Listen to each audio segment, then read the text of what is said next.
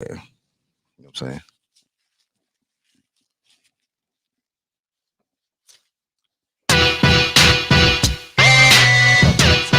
It's the king of no jack, baby. Take, wheel. Take, wheel. Everybody take, wheel. Come on, take, wheel. To the take, wheel. Everybody take, wheel. You got to speak to me, bitch, I don't give a fuck. Give you a jab to the nose and make you say what's up.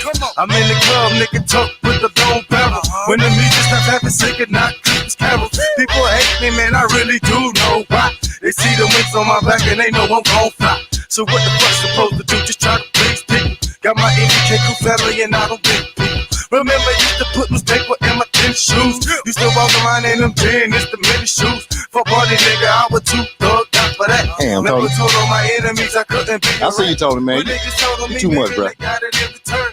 Now in their mama's living room in a nice urn. Fuck you, your whole crew, bitch, cause you gon' get caught. Blow your brains out in your lap, now hold that thought. Motherfuckers stop pretending of a new era. Jay will get in and poppin', nigga, cause I'm so clever. You can love me, you hate me, nigga, but I'm still Yeah, you can love it, but hate me. Never in the bitch, stop All right. Stop pretending of a new era. Shout out to my bro, Nigga, cause I'm so Northern clever. Cross. You can love me, you hate me, nigga, but I'm still with it. See, my legacy never God speak to you, bruh. Just for my killers. We got Break TV in the building. What's going on, Break TV? Just like a next turn. I got the next with the real fucking Angelica Thomas doing her thing. Get it right, but my man gone. So anytime I double My boy Daryl, thanks for dropping off the daggone juice. Ja Juice. The juice of juices. That's my favorite one. Desert Eagle 50 caliber, that's my favorite. My next running, yes, I'm gunning for the fucking Don't. You the homie cause you always running fucking home. And BK got a boy, your house, we'll clap it up. Cover your kids' ears up on this song here. Try niggas on pickups just like they did in Jasper. Like Keep in running Jasper? around, your new friend is gonna be Casper. You gon' be in the casket, people trying to coffin on you. But so many hoes ain't taking can't make off on you. Motherfuckers stop pretending of a new era. Jay will get in it poppin'. Yeah, it's the beginning of a new era. You can love me, After the night. Everybody Everybody gonna know who Rob Mac is. This is the beginning of a new era. Jay will get in it poppin', nigga, cause I'm so clever. You can love me, you hate me, nigga, but I'm still with it. G5 legacy never in the bitch. What's going on, Beverly Wells? Fuck that shit, My boy Tony in the building. Fight shit in your head, it's not a fucking life. I keep the termites fed like the pistol stable. Hey, man, I appreciate you, Tony. You know what I'm saying? Yeah, I'm country boy, man. You make me cry sometimes. It's still got, but you couldn't run on my set. I kill niggas, dog, and also I kill time. You know it's hard out here on the streets. Head two fucking moms. Niggas tell on me, goddamn, they drop the fucking down. You can eat, man. You good? Now you out of your fucking mind. My brother. And niggas know I fight you, bitch. Yeah, I'm ready to strap, but they don't fucking understand to get the bitch to that head, that gun clap. They stop beginning of a new era. Jay will get in and poppin', nigga, cause I'm so clever. You can love me, you hate me, nigga, but I'm still with it. G5 legacy never in the bitch, stop beginning. This is the beginning of a new era. Jay will get in and poppin', nigga, cause I'm so clever. You can love me, you hate me, nigga, but I'm still with it. G5 legacy never in the bitch, stop beginning.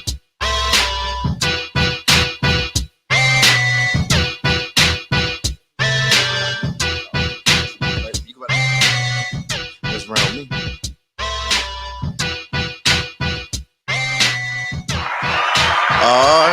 Shoot.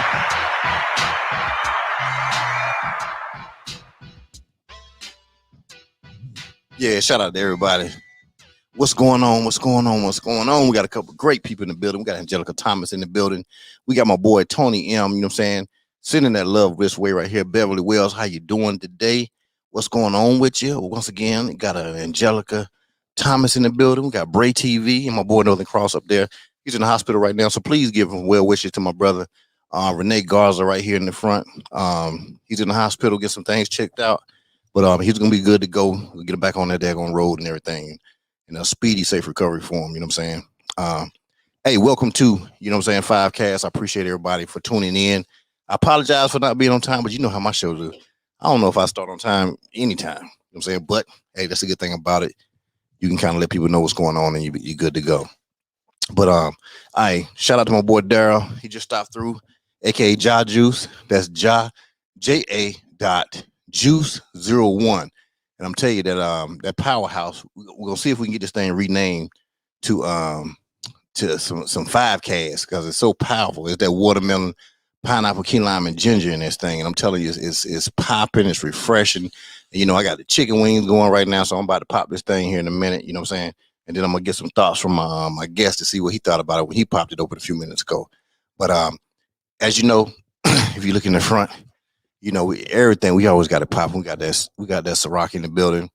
We got the J Love candle coat candles lit up. You know what I'm saying? That G5 scent is just going through the building. You just got the whole building smelling so nice. So make sure you jump on that real quick. I'll make sure I slide the banner across the bottom of the screen so that if you want to get some of that G5, you go to my girl www.jlovecandleco.com, or you can hit her Instagram at jlovecandleco and get those candles in. Now, I'm going to tell you, G5, the stock runs out quick because once she put that out on the line, I'll tell you, everybody got it, especially people that come in here to the show. They smell it, and it's just one of those lovely, lovely smells.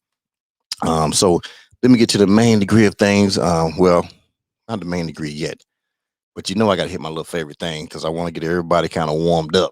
You know what I'm saying? And this, it's my daggone wink and drink. This is what we do. We get fired up. What? We get fired up in here. A wink and drink what? I didn't everybody open that app. A wink and drink Open what? your app store. If you ain't got your app store open, you better open it. It's 5 o'clock. It's time to leave. I dig into my pockets, pull out my car keys. Grab my wallet, walk out the We got front a daggone McFarland in the building. Open the The app Shaw store. Reed in the building. I need a place to meet and think. Found a brand new app called Wink and Drink. Yeah. It's Wink and Drink. Yeah. Hey. Don't worry about it, Rob. You gonna be on It's it tonight. Wink Don't even and worry Drink. about it. Come on. It's Wink and Drink, a brand new app where people meet. Come on. It's Wink and Drink. Hey.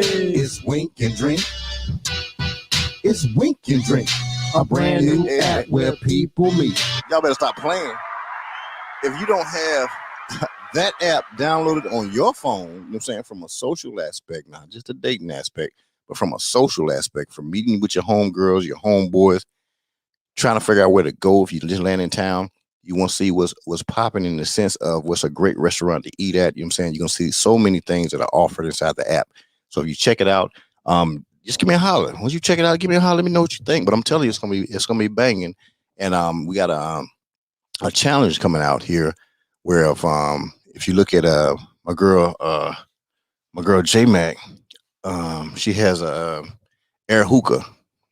And what they're about to do is they're about to present this. It's gonna be the Wink and Drink Anthem Challenge, and the first place they will win $500. Okay, the $500 will come from 5 cast, and of course Wink and Drink. We're gonna make that thing happen, and I'm telling you, it's gonna go viral because one, Jay, if you saw on the show the other night, she was really feeling it, and so her and her partner they're gonna get together, and they kind of building their routine right now, so they're gonna get a little dance thing together for the Wink and Drink challenge, and they're gonna put it on the reel, and it's gonna be the best reel goes. They'll just have to tag 5 cast and Wink and Drink once they post, and then so we'll judge and we'll announce the winner on July 17th. And So it's doing a performance to the Wink and Drink. right, doing a dance, yeah. Okay. So, but they say they're gonna win it because she said they got moved, so nobody really gonna mess with them. So that's what they're putting out there on the street. So that'd be a good way for some families to get together. You know what I'm saying? But one of the things you have to do, everybody has to download it. It's a social app. It ain't just dating app. Okay, it's a social app. So even when you got teams or something like that, you can put in a group. You know what I'm saying? So people can, hey, we're gonna go meet at this field right here. You can put that in there so everybody kind of know where to meet at. So, and don't worry about it. I'm gonna show you on your phone a little later on how it works exactly.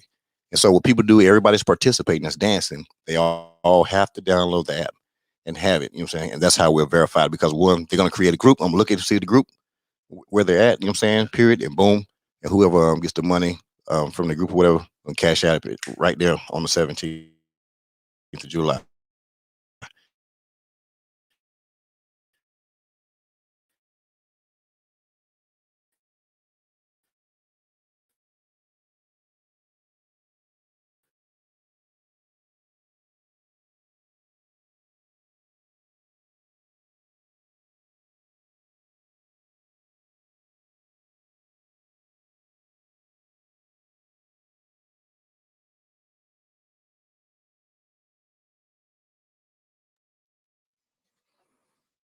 All right, 1 second, y'all. I know.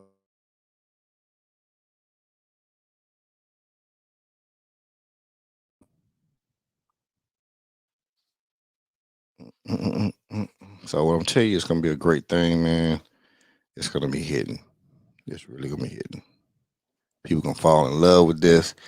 I thought it was an app to find bars and stuff to No, drink no, at. no, no, no, no. No. Okay. That's why I'm saying we're gonna break that thing down. And so once you understand, you like, oh, okay, got it. Like, You know oh, what I'm saying? Like, oh, you gonna say, gotcha. oh, right? You know what I'm saying?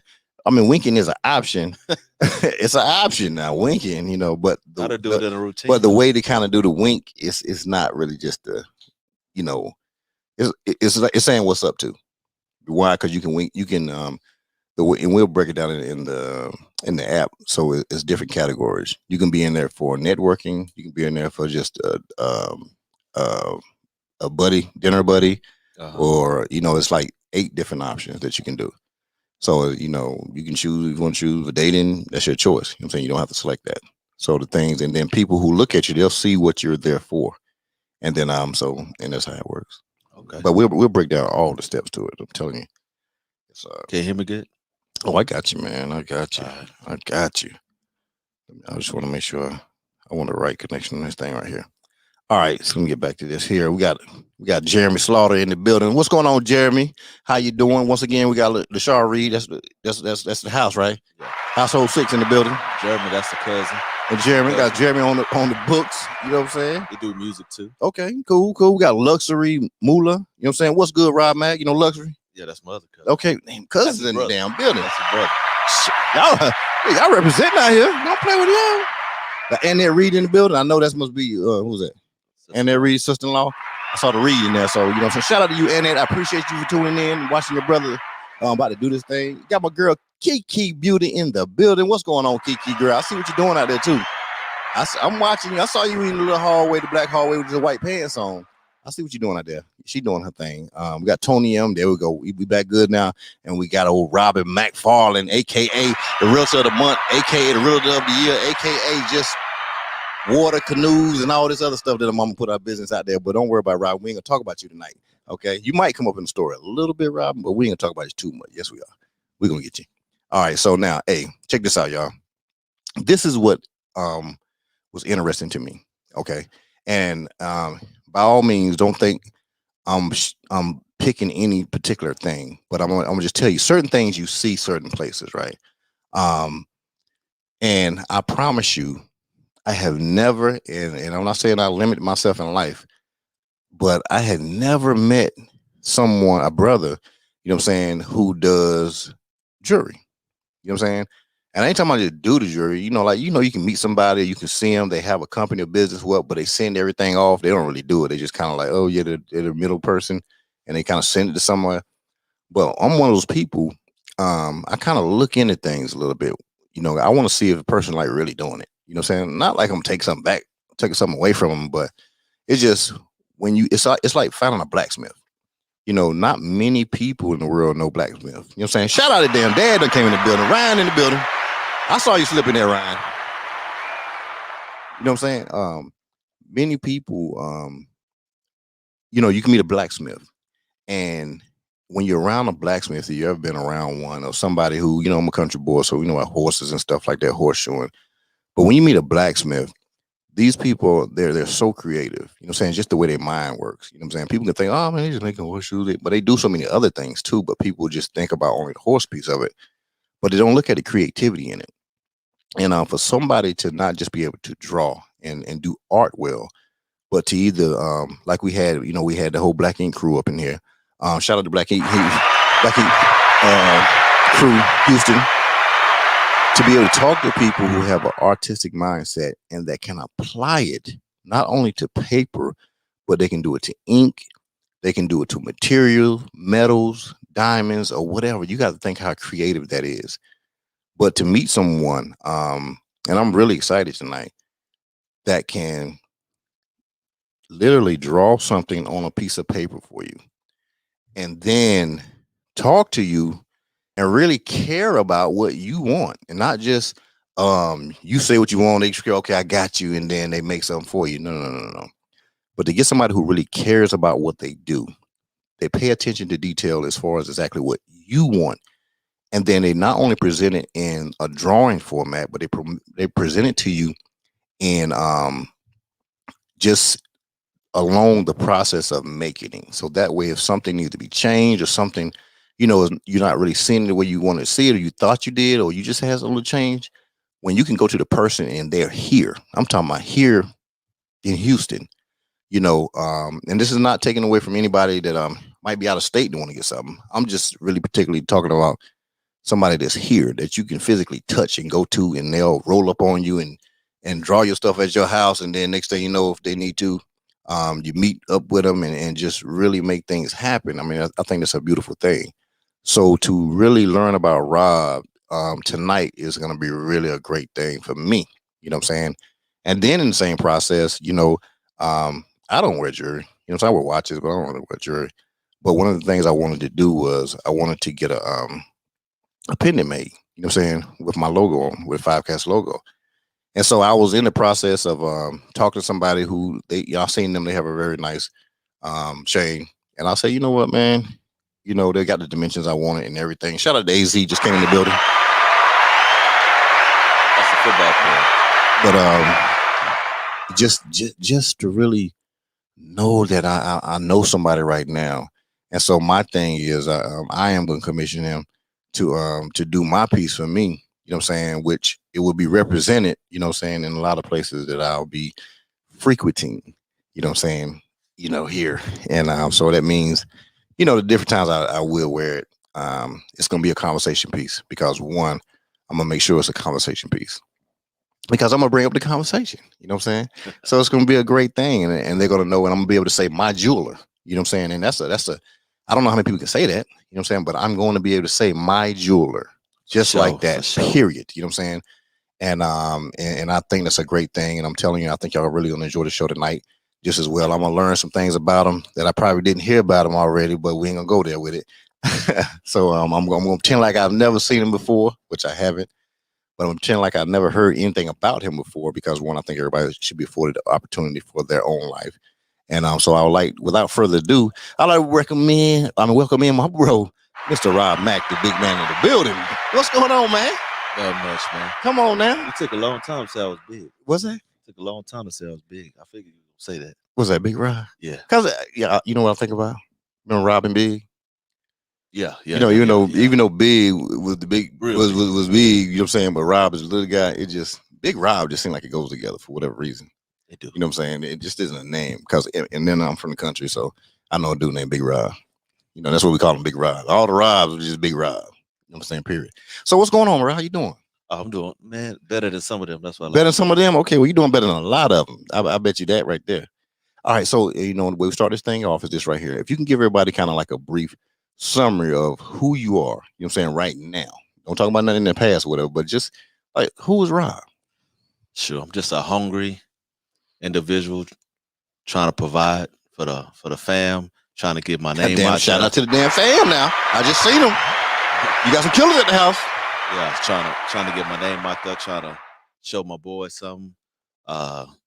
Because they see in the process.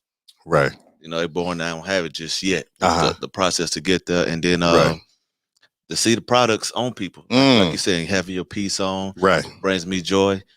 Like to get it from paper, around somebody's neck, on somebody's finger, for somebody to be able to enjoy what I'm putting together. Right. That's where I'm at. So I brought you out good then with the whole thing with me saying about drawing on the paper. Oh, yeah, I brought you out there. Like, well, you better stop playing with me. Yeah. That's I'll bring you out, Rob. I figure that's what lets me stand out from anybody else in the game for the simple fact that I'm creative. So even if you didn't know what you wanted, I could still provide you with something. Like say you didn't have a 5Cast logo, I could provide you with options. Right. And then make it to the. So you can trigger some stuff in my mind and you know what I'm saying, and just kind of come up with something and develop. Yeah. You know what I'm saying? That's what I'm talking about. I'll put it together. I just did a logo for 2 clients. Right. One last week, one this week. So your logo game is strong. That's why I started with. Okay, that's what I'm talking about then. So don't worry, we're gonna get there too. We're gonna get there. Hey, shout out to my damn bonsai tree right here. You know what I'm saying? My bonsai tree is hitting right now. Listen, I don't know where I got it from, but it's hidden. Don't be scared to eat chicken, man. I'm trying to tell you, we gonna eat. So don't be shy. Don't be trying to be cute in here. We ain't got time for that right there, man. You know what I'm saying? Listen, I'm gonna eat. You a country boy? I'm from the city. You from the? Oh, excuse me, my man, city boy. My bad. He from the city, y'all. Concrete jungle, man. City boy. You know what I'm saying? That's what I'm talking about. He a city boy. I'll define what country is in a little while. You know what I say, country, because I'm a concrete kid myself, but it's the country. It don't matter. Yeah. But so this is what I like to do, right? I like to take it back a little bit. You know what I'm saying? Okay. I like to go back a little bit. So you have any siblings? Yeah, of course. What we got?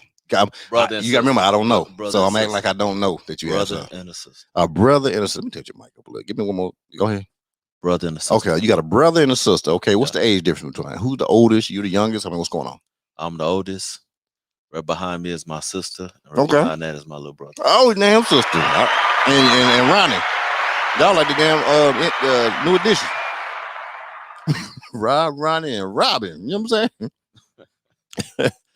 See, I'm supposed to act like I don't know that, don't I? Yeah. I know too much information, man. This gonna be hard right here. So shout out to Peggy. Peggy came through here and just told all the damn business. I don't even know how to do this stuff. But anyway, we're gonna do it right. You almost had to come on first. That would have been. You know what? I tried. You tried. Yeah. I tried, but then something happened. So I tried. Yeah. But really, she was supposed to be on first anyway. But when I snuck, I was gonna sneak through first. I know, but you know what? I was kind of feeling bad too about it too. I was thinking about. I said, man, would I be wrong for that? You know what I'm saying? Because so now you're telling the truth. Yeah, I'm telling the truth right now. You know what I'm saying? I ain't never tell a lie. I'm telling the truth. What's cool? Because vanity, you know what I'm saying? Because vanity, and I was just like, I ain't want vanity to be mad at me or something like that. And she gonna say all stuff I wouldn't say. So you got it anyway. Okay, that's how it worked out the right way then. Okay, so we started to get Robin up in here. You know that she still might get up in here. You might. So I ain't gonna say too much. You know what I'm saying? I know because this is all about you. Yeah. I ain't gonna say this is all about Ronnie you either. Okay, that's right. And Ronnie probably won't never come up here. He be chilling. I heard. We ain't gonna talk about it, so don't do it. Don't do it. But shout out to Ronnie though for doing his thing. Whatever he do, shout out to him. I know he got a clothing line. He got a clothing line. Music. Right. As we said new edition, I was laughing because he got a song. Oh, did he? Something like a new edition. Oh shit. Okay, go ahead. Ronnie, Robin, Ricky, and Rob. Ralph. Y'all just need a Ralph or something like that. Y'all have been good. All right, so you already kind of let the cat out of the bag. You say you're from the concrete jungle. Okay. Yeah. All right. So, where were you born at? Born in Houston, Texas. Yeah, shout out for the H-Town. So you H-Town original, baby. So when they come into the jeweler, they're gonna know this is not an implant. You're not an implant. You from here. Yeah, I'm from here. You know what I'm saying? So that's why we need shop here. All around here. We need shop here. Oh, he about to tell you where you're around too. All right. So you said you're the oldest. So that means you came on out first. So let's go ahead and jump to you. Let's get you 8 years old. Tell me about 8-year-old Rob. What do they call you? Rob Bass? Nah, they call me Little Robert. Little Robert. Why they call you Little Robert? That name. Oh, pop name. Okay. Man, Little Robert. Yeah. So Little Robert, he's 8 years old. What type of kid is Little Robert? Advanced. Okay, you can't just hit that. Listen, we ain't hit them them action words now. We got to put something with it too now. Shoot, 8? Yeah, 8, man. Come on now. Just really started realizing what things was. I just started like playing Little League football. Okay. Were you good at that time? At the beginning? Yeah. No, I had to grow. I didn't like football. No? Yeah. So what you don't play football? Talk to me. I was put in it. Oh, you were placed in there. Shout out to, hey, listen, parents gonna, listen, it's either you be doing something or you're gonna be doing something.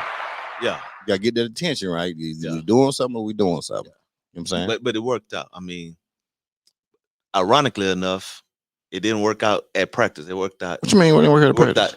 Concrete jungle out there playing. Let's talk to me. Playing highball. Talk to that mic because I want to make sure we get this. Playing highball in the streets. Okay. That's where the hot ball or kill the man with kill the man with the ball. You know, sometimes it depends on where you're from. You know what I'm saying? It might be. I ain't gonna try to change the name here in Texas now. Well, shoot.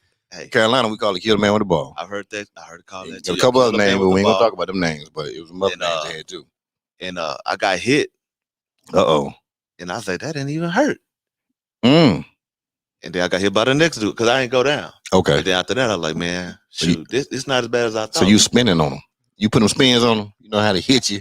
Man, actually, I was big Rob still. Even though I was little, Rob still was big. You still big. They just hit me and fall. Okay, so you the little thick joker that run around in that neighborhood. That was you. Yeah, I got thick. You got a little thick one back there. Okay, got it. So you play. They be like, I don't want to tackle Rob. You know what I'm saying? Rob run into you, hit you too hard. You that kid? You that kid? Yeah. Okay. After a while. After a while, yeah, I was. But you said at first you didn't like it because one, you placed into it. Well, also you have to be physical when I'm the oldest with smaller siblings, and then I have a mother that's tiny, saying that you're a big joker. You can't do all this. You can't put that on them the way. Yeah. So you constantly hearing you can't do stuff, and now all of a sudden you ask to do it. And it's a little, it's not what you used to, because you're not doing it. So it's not. It is just have. My mom was single. Okay, got it. Mom and dad divorced when I was like 5. Okay, so having a single mother, then also able to see what's going on, having great comprehension.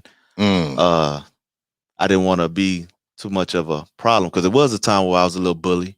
Okay, now let's talk about that for a second. Now, so what do you mean? Like you saying you identified that you probably was a little bully at a certain time period. Yeah, it's a time where since you got size. I mean, you can throw that around, and I could see how that you can get addicted to it. But at the same time, I know moms didn't like that. Mom didn't play that.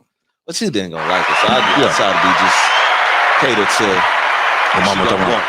Okay, I got it. Yeah, I got it. So you really took mind to what your mother was saying to you. Yeah. So you didn't play that game right there, as far as like you wasn't the kid talking about your mom. You wasn't doing that. You wasn't that kid. Nah. Yeah, that's what I'm talking about. That's respect right there. That's love. That's respect. You know what I'm saying? You know what I'm saying? Especially being in, like you said, in the concrete jungle out there, doing your thing. Hold up. Let me see what Robin said. Robin said something right here now. Robin, I don't remember when I was 8. Robin, he remember when you was 8 because you was bad then. What's your age gap between you and Robin? A year, really. A year. Okay, then. So when you around there, you remember her, don't you? During that time period, don't you? Man, I remember back to when I first seen her. So you remember her? I remember the first time I seen Ronnie. I kind of remember the first time I seen her. And the trip that part, when I realized what she was, I thought, I didn't know she was ours. I thought she was a neighbor's child.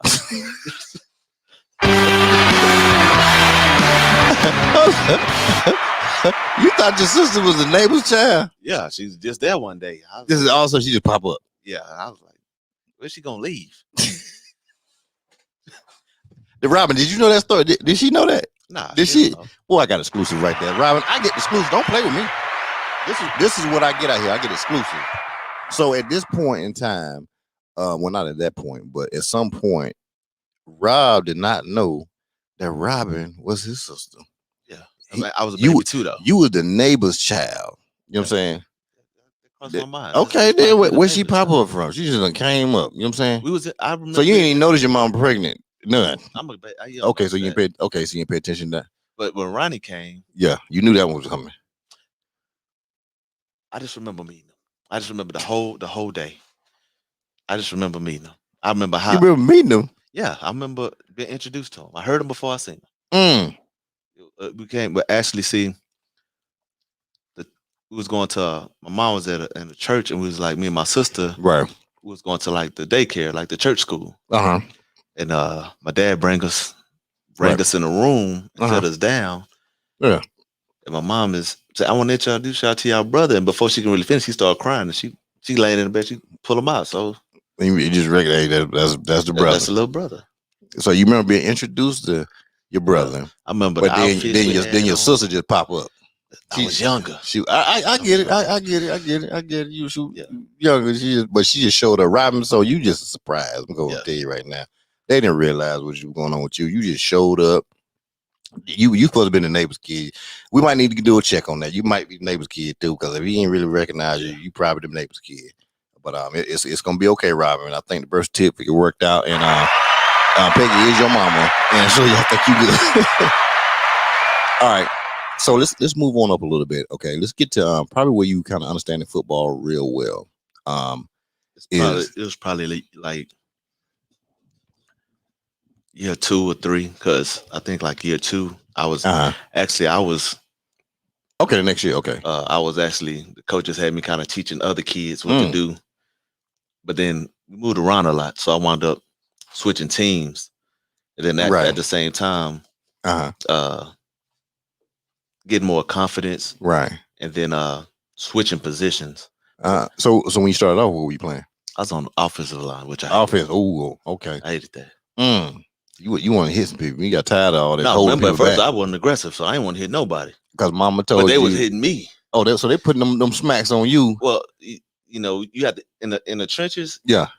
Actually, when I coach, that's where I put you at. Okay. That's where I put my boys at. Right. Because you can't, as far as tackle, you can't get away from it. So it helps toughen you up. So it was perfect. It's because it's a growing process. So you start off right there in the trenches. You can't get away from it. Hut.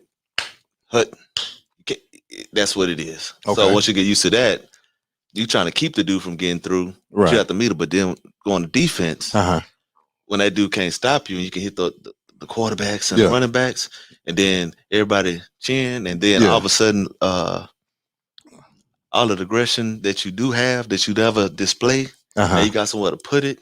Right. Man, it changed the game. Okay. So you open up a little more when you got on that defensive side, basically. Yeah, pretty much. Your mind is kind of, so because you said you was intelligent now, so that means you kind of knew how to read. So your read game was strong. You can read on the line. You don't really have to read on defense. Yeah, now on the line you don't have to read. You supposed to go. That's the problem. They be trying to read. And you find the ball in the backfield. Don't find the ball still on the other side of the line. So here we go. All right, let's hit it real quick now, because we're gonna get into this right now. We might have some football people out here right now. I think Tony M was doing a thing out there in the SIP, but so you telling me on the defensive side? Cause I did a little defensive end on them. You know what I'm saying? Well, listen, I'm telling you now. I'm telling you now. I'm a re-game, but you ain't gonna talk about me. So on the defensive line, the line itself. So you're saying that that the focus need to be on beating your man and getting in the beating the man and getting in the backfield. So there's no reading in that, because you don't want the ball to be going that way. Here you are, you don't beat your man. Now you sitting here looking around like that. Got the play over that way. When I really started loving football, don't go that far. If you follow no. Okay. In Little League, I went from offense, didn't like it. Okay. Play high ball, now I want to run the ball, but I'm still big, so I ain't always run the ball. Okay. So I went from offense to defense, then I slid to defensive end, and that's when that's when you fell in love right there. Yeah, because I was freedom. Yeah, the double team ain't there no more. Even though I could beat the double team, there's no double team. Right. And that's back when football was football. It was physical. A little bit, yeah, because physical. Don't keep it real. Keep it real. I ain't gonna lie. I headbutt the crap on the first play. I'm gonna headbutt the crap out of dude supposed to block me. Helmet to helmet. You already in 3-point stand. Now they stand up and all that. Right. 3-point stands, foul, hit him. And you come around the corner. So you gonna catch. If the quarterback have his back to you, that's free licks. Right. If you coming to you, free licks. Right. Running back, you see all of it. And you there. Right. Before they really expect anything. You know what I'm saying? Okay, I see what you're saying. And then at the same time, then on kickoff, I like that too, because freedom. Well, I know it's one person supposed to block me, right? Which I ain't gonna let happen. And then it's like I could see the options he have. Then I show up on them. Pursuit angles. You own it. Yeah. You already know. And then when I got to later on, I moved to linebacker. Okay, we ain't get there yet. We ain't get there yet. That's we ain't get there yet. Yeah. Okay, one, because I'm picking up a pattern from you right now. So that's the reason why I go back in time with people. Okay. So what I'm doing is I'm building the story that I'm gonna repeat the story later on this evening. But I'm taking everything you've told me so far. So I'm recording right now. It ain't even about football. We talking about it, but it ain't about football. What I'm looking at. Go ahead. Well, if you want to go back to when I was younger. You said young, I had a number, because we started at what number we started at? You started at 10. Okay. Let me start at 8. So started at 8. Yeah, number before that. By the time I was 8, okay, my mom and dad having been divorced, and here I am with a single mother. Now you thinking this at 80 years old, and you ain't thinking about this later on in life. Like no, because actually, as I was saying, that's why I said I was advanced. It's like I already understood a whole bunch. Okay. To the fact, so much so that your mom trying to date. Oh, okay. Let's talk about this shit. Stop playing. Let's talk about it. So you see the attempts. And you said trying too. You see the attempts, you see the failures, and you hear the complaints about the Joker. So about the Joker. Well, shout out to Joker. That's the universal name too. Yeah. So Joker has been out for years. So that kind of, if you don't know what kind of man I am, I took what I was hearing that was negative. And like I said about being a bully, thinking about my mom. Okay, got it. It just affected who I was as far as even as a young kid. Yeah, let me act like this because I know the opposite how it turns out. Yeah, how they feel. Okay, okay, got it. So it was more you was learning from a respectful aspect of just in things. Just in life. Then just with the separation, since we stayed with my mom, and it was periods where I didn't see my dad, right? So, and I thought about that today, but it wasn't really his fault. Like, shoot, we moved, we playing with our friends. You want to go to their house? Not really. My friends ain't over there. They're over here. So sometimes you don't even want to go to their house because just ain't nothing to do at their house. Right. Because your friends ain't there. Yeah. And it's mainly just because your friends ain't there. It ain't got nothing to do with pops. It's just, hey, man, my boys over here. Yeah, but at a young age, like I said, I first met my brother. I remember we was actually going to like church school. So I had an introduction to praying in God very, very young. Which that's all you know. So you can't help but to take it seriously, right? Go. So here I am, knowing about God, praying on my own. Right. And with that my dad being gone, then I had an older cousin, like a year older, who was almost like my big brother. What's his name? Kev. Yeah, them Kev. We shout people out. That's the reason why. I'm just remember my asking now. So if I hear asking name, I ain't trying to be nosy. Yeah, I just want to give them the praises they need to get. You know but he was like my big brother a little bit. So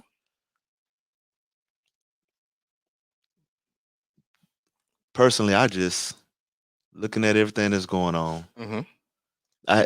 He used to like he the ones who was. That's also why I was playing high ball. I was at his house. Okay, got it. He was super athletic. Also draw. That's how I got into drawing. So he's left-handed. So he creative. Yeah, he's crazy creative. Yeah, so he left-handed. And before I was Big Rob, and I was while I was still a little Rob, we go back and forth like for a sprinting. I had to be real fast. So my mom told she did track. Yeah, so I was fast. But Kev was just he was older. He just always had just that athlete. So what was the gap between y'all two? About a year. About a year? Okay. Yeah. So, but he just had it. But he was into sports. He's into all these, the athletes on TV. Really, I could care less. Wow. So you wouldn't think about that? I really don't look it up. The thing about it was, and the reason I brought it up is because, like I said, with my dad not being around. Okay. And no male figures at a young but knowing how to pray as a young man, I actually asked God to make me a man I've never seen before. And I bring that up just because that's what developed you. Yeah, I don't care what nobody doing. Like, God, what's your intent for man? Yeah, I want to be that. Right. And so that's where everything started. So even as I moved around, I was like, I ain't never gonna go too far because I don't mind being an example. There you go. I don't mind being whatever you need me to be when the time comes. Okay. So I always feel like it's something better I'm supposed to be doing. Okay. Even as a young man, that's what as a young age, already thinking about stuff in the future. Because even with my mom's, knowing that she was talking to some jokers, I left her alone. Because one time she said, and then shout out them jokers again. She was like, "Hey, you keep it up now." Because I was hard. She's like, "You keep it up. When you find somebody, I'm gonna act like that with you." And I left her alone. I left her alone. I said, "All right." So you giving the jokers a fit? Yeah, and then I was big. That's what she was telling me.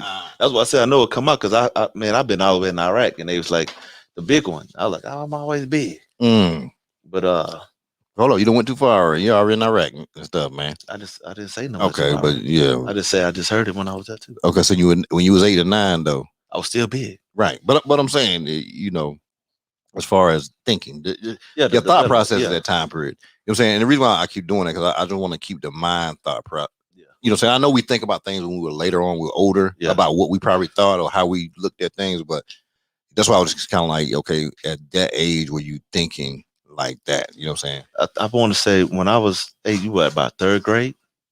I think I was I was so, like I said, my mom we moved around a lot. Yeah. And in 3rd grade, I remember switching schools. And because my cousin Kevin kind of advanced, right? and I was always questioning things. With him, I was already practicing cursive. So when I happened to be in the class, and the teacher was like, "Your mom said you don't know how to write in cursive," and I had told the teacher, "My mom don't know me." I don't know if I want to push the button. I don't push it any damn way. Shout out to Mid-Rod at the time. Mid-Rod was on point. You made a comment like that? I made a comment like that. I said, and actually, the reason why, what I told you, I said, I pray to be a man I've never seen before. Right. So I'm trying to be a trailblazer. I'm trying to pull. And so when people get inspired by people, mostly what I like about people is what I see that I have in common. And what inspires me is if they being successful in something that I'm already interested in, a way I'm already thinking, it just is like, okay. And if anything, instead of being jealous, I get upset with myself. I get upset with myself. Feel like what you like? Yeah, damn, you ain't doing it. Man, listen, I just said this. Like, that's funny. I was in on this conversation with these people, right? And I'm just I'm with them, and I'm just like listening to them, right? Talking to them. And I'm just like, I didn't say nothing while I was there in that man. I'm talking just like everything else, but I remember I went back and I was talking to somebody else. I said, you know what, man? I said, I need to get my life together. You know what I'm saying? Like, I said, I'm slacking. Like, I'm running short right now. You know what I'm saying? Yeah, but it inspired me. It inspires me more. It made me. I said it, but at the same time, I was like, yeah, I'm hungry now. You know what I'm saying? Yeah. More hungry. You know what I'm saying? I'm hungry every day, but it just really made me like, the animal just really comes out. Like I mentioned with my mom, it just so happened, and I'm thinking about it, but I'm somebody who very, very not selfish. Like you said in the intro, I really care about the client. It's never really about me. Like I don't mind taking the short end of the stick, long as you straight. Right. And so I'm always thinking about the other person. So like I said, like with my mom, thinking about how she gonna react to things. I remember when she was out here, she said that I was good in all subjects, which was true. Every subject, it didn't matter. Right. I was good at it. But I also was I was shy. I had around 8, I think I hit a point where I got very shy. Okay. Why do you think you became that way?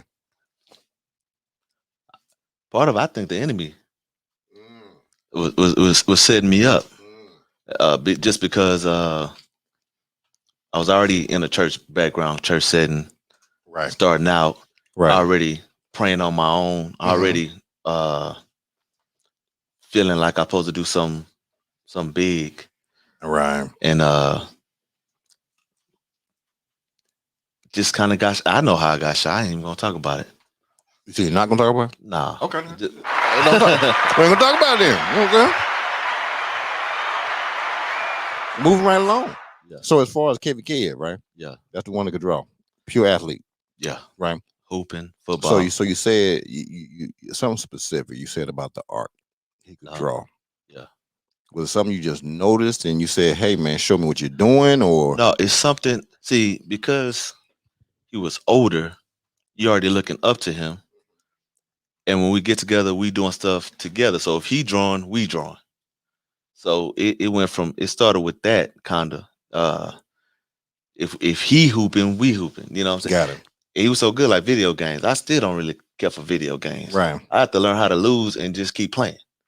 You come to my house, beat me on my own stuff. But you gonna throw the control down and don't play no more? Nah, you gotta take that whoop. You got that. Hey, that tells you with the sportsmanship. It's okay to lose because you learning how to lose early. That's all I was doing. Kevin with me and everything, man. Pure athlete. I didn't care. Want to win. Didn't take it easy on you or nothing. But we'll be drawing. Right. And shoot, next thing you know, I used to give drawings away as gifts as in elementary. And you were good at it though? I started off tracing. I believe I remember in elementary I got like a car book and I was tracing Camaros out of it and giving it to people like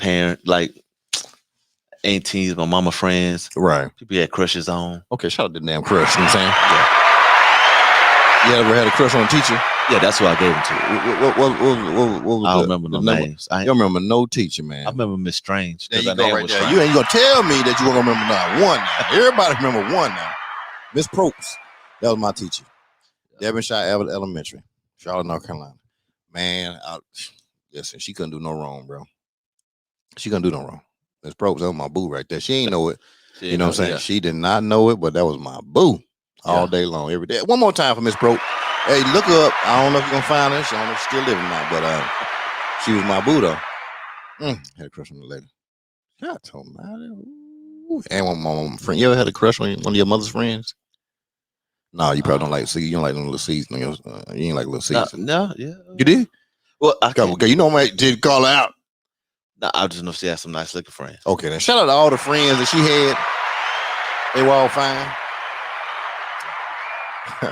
All right, so some of the things you say you start off tracing. So now, as far as when did you get past the tracing? Did you want to try things? Well, even yourself? When I was tracing, but even before I was tracing, right, I was already drawing. Okay. So before I was even in elementary, I was already drawing. You know, I was drawing stuff. I was like Snoopy with muscles, though. Okay. So you showing the creative side. Yeah. So and then when I did started like tracing, I remember for a while it was hard to draw because when I got to comic books, it was hard to draw because he was always, even though I wasn't tracing it, I was trying to look at it and then emulate. And then do it. Or even a babysitter I had a crush on. Okay. Try to draw. You sound like you don't know her name. I ain't good with names. Ooh, that's what cleaning up. Hey, Robin, what was his name? What was her name? I want to know the babysitter's name, Robin. Put it in the remarks down there. Because Robin know what the babysitter's name is. Because sisters always remember everything for some reason. I don't know why they remember everything. No, she don't even remember when she was 8. She already told you that. Listen, Rob, I tried to save you, give you a little comeback. You know what I'm saying? But now your daughter's gonna know you don't remember nothing, so they're gonna be getting over on you. You know what I'm saying? All right, so you more detailed things with the comic books and stuff like that. So let's move on. Let's get on up here to the high school. Okay, we're gonna go to ninth grade year. We're gonna go freshman year. High school. What high school are we at? Big Ike. Okay, shout out to them. What were they? The Panthers, Bears, Eagles. The Eagles. I knew it was some type of animal. So it was the Eagles. Ninth grade. Your name Big Rob is already out there. Nah. So you ain't Big Rob. You going to high school? Nah, I'm Rob Mack. But I don't even know if that was. I'm McFarland. So when you came to ninth grade, you was McFarland. That's what they knew you as. I'm trying to see what everybody else. I ain't talking about what you named yourself. But they knew me as McFarland because what? Really, I'm not from the north side. Eisenhower's on the north side. Who? Eisenhower. Okay. Big Ike for short. Okay. It's on the north side. Mm-hmm. I'm not from the north side. Not from there. So you didn't live there at the time? Nah. So I actually in the summer before ninth grade, I moved to the north side. So I come in freshman with no baggage. Where people say I went to this high school. That's middle school. Middle school and the beef. Okay, they was getting into. I was like, I was at neither one of them. Okay, got it. But and I remember being there. Nobody know you. Mm-hmm. Football finna come out asking cats. Damn right. Hey man, y'all trying out? And they like, yeah. You trying? I'm like, yeah. And they look at me like, we don't know you, Joker. Yeah, like who? But that's why they come back McFarland because we got out there. Mm-hmm. Coaches. They called me by my last name, so that's how I was known. McFarland. Yeah, that's all they knew. You came out there. Yeah. What was your weight at the time, ninth grade? What were you pushing? Shoot, 185. 185. That's huge right there. That's huge. Yeah, ninth grade. Yeah, they was like, looking like you had pads on already. Yeah, actually, some of the teammates like, man, this is crazy. Freshman. They talk about, man, you look like you in college right now. And you had to play freshman ball, right? Yeah, at Eisenhower, you had to play freshman. You're right. Y'all in most states they do the same thing. You know what I'm saying? Especially with football, they do it. Yeah, we was at a 5A, but right. Man. So you playing freshman football? What position were you playing? I was playing running back and linebacker. Running back. Oh Lord Jesus! You was 185. Fullback, tailback. In the ninth grade. Strong side linebacker. So they just had you both sides just doing it.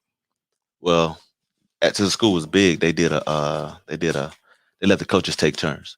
You pick, I pick. You pick, I pick for 18 B team. Okay, so I had 18. And I would have been on the B team, running back, but they said, nah, man, that's our starting linebacker.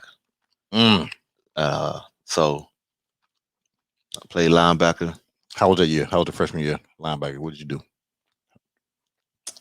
I mean, I'm saying as far as like development stuff like that. I ain't sure ask for stats, but I'm just saying. Actually, I remember being in practice thinking I wasn't doing good, but I had a coach say, "Nah, you good." I was like, "Man, but I'm overrunning the plays." He was like, "Don't worry about it. They was only focused on offense." He said, "But when we start working out, I'm gonna show you something." He taught me how to stay half a hole behind the running back. Okay. And after that, man, like I was already showing up, but now I was cleaning clocks. You putting some on them. Oh yeah, getting back there to snatch them, man, own them. Yeah. So you had people going to watch the freshman game. That's how serious it was. You know, gotta be serious. Like, was the stands packed when you all playing? Nobody really went to play. They don't be packed on freshman. Okay, so I thought you was like that hot. Like some people be hot. That the freshman game was hot because they were just like, yo, this man. The upperclassmen always wanted me to play with them, but at the same time, Ike was so big. And freshman year, I played basketball too. Oh, did you? Okay. And I kind of got lost in the shuffle, and then kept getting new coaches. So I got lost in the shuffle. Okay, kind of push that to the side. Okay. All right, so let's go 10th grade year. So you coming in 10th grade year. Were you drawing still? That's a question. 10th grade. I draw off and on. So off and on. Okay, so off and on. Yeah, I still was drawing because I had drew my like 98, 99. Yeah, I still was drawing because actually, man, I guess I had a little ego. Come on, man, where you get that from now? I'm drawing my own shoes and all that already. You drawing on your shoes? No, like sketching my own. Oh, you were sketching your own shoes? Yeah, because I was trying to. Because people was like, man, how you gonna have your own shoe? Back then, right? All we knew was Michael Jordan, and then you had to be playing sports. Right. You had to be somebody to get a shoe. You get a shoe, period. Yeah. Right. But I was like, man, shoot, I just want to design my own shoe because one thing that me and my cousin Kevin was doing, we was get the East Bay book. We drawing shoes out of there. Right. Like I said, I was already tracing the cars, so I was even designing cars, designing rims, designing clothing. Because the jump to clothing, I was like, well, you're already doing it when you drawing these comic book characters with the costumes on. Right. You're already drawing clothes, so I just took them out, so kind of designing clothes as well. So it just, and actually that's actually what I used to do in class. Like I would doodle while the teacher talked, because I ain't gonna look at the creative side, right? I ain't gonna look at them notes for one. You should have been in a performing arts school, or something like that. School of the arts or something like that. No, I'm just saying, just the creativeness of yourself. And like I said, I'm paying attention to everything you've said so far. So I took. Well, we jumped to high school, but what we missed was going into high school with the single mom. She told you about the maid service. I don't know about maid service. Okay, so my mom, she was single. Okay, mom's single. She had a maid service. So your mom had a business. Yeah, and I'm a big joker, so right. Ain't no hand-me-downs for me. And you want this, and you want the gear, right? So I already have a work ethic. Come on. I can't ask mom for it, so I have to get it, save it. I learned the word frugal in the 5th grade. Let's see. So I already understand delayed gratification. I understand working to get for what you want, because you can't ask mama for. Actually, mama told me in 5th grade I was wearing a 9.5 men. Right. Happy birthday. These are your last Jordans from me. You ain't get no more shoes over $30. Come on now. Shout out that right there. You better than me. I ain't never getting that. I ain't get no Jordan. You know what I'm saying? Adorian Underwood. Shout out to Adorian in the building. Angelica. She had a funny face. I don't know what that face is right there. I gotta see what that face is. Robin laughing at me. Robin laughing. What you laughing at, Robin? You know what I'm saying? He ain't got to you yet. So all right, so you already had work ethic. You already knew about hard work because one, your mother had a cleaning service, so that way, you know what I'm saying, you got to help the business out. So yeah, so I'm helping the business, but then she was able to help me start a detail service. Hold up now, round the damn clock. Yeah. So what grade were you in when you had detail service? I was like that 8th grade. You had a detail service at 8th grade? Yeah. So and I had to kind of stop it once high school started. I started playing football. I kind of had to stop. Right. But I had. So from 8th grade and going into high school, you had a detail service. Yeah, I had using a product called waterless car wash, where I come to your house, I wash your car, your driveway won't even be wet. Come on now, you were pushing that already as a young kid. Yeah, and people letting you mess with their car. You know what? Yeah. Actually, one of my clients was Mario Ellie. I don't know people, bro. I'm oh, well, I don't know people. Houston Rockets, man. I don't. You in Clutch City? You gonna say that out loud? Yeah, no. Listen, what I'm saying. Like you can go to North Carolina. I don't know people. Yeah, because you know what I'm saying. I don't pay attention. Well, because of my mom, I really like. She started the maid service, helping her mom. Okay, helping somebody in their house. Got it. Now, she was able to get me to start doing her clients' cars. So I'm doing. I remember I seen a Range Rover before it was popular. I remember seeing a hardtop convertible in '95. Now this is also, I bring it up because you mentioned ninth grade. Going into ninth grade, because I've already, one of the cars I was watching this lady car, and her husband pull up. Okay. And he like, watch this. And he had a red Mitsubishi that was a hardtop convertible. Okay. And so he tells me he has an 8th grade education. And I'm like, I just left 8th grade. Right. And he had his kids are in college, they're all millionaires. Right. And I'm looking at him like he has a mutual fund company. A mutual funds company, okay then. And I'm thinking, they telling me. So he only 8th grade, right? So something got passed down to him. Go ahead, I'm gonna listen to the story though. Nah, nothing got passed. I don't think nothing got passed down to him. This is what I peeped. This is what I saw. I see a dude with 8th grade education. Okay. They telling me, all right, you smart, you honor roll student, you going to college, make sure you go to college, do good in high school, go to college, right, get the job, make 120 a year, and then invest in mutual funds. And I'm like, y'all doing all that and y'all giving y'all money to the dude with the 8th grade education. Right. So I already knew it ain't about the school, it's about how I think. So as soon as I hit Ike and y'all picking electives, I was picking economics. I like to draw, so I was taking drafting, architecture in 10th grade.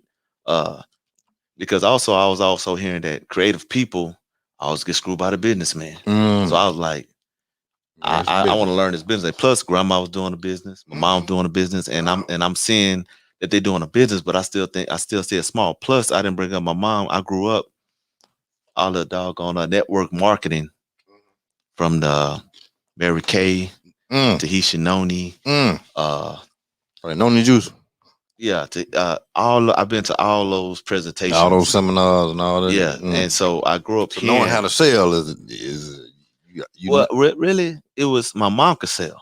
I never. Well, I'm talking about learning as far as you've been to those seminars because that's what they teach. To me, I hear what they saying, but I took it's almost like a sermon. I took what I feel was valuable. I didn't buy everything, and I never really bought everything people told me. That's something else. Like I said, I was a little ahead of my time. Okay, you could tell me stuff, but I didn't always receive everything. I remember in elementary telling a teacher that she didn't spell something right. She said, "You want to bet me?" I'm like, "No, I don't want to bet." And they found me like, "You should have bet me. You was right."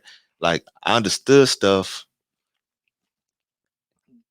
and I can't explain it. Right. Like, all right. I remember being young, understanding, like knowing how my life was kind of going to pan out a little bit. Okay. Talk to him. Like I already kind of knew where I would be. Right. Like amongst my siblings. And what's that? Robin said she killing it. Robin said, I don't know what you're talking about. Robin said, I'm killing it. Actually, I knew we all could kill it. I knew we all could kill it. Well, I only said I'm very proud of Robin. I only said it in retrospect to what you said. That's all. Yeah, I'm very proud of my sister. I kind of remember saying some things to her, and sure enough, shortly thereafter, she where she at now. So you were the nucleus in that right there, Robin? I wouldn't say I was a nucleus. I don't take no credit. I'll credit. It's a brother-sister rivalry that I'm teasing at this point right here. You know what I'm saying? Not saying y'all have it. It's just I'm teasing it.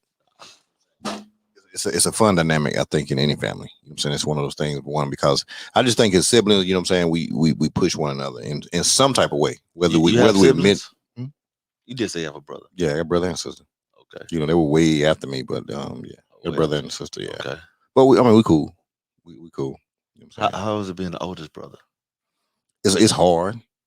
It depends on what older you are. You know what I'm saying? If it's a big old gap, it's really hard. You know what I'm saying? Because one, you don't grow up in the house with them. So you're that brother that didn't grow up in the house with them. You know what I'm saying? So it's a whole different dynamic. It's like it's almost like you was abandoning them already from the jump. Yeah. So they had to never they have to learn you, right? They have to learn you because you're not there on the everyday thing. And then when they get to learn, like it's almost like having another parent. Right. And they kind of look at you like whatever, boy. You like whatever. And then they band together because they close. And you understand it. It's just a lifetime. Yeah, actually, even though we was close, Robin and Ronnie, they was tough. They were tight like that? They was tight like that. They was, they were some models, actually. What you mean? Modeling. Come on now. Yeah. Modeling what? Shoot, they was So the kids in JC Penney catalog, stuff like that. Like Wieners, we had a store back then called Wieners. There was a Wieners Academy commercials. Right. Robin went to New York, modeling. Got like first runner up. I remember Peggy said something about she did some modeling. Yeah, and when she came up. You know what I'm saying? When she was gone, I mean, me and my brother, we kind of look alike, but they just said I look like I play football. They could have put me in a football ad. Could have been something like that. You could have put me in modeling some damn shoulder pads or something. You know what I'm saying? The bottoms of the uniform or something like that. Actually, but that's what sparked me to want to do my own clothing line. What's that? Because it was like you bigger than average model, but then I seen Tyson Beckford. Okay, right. Polo. And in Houston, that's big. Like South Side, we polo. Right. So you looking at the polo ad, you see a guy, even if you look at old ads, he's bigger than all the other white models he's with. Right. I'm like, shoot, they say I'm big, but I can be like that. But then I was like, I had the broad shoulders. And actually I had a very small waist. So I was like, man, shoot, I kind of want to wear my stuff kind of fitting. Right. So I was like, man, shoot, I started wanting to design. Okay. And then I was like, I started wearing like heel figure at one point. And I was like, I wanted to do clothing before FUBU came out. But when FUBU came out and I was trying to think of a name, I was like, well, what am I going to call it? And I said, well, who's Ralph Lauren? Who's Tommy Hilfiger? Who's Calvin Klein? Right. And I didn't want to try to sell on a gimmick. I didn't want to try to sell like that. I want to be for everybody. Right. So I was like, well, I'm going to call it Rob Mack. So really, the jewelry was nothing but the accessories to the clothing. To the clothing, as you already had. Okay. Yeah, but I knew it took a lot of capital. Like I said before, I was already thinking about business because I knew the creative side get a lot of creators get jerked because the business person to take it off from them. So I was already trying to learn business. Right.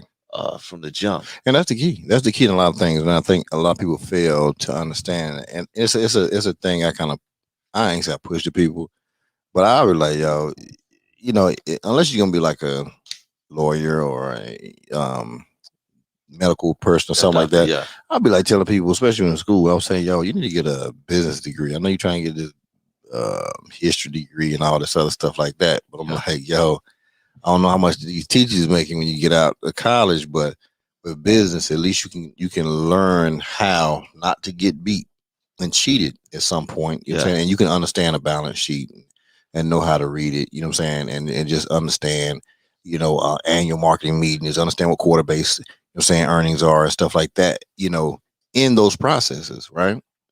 And it kind of help us. So 12th grade year, you played football, right? Yeah, played football. Did you do well your 12th grade year? Man, I had a whack coach. Okay. So you did well, but the coach was putting you out on the basically side. We got a new coach who was trying to use all the younger. Oh, okay. I didn't know this. So I found out when I got older that because he was new, right, upperclassmen didn't respect him coming in, and my name was thrown up a lot as far as people were upset because I wasn't where I should have been at. Okay. Because I was getting lost in the shuffle. They kept getting new coaches. I even had coaches that left said, man, I messed up. I should have made sure I told them about you, or, what I'm saying, make sure you were straight. But then I even players like, man, the coaches don't like you, though. He making stuff up, he like personally. Right. And that's kind of been a part of my story is just having haters. Even school, coaches, grown people, just while doing good, somebody still feel upset with you, right? Which is crazy to me. Well, you know what they say, and it's one of those things when people see your strength as their weakness, they're gonna hate. I call it alpha male syndrome. So my senior year, as I went through high school, I had friends, people I was cool with, but I'm still a loner. Shout out to Aunt Jennifer in the building. She came in, so I can't just let her walk in the building. You don't respect Aunt Jennifer up in here. Okay, Aunt Jennifer gonna get that daggone respect up in there. You know what I'm saying? Go ahead, though. I'm sorry. Angelica Thomas. But like I said, my sister and brother was modeling, so right. While they out doing their thing, I spend a lot of time by myself, drawing, right, quiet, so I can be by myself. Okay, no problem. So even when I was in school, I still was, and like I said, from the other side of town, so I still was a loner, right? You know, but I still was kind of known from football. Well, let me ask you this: you said the other side of town. Now, where was Kevin Kev at?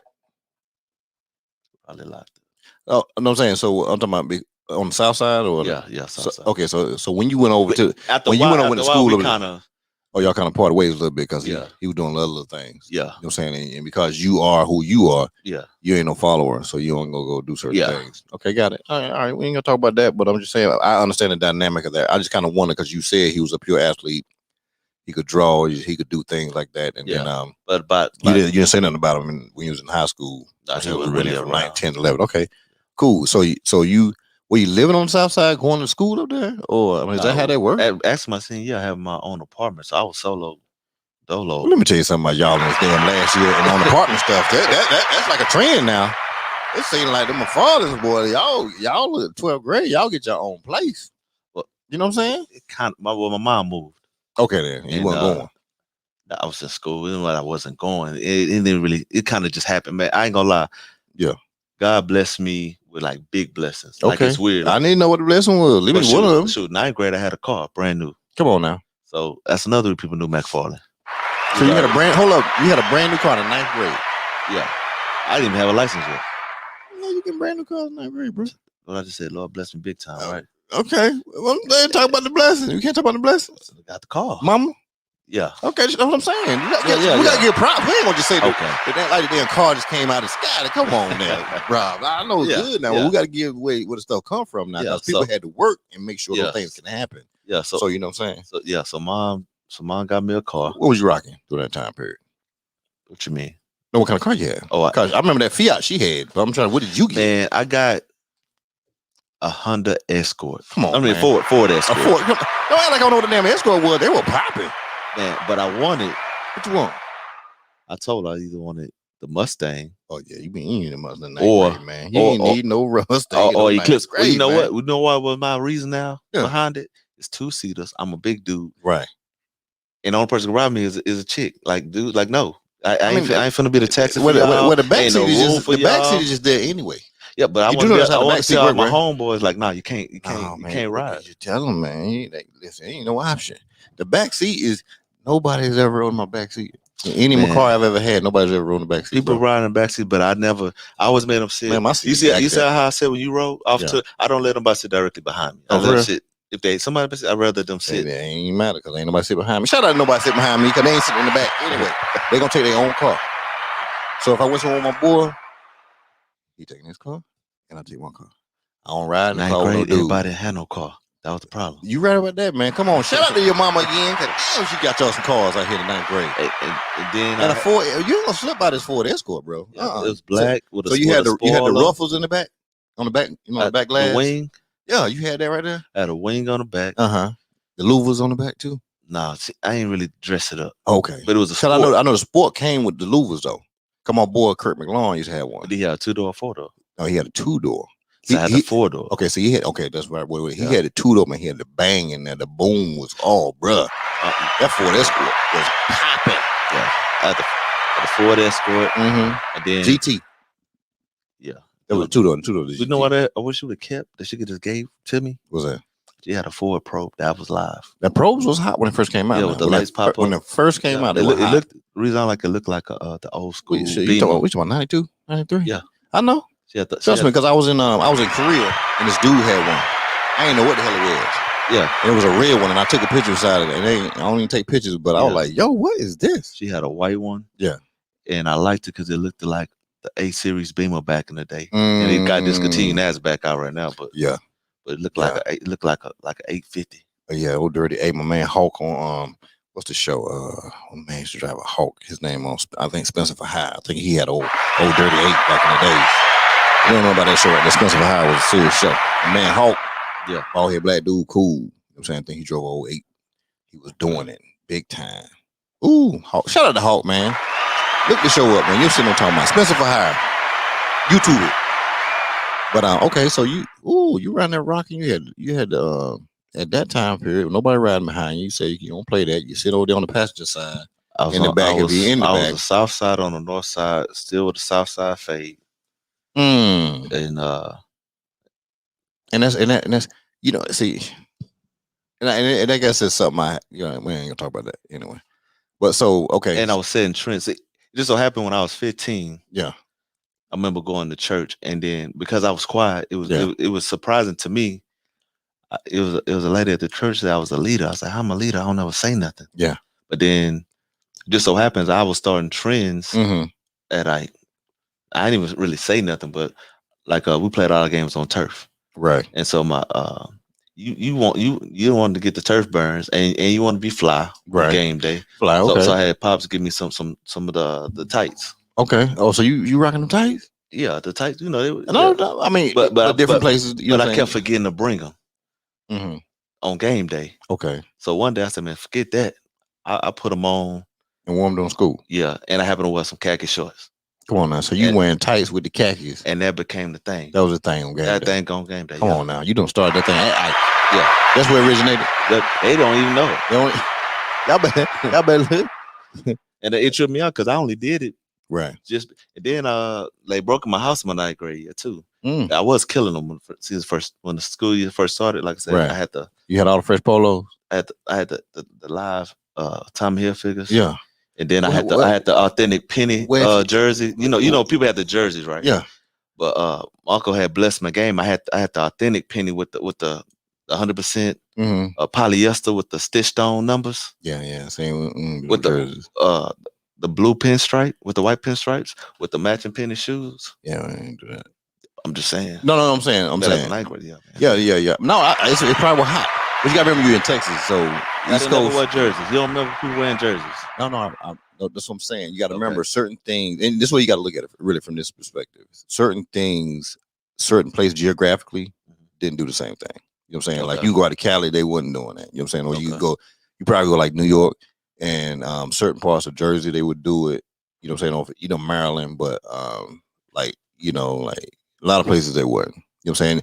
You was looked at as a geographical thing, like based off of kind of where you were. You know what I'm saying? And that's, like anybody, everything is a different flavor. People y'all weren't wearing no bomber jackets.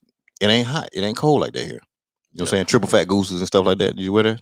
You coming up? No. Right. Because it's geographically, you know what I'm saying? So if somebody talking about it, they're like, yeah, we had a fresh lumberjack. You know what I'm saying? Yeah. And then you be like, the fresh lumberjack? What are you talking about? You know what I'm saying? Bro, we don't do the lumberjack. But it's just, where somebody's wearing something at a time of a year versus somewhere in another place wearing a time of year. So certain things don't, you know what I'm saying, just didn't go. And I say that perfectly because even in 90, when you say like when the probe, that's how I knew what year that car came out, because that's when I first seen it. Because it that's just around came out 97. What was that? That's around 97. Were you seeing it? No, that's when I had the car in 97. And then that's also when I was rocking the jersey. It was like in 97. Okay, so 97, 98. Okay, so I was back in Korea at the time. So all the clothes and stuff come from Korea, right? Wow. Jerseys and all that stuff. Everything from Asia. You know what I'm saying? So all these things have been made there or whatever. So I'm just gonna tell you a funny story, right? So this is 90. It's probably before you though. Let's say 92. You know what I'm saying 92, 91, 92. So cross color was popping. Yeah, cross color was popping. It was popping. So what happened was it was popping, but I don't. Whatever the trend is, I don't do it. I'm just different. I don't wear what everybody's wearing. But I was in Korea, and so you'd be over there a year. And so at that time, it wasn't no phone call. You wouldn't call them back because it would cost too much money to call back. So all you knew was what was going on when you left. Yeah. You know what I'm saying? Left the state, left the world. We call it the world. So you go over there. You didn't want to spend the money to go back mid-tour. So you just stay over there for the whole year. And the only way you know what's going on in the world is somebody comes back off mid-tour or somebody new comes over and they got VHS tapes. So that's how you know what TV shows. Like you didn't know what TV shows because on the TV, they only show like military commercials and stuff like that. And you didn't really see TV unless somebody brought a tape over. So people bring these tapes back and you're seeing cross colors. Okay. So you like, yo, cross colors still banging. So now you're about to leave and over in Korea, they got Man, you buy cross colors, people, them jerseys, it was just all over the place, and people looking like drones wearing these jerseys. I'm like, I ain't no jersey. But what you do if you had a business mind like I did, I said, you know what, man? I said, when I go back, I bought these 5 big suitcases, right? So I go up to Tongashan, and I'm in there, I already talked to the ladies, whatever. I'm getting the numbers down, right? I buy all this cross color gear. You know what I'm saying? I'm talking, I'm loaded up, bro. Boom. I said, I'm about to kill them now. I don't wear this stuff at all, but I said, I'm about to kill them. I get back, I land in Carolina, man, and I'm in the airport, and I'm looking at people, I'm like, well, damn, why anybody want no cross color? You know what I'm saying? Dude, I got back, my cousin was laughing at me. He said, bro, that's out of style. What was they on? They was on Jabos? I think they probably was on Fubu. Jabos. Yeah, they was on Jabos and stuff like that. Yeah. Like that, yeah, they was on all that stuff right there. So Fubu, cross color was gone. You know what I'm saying? So I spent all this money, bro. 5 big suitcases I was coming back and I was gonna kill them. They're coming back. I had a burn, but that was back in 97, bro. So I had to burn all that stuff, man. I just burned it all. I just said, bro, come on, man. But it's funny though. I mean, everybody, even before and everybody wearing, but I would never wear it. I wore Levi's. This is I'm telling you, 92. I wore Levi's and I wore Chuck Taylors. Like you got on now. They never went out of style. So I was ahead of my time. You know what? Chuck Taylor, my foot looked too big to me, but it just so happens. 14? You got 14? Yeah, 13, 14. Okay. But it just so happened that's what the gear was. It was the khaki shorts, the tights, and the Chuck Taylors with the game day shirt. That's what it turned to. Timeless.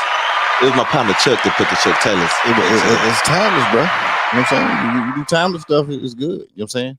And what they say, if you do timeless stuff, you're a trendsetter. That's what they say. Actually, I was gonna get to though. They broke in my house. Yeah. They stole all the fly gear. Yeah. Left me with nothing but church clothes. So I had to start dressing preppy. Okay. So you flipped that on them. Yeah. You run penny loafers with the quarters and nickels in them? No, actually I got them canvas joints. Oh, you talking about like the Spurs type? Yeah, but Polo had some. So I got the Polo ones. Okay. I still kept the Polo. Okay. And Hilfiger had some too. Okay, got it. So you were doing like that? With the button down shirts and the khaki, they left number shirts. So you were keeping it preppy on them. I switched preppy on them. Okay, then shout out trendsetter once again. So you going through? We already know you had the ride. Yeah. We already know you had the gear. We already know you setting trends. You know what I'm saying? Yeah. The people tell you you're the leader. You know what I'm saying? And so you already handling all of that. So which is a great thing. All right. So 12th grade year, you graduate. What's your thought process at graduation? What's your next move? I wanted to go to a school where I didn't know nobody. Okay, what happened then? I went to Nickel State in Louisiana. I did a visit. And then hold on. Hell no. We ain't about to get by the visit. Hell no. Excuse me for saying hell. I apologize to kids watching it. But we got to talk about this visit game now. How many visits did you do? I did. Because you can do a 2-piece. You know what I'm saying? First semester, right? Well, I visited Dillard just because I helped somebody move in. I said, I can't go here. They don't play football. They play basketball. Right. But they don't have no football team. Okay, got it. And I said, man, I just get in trouble here. It ain't nothing to do. So when I went to Nichols. Okay. On the actual visit now. Yeah, on the actual visit. Okay. It was kind of cool. Some of the cats I met. They knew you played football. Yeah, that was a football player. That they would let you spend a night. So how was? I need to talk about this visit. How was the visit?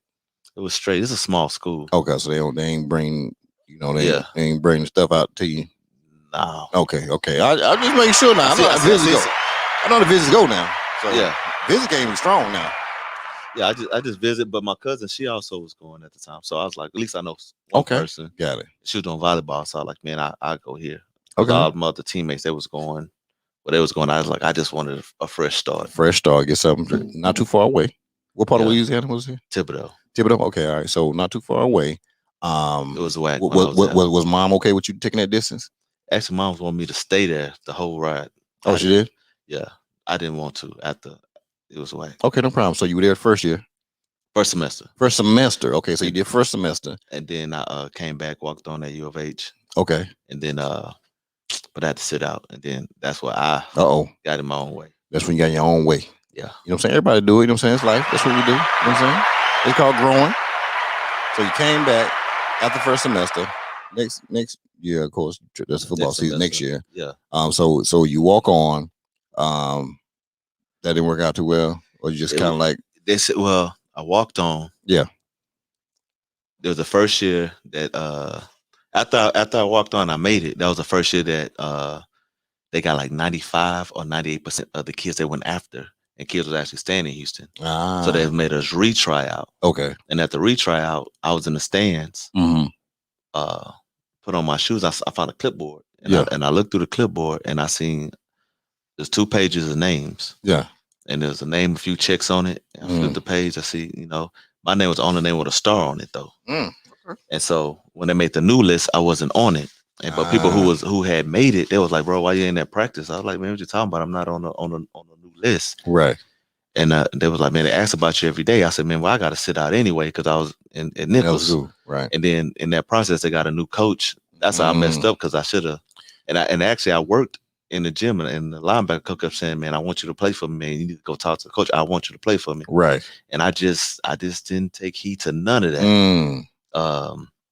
I was too busy trying to make money, actually. Okay. Because I came back. Yeah. I felt like a wankster. Mm-hmm. You know what I'm saying? I didn't have nothing going on. Right. My mom was all in Richmond, Texas. Yeah. U of H is all, and I didn't want to stay on campus. Okay. That's another mistake. I should just stayed on campus. Stayed on campus. Stayed on campus. I didn't want to stay on campus. Right. And it just so happens years later, I'm watching NFL Network, and they talk about how they scout. And a check mean they want to check out a star mean they want you. A check mean want to check out some more. And if you ain't got nothing, they don't want you. I said, man, I was the only star on the whole. But you got it your own way.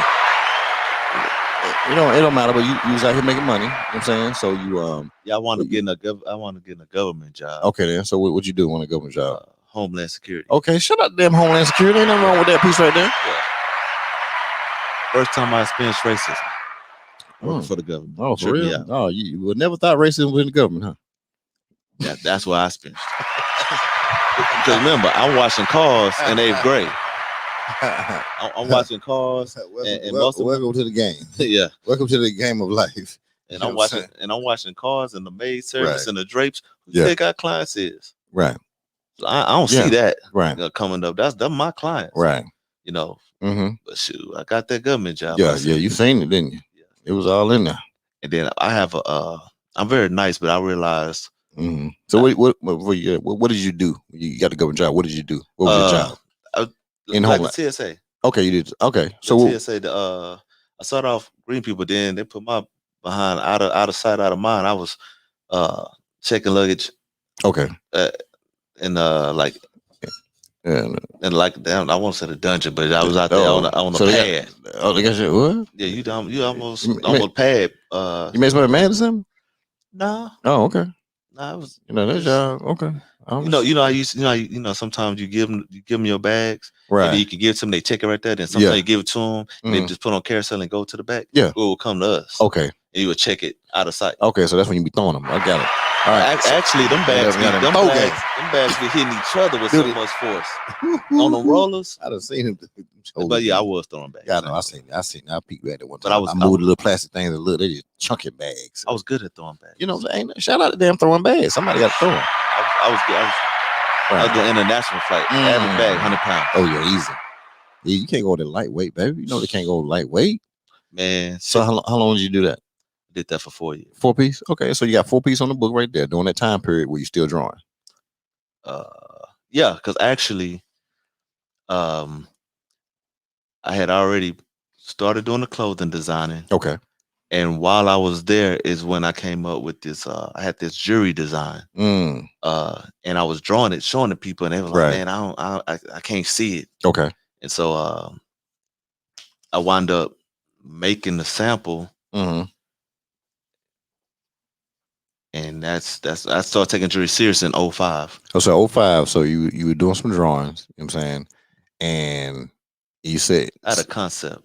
So I come up with concepts. Right. So I had a nice concept. And so that's what made me take jewelry seriously. Because like I said, like the business, you have to be able to own it to distribute it. Right. So what was the first piece you did there? Since you say you started taking the concept, I took the concept and then I made 05, right? Yeah, and I made actually Did you make a piece in 05? Yeah, I made a piece in 05. What was the first piece?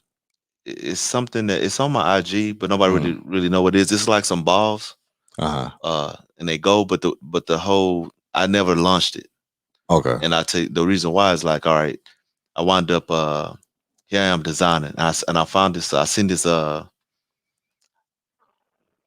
seen a guy who sells jewelry who happened to be black. Okay. But he sells jewelry, and get it. They call it on memo, where you get stuff from like the jewelry store, and you able to go. He would go to the streets and sell it, right, for them people. Okay. But he didn't make nothing. And so I took him to drawing, and he couldn't do nothing with me as far as it went. But I said, man, he black. If he could sell jewelry like that, I know I could sell jewelry. Okay, got it. And then I wound up getting it made. And but other jewelers saw it and they started kind of stealing the design, but they didn't know what it was. Right. But they were stealing it. So at that point, I said, nah, I'm not big enough yet. Actually, I even went to Johnny Dang, who was like, hey, make it. And if I think I could sell it, but I like, if you think you can sell it, you're just going to sell it without me. I just didn't trust it. Okay. So I like, well, screw it. I just do it. Right. Solo, dolo. And then when I seen them kind of steal the design, I was like, all right, I'm just going to do custom work until I get my name out there. Okay. But I tried to play the background for so long, but that's why I'm here. I can't be in the back no longer. Okay. All right. So you made that first piece. You said somebody was out there pushing some stuff for people out on the street. You weren't making any money off of it. You showed no. That just let yeah. I'm just trying to replay this. I'm just replaying somebody. Right, I'm just replaying the tape. Yeah, and he was selling jewelry. Had nothing to do with me, but I took him my drawing. Okay, got it. But he couldn't get it made, and that's not his lane. But he let me know, hey, you can push your jewelry as a black man, right? You know, because that's kind of what he was doing. So okay, so at the time when you were drawing the concepts and stuff like that, and you weren't making it at the time, you know what I'm saying? Yeah. So I guess now, so when did the transition come to you actually making it yourself? Well, I took it to a design to this one jeweler. He was like, man, I ain't gonna lie, I ain't gonna make it. He put me on a workshop. That workshop, do stuff with other jewelers. That's how my stuff was getting ripped off. So I took a step back, and then when I took a step back, it just happened while I was at work. This happened to be like I got a good eye. Like I just got a good eye. It's crazy. But I had this lady working next to me, and I was like, them diamonds real. Like, what you doing here? Right. And she was just working for the insurance. Her husband was rich, got passed down a business. Right. And she put me on a location. Right. And in the location, I found a partner who he loved the designs. Okay. And he was like, bro, he thought I should like enter into like jewelry shows. He's like, man, I think you can win awards. Right. He's like, man, people see your stuff and they don't even know what it is and they want to buy it. And that's kind of gave me the confidence. But then also that person falling off is a great reason why I learned more, because I couldn't, like, I'm not big on complaining. Right. Because first of all, like, I'm a man, so I realized crying don't do nothing for you. You know, it don't do nothing for you. Right. Like, so much so like even like when it comes down to like God, like people, like I'd be like, man, y'all know like God ain't emotional like that. You know that, right? Like people think gonna cry their eyes out to him, right? And he gonna change. Like, nah, they don't. Crying don't change nothing. Doing something changes something. Right.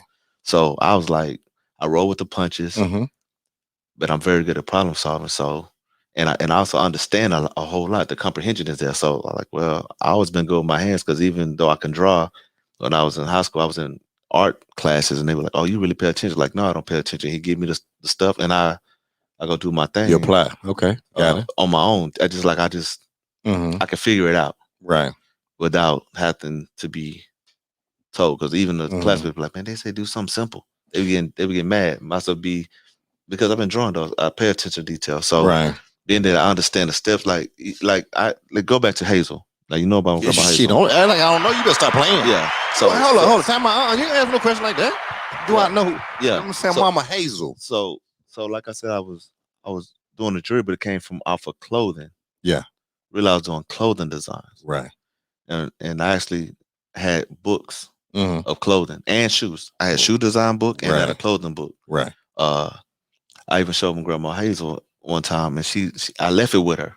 I came back, pick it up. I said, what you thought? She's like, oh, it looked nice. And I said, yeah, but did you see this? And I started going into detail how it's supposed to be made. It's not just that I drew it. I understood the concept of how it has to be constructed. And she was like, oh, that's a hidden pocket. And as I kept explaining, she's like, oh, this is designer stuff. Right. And then that's when she let me know, man, you know what? I do drapes, but my first thing I was trying to do was clothing. She wanted to do reversible clothing. That was going to be her thing.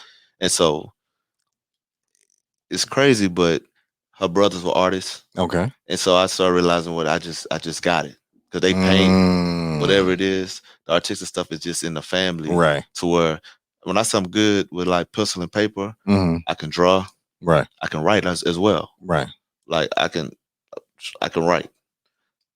I can anything. Right. Music as well. As far as making up lyrics, songs, poems. Anything, math. So the creative, paper. So the creative part of you is just very significant. Yeah, you know what I'm saying, and through a natural process, and it has to get out. Right. Like even when I'm commissioned to do a job, like if you tell me to do that G5, I'm gonna be mad because you already got it. Like why you asking me to do this? And I'm gonna come up with a whole bunch of other G5s. Right. And then eventually I might come back to what you asked me to do in the beginning. Right. But it's like I gotta. And then so you have your own internal process of kind of doing something. You know what I'm saying? So, but is it? I ain't gonna lie. It's not even an internal process. As we talking, what I realize is I could be stubborn, right? Right, and that's what I was going to get to. Honestly, that's what because what I was going to say is this right here. And in fact, I was going to say stubborn. I was going to say that word too. You know what I'm saying? Is it that you're stubborn? Because you did say you'll come back to. You might even come back to it. So would it be that you're having this internal struggle with maybe what a person wants? So like me, right? So grab that purple hat right there. Right.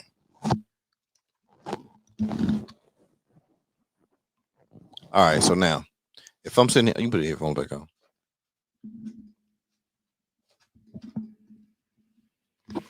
So if I sit here and say, "Hey, this is the deal, man. I need to, I want this logo, and you know what I'm saying? I want a medallion. All right. Now, this is the thing that you probably want to know. So that logo, my daughter made it for me. Yeah. So that means a lot to me. Something I can't touch it. Right. So you have to look at it from. I'm gonna leave it just like that from my perspective, but it would be to me to communicate that with you. You know what I'm saying? Well, since you told me that, because I'm still picky and I want the client to be happy. Right. I'm gonna make that look just like that. It ain't gonna be a version of that. It's gonna be that. Just like and right, and that's because once again, you know how you are, right? Yeah. And that's if I'm commissioned to do a logo, but you got one, right? And you want me to make it to jury. So now that I'm taking it from making a new logo, I'm making it tangible. Right. Now that's a whole nother joy of taking it from making it real life for you to wear. So see, that's where I will look at, and that's how I'll look at you in that. Like, how good is he? Can he make that come to life in jury just as it is? You know what I'm saying? So that's, to me, that is a very creative thing right there. It's kind of like there's people that can sing a song. Like if you go try to sing, sometimes you try to sing Whitney Houston song. Yeah. Nobody want to hear you sing your own version of Whitney Houston song. Yeah. Right? When people hear Whitney Houston song, they want to hear that you sing it like, because unfortunately, that's how you're going to be judged. Yeah. If you can sing it just like Whitney sung it, they're going to say, that joker can sing. That's what's going to happen. But if they try to do something else with it, they're going to be like, even though they know they can sing, but they're going to kind of be like, yeah. You know what I'm saying? So from me and the type of person I am, you know what I'm saying? Because one, we have to look at the type of people we deal with. You know what I'm saying? We can be our own self, but then we got to know who we dealing with and how we deal. So my thing is, okay, so that's personal to me because it's like, you know what, my daughter did that. You feel what I'm saying? And that's from her scribe, her pen, whatever. So even when the logo was put on hats, you know what I'm saying? It had to be, it got to be just like this, period. You know what I'm saying? Yeah. Just like this. And not perfect, because that was the key. I never wanted a perfect, because if you go look at Puffy's original logo, which he still keeps, the Bad Boy, it's not a perfect logo. And Rockwell. That's right. It's not perfect. And Rockwell, even Rockwell now, it's not a perfect logo on purpose, because there's something symbolic about it to them in the development of it. Yeah. You feel what I'm saying? Somebody who couldn't draw that well. There you go. But what I'm saying, it's a from an artistic person. I get what you're saying. That's what you started though, and that's what it represents. It's like, yo, this kind of reminds me, and this is even why Puffy keeps back the original Bad Boy that was drawn. He keeps it. You know what I'm saying? Because one, it's one of those things like, yo, it ain't perfect, and that's good. Because guess what? I didn't wait till everything was perfect before I did it. Yeah. You know what I'm saying? We can make something cosmetic all day, right? But if it's something to that person that kind of relates, and that's the reason why that's not perfect. And so you can do this logo in two ways. You can do it flat, like this is like flat. Yeah. But you also can make it 3D. Right. And that's something else. Like I was saying, even with like making a clothes, it's like I know, and it's crazy to me. Like, okay, I have people who can fix watches. Okay. But I don't understand how they don't know how to make their own watch from scratch. Like, how can you right there? How can you not see? Because some people are managers and some people are leaders. That's the reason why. Yeah. Think about it. Just think about it for a second. Well, yeah. That's the reason why. That's why some managers can't lead. And they'll manage people and things at the highest levels all day, right? But for whatever reason, some of them, they just can't lead. And to some people look at it like, damn, it makes sure they got people working for them all day. No, they got people doing a system. Yeah. It's funny you say that, because the made watch is already a system. And it's funny you say a system, because that's really, when I say I come up with concepts, I also come up with systems in my head. I come up with systems. So much so, even with business, like people used to ask me all the time when I get to talking, like, man, you read Rich Dad Poor Dad? And I'm like, no, I haven't read that book. And then when I finally got it, it didn't teach me anything. It just let me know the thought process I had was on point. Yeah. In which a lot of books do that, you know what I'm saying, right? Because even that book before it was written, you know what I'm saying, it was just based on concepts of life. And then people had to realize that even in that book, the rich dad wasn't a rich dad. People think the rich dad was a millionaire or some rich dude. He wasn't. No, he was putting together. His thought process was that, not him. He wasn't physically rich. Yeah. You know what I'm saying? He was building a system though. Right. Well, the other dad was just, like I said before, they told me, make good grades, go to college, get the job, make the 120, put in mutual fund, buy the house, get married. They told you a way, right, that yes, it works. But like you said, me being stubborn, the thing is I have my own thoughts. Right. And until if you say no to something I'm thinking about, I'm still gonna fight it just because you stubborn. Shout out to you have to show me why. It ain't a bad thing. I'm not saying it in a bad way. What I'm looking for is somebody got to show me why my thoughts is wrong. And if it's wrong, see, some people, they try to teach. Like, I'm somebody, if you're gonna teach me something, some people want to like give you a little bit of time. Like, nah, tell me like everything up front. So when you giving me something, I can see the importance in it. Okay, got it. It makes, and I can apply it. It'll make sense to me because I understand the big picture and how this plays a part in it. Right. But that's also like, if I'm thinking wrong, that's why it would be good if somebody would say, okay, they hear what you're saying. Because this is what I do, even with my boys. Like, I listen. Right. Like, once I hear it, where you off at, that's why I have to correct you right here. That's why you can't get there, because this part is wrong. It's like if you try to come over here and you're looking at GPS, and then like sometimes they get to them streets or this block. Now you have to, and the GPS keeps saying keep going straight. Be like, I can't go straight. Right. You know what I'm saying? Your mind might say can go straight, but there's something there where you can't do that. So you have to. So if you don't know that until you get to that point, like somebody who's already been down the road can tell you, even though GPS ain't go straight, you gotta go this way. Right. So are you saying that in certain things or circumstances, like if somebody's saying something to you, whatever, and you say they ain't been down that road, I ain't trying to hear. So you just won't even hear them out. Well, I used to. Well, I'll tell you like this. I feel like I fell off. Like I said, I got in my own way. Kind of how I got in my own way. Yeah. Even though I was going to school doing ball, everything was lining up to do the clothing. Okay. Like so much so before I even went to college. Like I spent the summer doing a lot of praying. And then as soon as I went to U of H, a lot of things was falling in place. Right. And I actually kind of got scared of success. So the stuff I was hearing that I should do, I kind of said, hey, let me just play ball and go to school. The first 2 things that happened, I couldn't play ball, and then I stopped going to school. Stop going to school.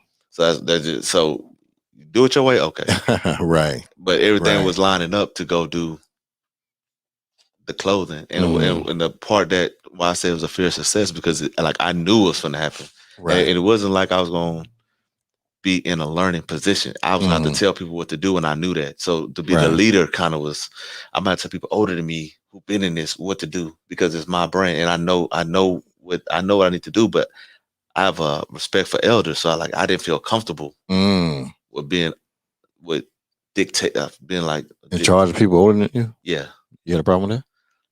A little bit. Oh, okay. Yeah, that yeah, a little bit. Because how you respect somebody, you supposed to listen to them, but you telling them what to do. I was like, that's a great leader, though. You know what I'm saying? I always try to lead by example. But what I'm saying, that's a great leader. So even if me being an older person and I'm listening to somebody who's younger than me and they're the leader in the leadership position, I can sit there and listen and I can make sure it happens. And I say that this right here because even from the military aspect, you got to understand the military is a young person's sport. Okay. Yeah. So no matter what, you have two sides of it. You have the officer side and you have the enlisted side. So at points, no matter what, the person that's really over your boss is going to be way younger than you. Just how it works. They're going to be way younger than you. And so so in that case, let's say if you were a captain and you were a major, right? And I was in my position, which I've clearly been older than you and clearly been in longer than you, right? And I have a high rank for the enlisted side of it. But you're a major, you know what I'm saying? And say if you had about maybe 18 years in and maybe I had 22 years in or something like that, right? And you're clearly younger. Well, you have to get out here and lead me. You know what I'm saying? Now there's a respect to it, you feel what I'm saying? But you're gonna lead me and I'm gonna listen to you. And so I wouldn't take it in no type of way like you don't know what you're talking about. Yeah. You feel what I'm saying? I understand it now. Right. No, I'm saying even at that time, I'm talking only from that time period. You know what I'm saying? Because one, just a lot of people fall into that situation, period, at a very young age. Yeah, I don't think a lot of people talk about a fear of success. But it is true because it's change. Right. It's a change. It's something that you don't know. So everybody has a fear of the unknown. Right. Especially if they don't see it. And that was the thing when I was trying to be a trailblazer. Yeah. And I really don't watch what other people do. And so therefore I'm not trying to duplicate or copy somebody else's style or system or something like that, which is it's kind of, I guess it's too much ego. Maybe I should look at what some people are doing. I mean, it's up to a person. You know what I'm saying? Yeah. So I don't think nobody could tell somebody they should or shouldn't. You know what I'm saying? I really say that because also okay, I have been very reserved when I was younger. Right. Like I said, seeing my mom date, that's why I'm the guy that I am. Because I still will learn from people's mistakes. Also, like before I even got married, like I used to ask people who were divorced, why did they think it went wrong? Right. I would like to understand, like what did they think, so I can know what to avoid. Because to me, you can learn from everybody. True. Whether what to do or what not to do. Right.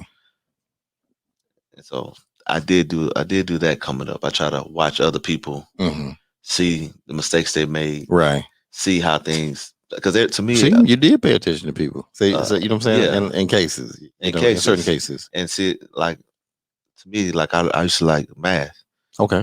To me, everything's it's like a system. It's like an equation. It's like you can already see what's gonna happen just based off what you're doing.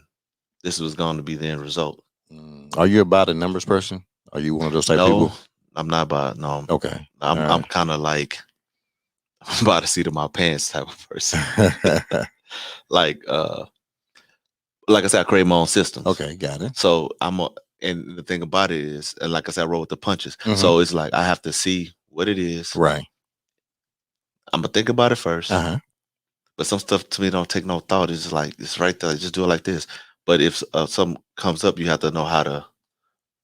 You still got to know how to do what you got to do. You got to figure it out. I love problem solving. So okay, I'm good with that because still at the same time, like I know, like this got to get done. So to get to here, other stuff got to be done before that, and I can see what that stuff is. That's right. Like with the like I did, like so sometime with the jury. Okay. Like what what's good with me that you ain't gonna get with another jeweler. Like sometimes I can, for the most part, I'm like 98%. Okay, when you say 90%, what do you mean? Like meet deadlines. Okay, all right, I get what you're saying. Like I had somebody who needed a ring like in 5 days. Okay, I had somebody needed a ring like in 10 days. Mm-hmm. Like one of the second to last ring I did, that was a 10-day ring. Where was it the H? No, that I had time with that one. Okay. It's an engagement ring. Okay. That with an oval on it. Mm-hmm. And the guy went to Jared, which I didn't mind. But even when we talk, we talking midnight, late night, right? Stuff you ain't gonna get at the jewelry store, right? We won't get that conversation. And he was also like, he didn't want they showed him a diamond, but he was hooked on a size of stone that he wanted. Okay. But he also was like, you can only set it in the rings that they have. So it's nothing can be created. They're not creating anything. They're not creating nothing. So it's whatever that particular. Yeah, whatever they sell in that store. And then he was like, why he was in another classmate, because he just graduated. He's a doctor now. Right. Another classmate of his had just proposed, and he's like, man, I promise I knew where he got the ring from. And he's like, if I was wrong, you know, this will happen. Somebody else sells it, because he's like, I know I seen that setting. Right. You know, so we made something. To me, in 10 days was awesome between he and I. A custom ring that he proposed in Jamaica. Right. She loves it. I asked her how she liked it. He said, man, she can't stop looking at it. Actually, he was a little bit wrong with the size. They need to be sized a little bit, but she ain't gonna give it to me to give it to you to get it redone. You know, but that's what I want. Okay. And I did a job that he even thought he couldn't afford. Like I added extra diamonds on there. He's like, bro, I ain't going over this budget now. I said, man, don't worry about it. You straight. I said, think of it like this. It's a wedding gift. Right. But to me, the image has that, like, I gotta put my flair on it. Like I did a ring for somebody, and they was like, man, they just do it simple. Like I don't do no basic. Right. I don't do no basic. You don't even know how to do basic. No, because actually, if you look, my slogan is Rob Mac, unique in every way. And that's old. Right. That's just when I first said Rob Mac, I just knew I was unique. I just knew that, again, I want to be God, make me a man that I'd never seen before. Right. So let me ask you this right here. So the process, like, so you really actually make I got a team. Okay. So see, technology has caught up. So it made it easier. Like I actually took a jewelry class, but they didn't want me in there. So I didn't even last. I just made day one. Right. But it didn't matter, because what they was doing, I don't even need, or I don't do. Right. So after I draw it, technology is to where they have software that I can make it 3D to give me a mold. Okay. So once I cast it, I like to do my stuff pre-drilled. Like I like to count for all the diamonds I'm gonna use. I know the sizes. I know the amount of gold I need to buy, all from the program. Right. And then from there, if I just can assemble it, like the mold is made, I cast it into whatever metal we're using. Right. So it sounds to me, it's almost like the program is almost this program within the insurance within the industry. It's called Xactimate. Know what I'm saying? Within the insurance thing is like, okay, you know, I'm a all lines insurance adjuster too. Okay, saying, you know, shut up, I don't play. So Xactimate is a program that you use that when you somebody's house floods, whatever, you go check the people's house out and you build the house within the Xactimate, and then you can make it 3D and flip it. You can put whatever type of shingles. Yeah.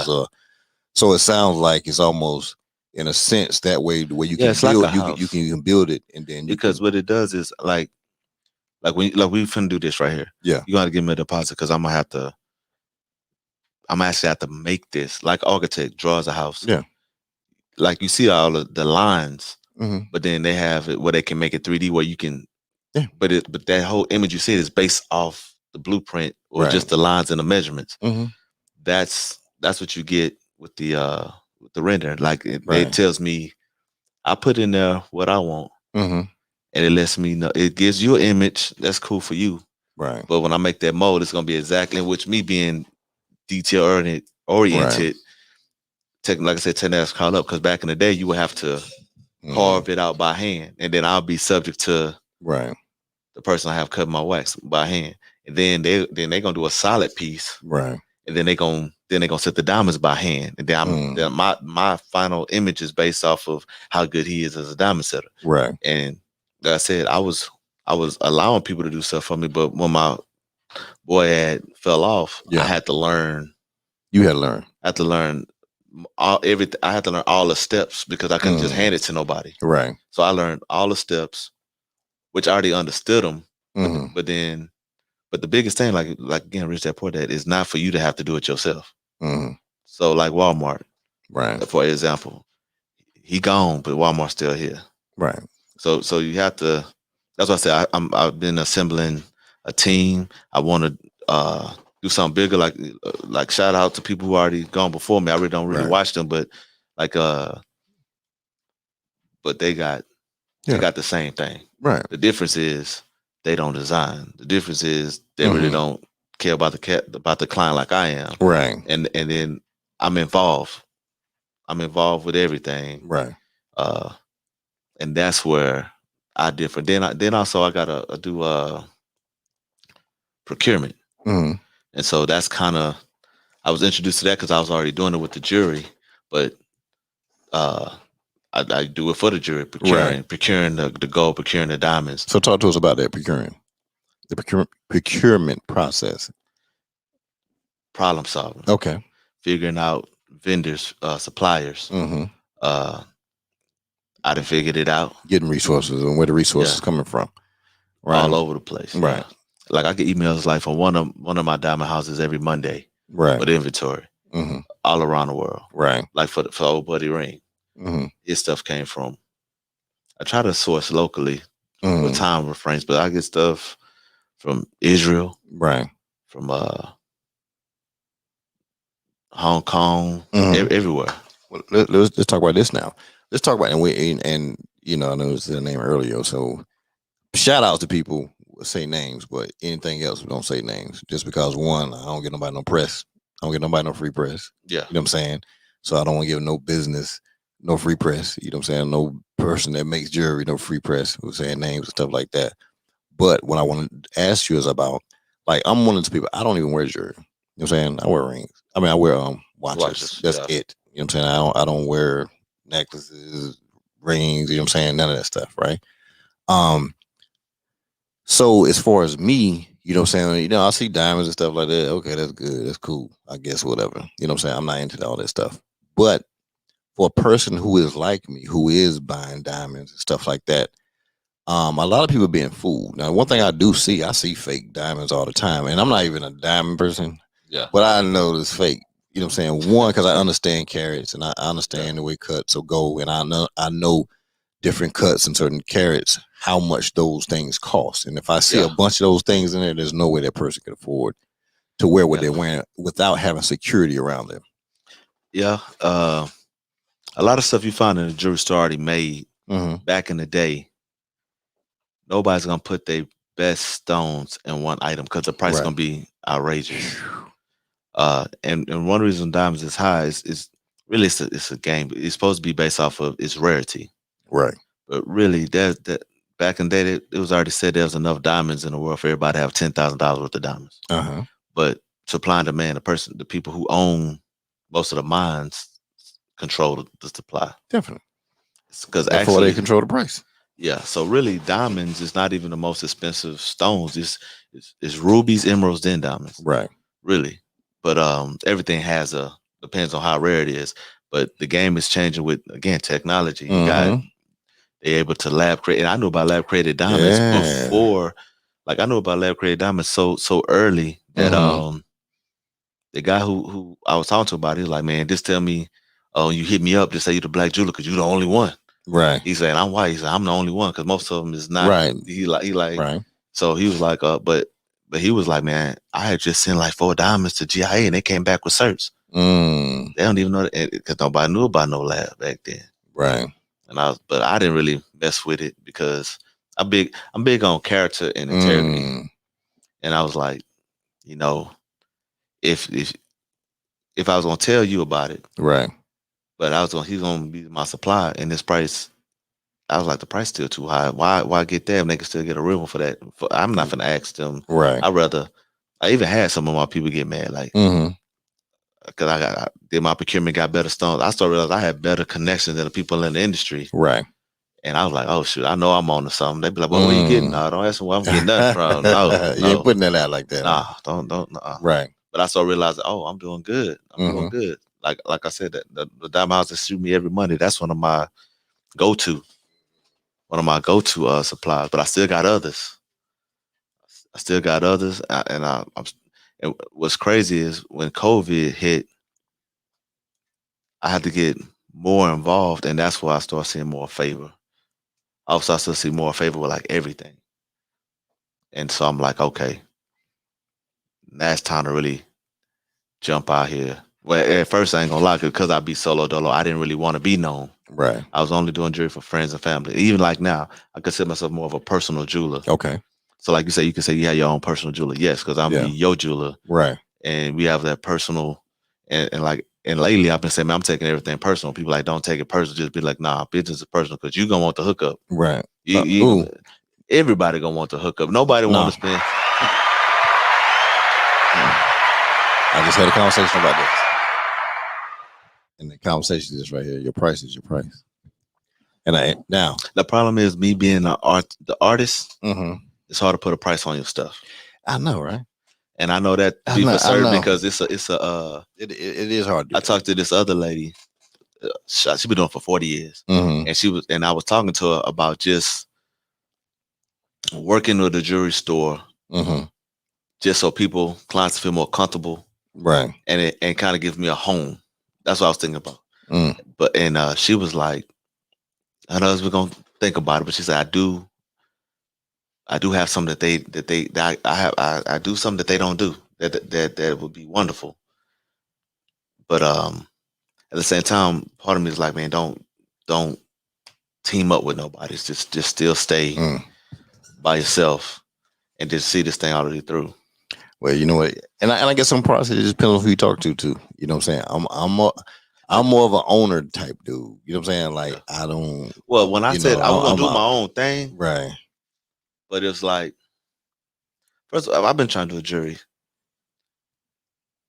with like I said, I met the other guy who takes this from the store, right, on the street. I was like 25. Okay. So when I'm coming to cats telling about, man, I can do custom jewelry, they're like, real diamonds. Of course. I mean, that's going to be normal for you. You can do platinum. Where you getting the diamonds from? I'm like, nobody asks Zales where they get their diamonds from. But I hear that all the time, where you get your diamonds from. Right. I'm like, and it's almost like paid in full. It's like, I'm not going to tell you who the plug is. Right. No, but everybody want to know. They be like, what? And then and that's normal. And the thing about it is, I don't have just one person for anything. Right. Because if you need something and then they don't have it, right, then I can't tell you no, because I'm not finna let you go down the road. Right. That's a problem solving part. That's why I got to figure it out. That's why I say, hey, and really access to the product, bro. I told, hey, it's two things this where you got to be: either the source or avenue to the source. Right. And I told you about the dude's mutual funds. He already put in my head. They always say, don't put all your eggs in one basket. Right. I say, man, forget my eggs. I want to be a basket maker. Right. You know what I'm saying? So that's my thought process. Anything I like, anything I want, need to like, I want to know how to sell it. Right. I want to know where it's coming from. That's where the procurement come in. Like, I want to understand the whole process of how this get right here. Right. Well, let me ask you this right here, because now the things you're talking about right now, you're talking about really like, now you want to get out there. You know what I'm saying? And pretty much we're gonna say mainstream versus being what we call it local, right? You know what I'm saying? I just talked about this other night when I talked about the movie Juice. You ever seen that? The movie Juice with Tupac in it? Yeah. And remember Q? He was the DJ, Omar Epps. Yeah. Where when he was talking to Queen Latifah, and he was like, "Oh yeah, no, I do shows, blah blah blah blah," and she was just like, "No, you local." You're right. So but he said, yeah. So he was ready to take it to the next level. Yeah. You feel what I'm saying? Because he had done as much he could do on the local circuit. You know what I'm saying? Or as much as is really going to bring him. Now, with that, there is a sacrifice, because as we move to every level, there's a sacrifice. I don't care what it is, because that's the whole point of the levels. You know what I'm saying? Okay. A sacrifice of we go from being top tier to learning again. The top tier to learning again. You understand? Yeah. You can work the amateur circuit and be the best amateur bull rider. You know what I'm saying? I can't think of the book either I'm talking about right now, but you can be the best amateur bull rider out there. I'm talking about you done made, because you just ain't went pro yet, but you going to the state fairs, you riding bull, they know you coming through. Or Rob coming through, he ride all the bulls, right? And now you go to learn from the professional bull rider. You know what I'm saying? And I can't think of the book. Somebody think of the book I'm talking about. And because this is one of the stories within the book. And so when the great amateur bull rider guy wanted to learn from the pro bull rider, and he goes to him, he's ready to go, and he says, "Okay, I'm ready to learn from you." He said, "Okay." He gives him some books. He said, "Take these books and go read them." He's like, "Hell, I'm reading these books for? I want to be, you know what I'm saying? I'm already good at this right here." So the series goes on. He kind of come back and forth a couple of times where he gets frustrated. He said, "You know what? I'm going back down here. You ain't trying to teach me." So he goes back down to the amateur circuit, and he's running things. He's the man. He's this, handling business, right? So really, he just went back to do what he was already doing. You know what I'm saying? But then after a while, he figured it out and thought about it, and he went back. And he went back and he read them damn books, you know what I'm saying, that he told him. And so that was the sacrifice. So what he had to do, he had to sacrifice for being the number one on that level to now, you know what I'm saying, he had to drop down for a second, you know what I'm saying? And I say that because it's just life, you know what I'm saying? And I'm not telling you nothing you don't know, you know what I'm saying? Yeah. Just as a man, whatever. Just in life. And I'm just saying, for me, just an example, just anything where, no matter what I've done, whether it's business, whether it's the time I spend in service, you know what I'm saying, each level, because we're level based, you know what I'm saying, whatever level you're working on, that's not the level that you're in. You're working for the next level. And as soon as you get to the next level, you're boo-boo. You're a zero. You know what I'm saying? And you're working to be a 10 for the next level. You feel what I'm saying? So that's I understand sacrifice. That. Actually, I said that. I said something like that recently. I was like, man, you always have to. Like, some people wonder why, like, how can I do certain things that I do, right? Right. And I'm like, they don't see why I sit myself down to learn this. Oh, I sit myself down to think about it. I sit myself down. Like, even if you get a new job, you got to go through training. You got to sit yourself down. You're a zero for a minute. For me to show you the way we do things here. Right. I understand that. Right. And so it's now when we're looking at going to the next level, right? Because one, it's like, okay, where can my things go? So it's I use these candles, right? So there's a local candle maker. They make candles, right? They sell them. They do great. You know what I'm saying? And they doing good because they're local. Everybody buying from the local piece right there. So now it's like, hey, you meet this person. It's like, you meet this person, and you can sit there and don't play. So you meet this person, and you like, hey, you great. You know what I'm saying? Hey, hold it for a second. So, what if I can take this, you know what I'm saying, somewhere where somebody can, on the next level, that can see this. So I'm asking you, so just as a business move, do you say, okay, yeah, I'm selling to you for everything I sell them for everybody? You know what I'm saying? Or do you say, okay, well, I'm gonna sell them to you for this, because what you probably about to do is probably gonna take this and take it to the next level. You feel what I'm saying? Yeah. So what I'm saying is this right here. And no, I'm not. I'm a person's price is a price. So I'm big in that. So if I got something, if I got a hat and the hat is that price, that's that price. Just because you hear it don't make that price free. You're talking about. I'm just talking about because I've already talked to some big people before. Right. I've also talked to some other people who've done business on that next level. Right. And what you talking about is like a wholesale price. No. I'm talking about sacrifice. No, I'm only talking about sacrifice. What do you mean sacrifice as far as what? I'm just saying I'm relating to everything we've been talking about. Remember I said we start, you know what I'm saying, once we get to the next level, we kind of start till we learn this piece right here up to that level. What I'm saying, everything is a sacrifice at some point. we sacrifice ourselves. You know what I'm saying? When you was in 8th grade, you go to 9th grade, you sacrifice something. You know what I'm saying? You have to learn from the next level. You know what I'm saying? What did you get? Okay, I had to put a little more sweat out there. Okay, I had to play freshman, even though I was ready to play sophomore ball, but I couldn't play. You know what I'm saying? So I had to go out here and really exert myself to show that, yo, I should have been here or should have been on this level right here. You know what I'm saying? Or it's me. If I sit here and be like, hey, the sacrifice, I'm gonna have somebody on the show, not you. I'm saying just anybody. I'm gonna have somebody on the show. So my thing is this right here. Okay, my sacrifice is, all right, a person probably sitting at home, you know what I'm saying? They work or whatever they got to do. Like, how do I get them to come here? You know what I'm saying? Oh, hell, I go pick them up and I'll feed them. You know what I'm saying? And I'll talk about what they do. There's a sacrifice I'm making, right? Yeah. It costs me, right? It costs me to pick them up. It costs me to feed them. You know what I'm saying? So I'm making a sacrifice for what? For the person. You feel what I'm saying? Yeah. To talk about their story, to say what they got to say, talk about their business, whatever they're going to talk about it, right? You know what I'm saying? Now, almost in that immediate, it probably almost 100% benefits the person that's sitting in that seat right there.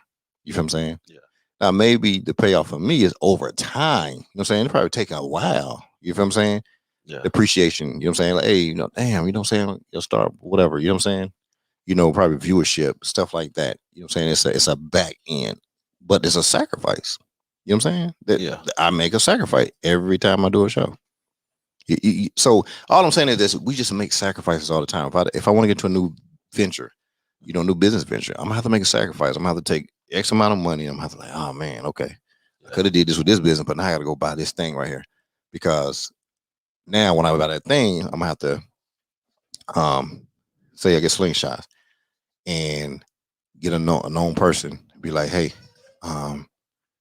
dude, I got slingshots. You know what I'm saying? But hey, why don't you drive it? You feel what I'm saying? Yeah. Why don't you go drive it? Take a picture too with it. You know what I'm saying? Right? Yeah. Am I making a sacrifice? I'm making a sacrifice, right? Yeah. Because if they go drive it and I'm gonna make any money off of it, right? Yeah. But it's probably gonna come back later on. But the fact now they have my product. When they see your logo and my product is out there.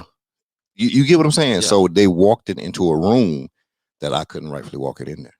Kind of like Under Armour. Their story, somebody had it on. Cause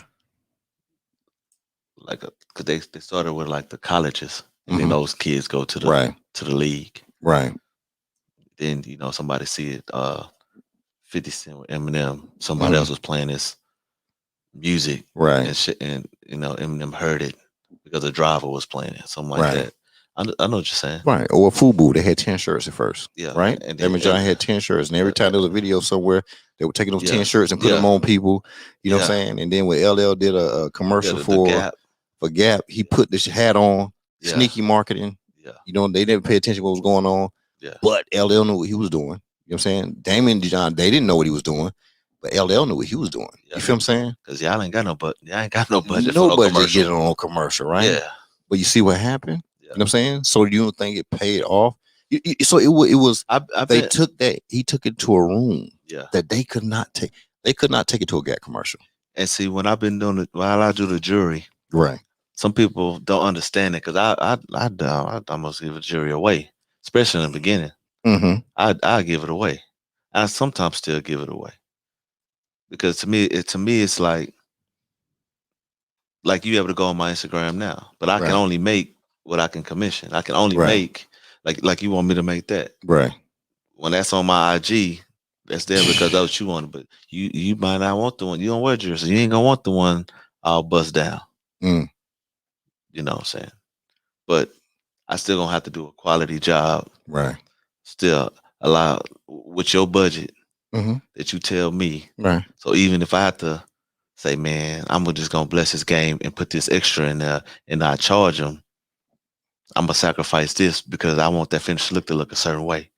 Like the H ring you mentioned. That dude said, I don't want certain things. Right. Because I don't want to pay for it. I said, don't worry about it. But you put the stank on it anyway. I have to. Right. It's like I have to. Because one is probably gonna be noticeable. All right. So if now I'm gonna show you the power of things, right? Okay. So this is simple stuff. Simple. So I had a guest on the show. A guest was on the show. The guest liked my hat, right? Guest got the hat. Now, I ain't asked the guest to do nothing. The guest he's a forward thinker. You know what I'm saying? Because one, you have to kind of look at things sometimes, right? And he just like, I could see him in his mind. He probably was thinking something, but didn't think about nothing. Next thing I know, he was heading into Atlanta. You know what I'm saying? And so I see him, and he's on a plane. He takes a picture. You know what I'm saying? He's filming. He's kind of He's popular, and he has my hat on.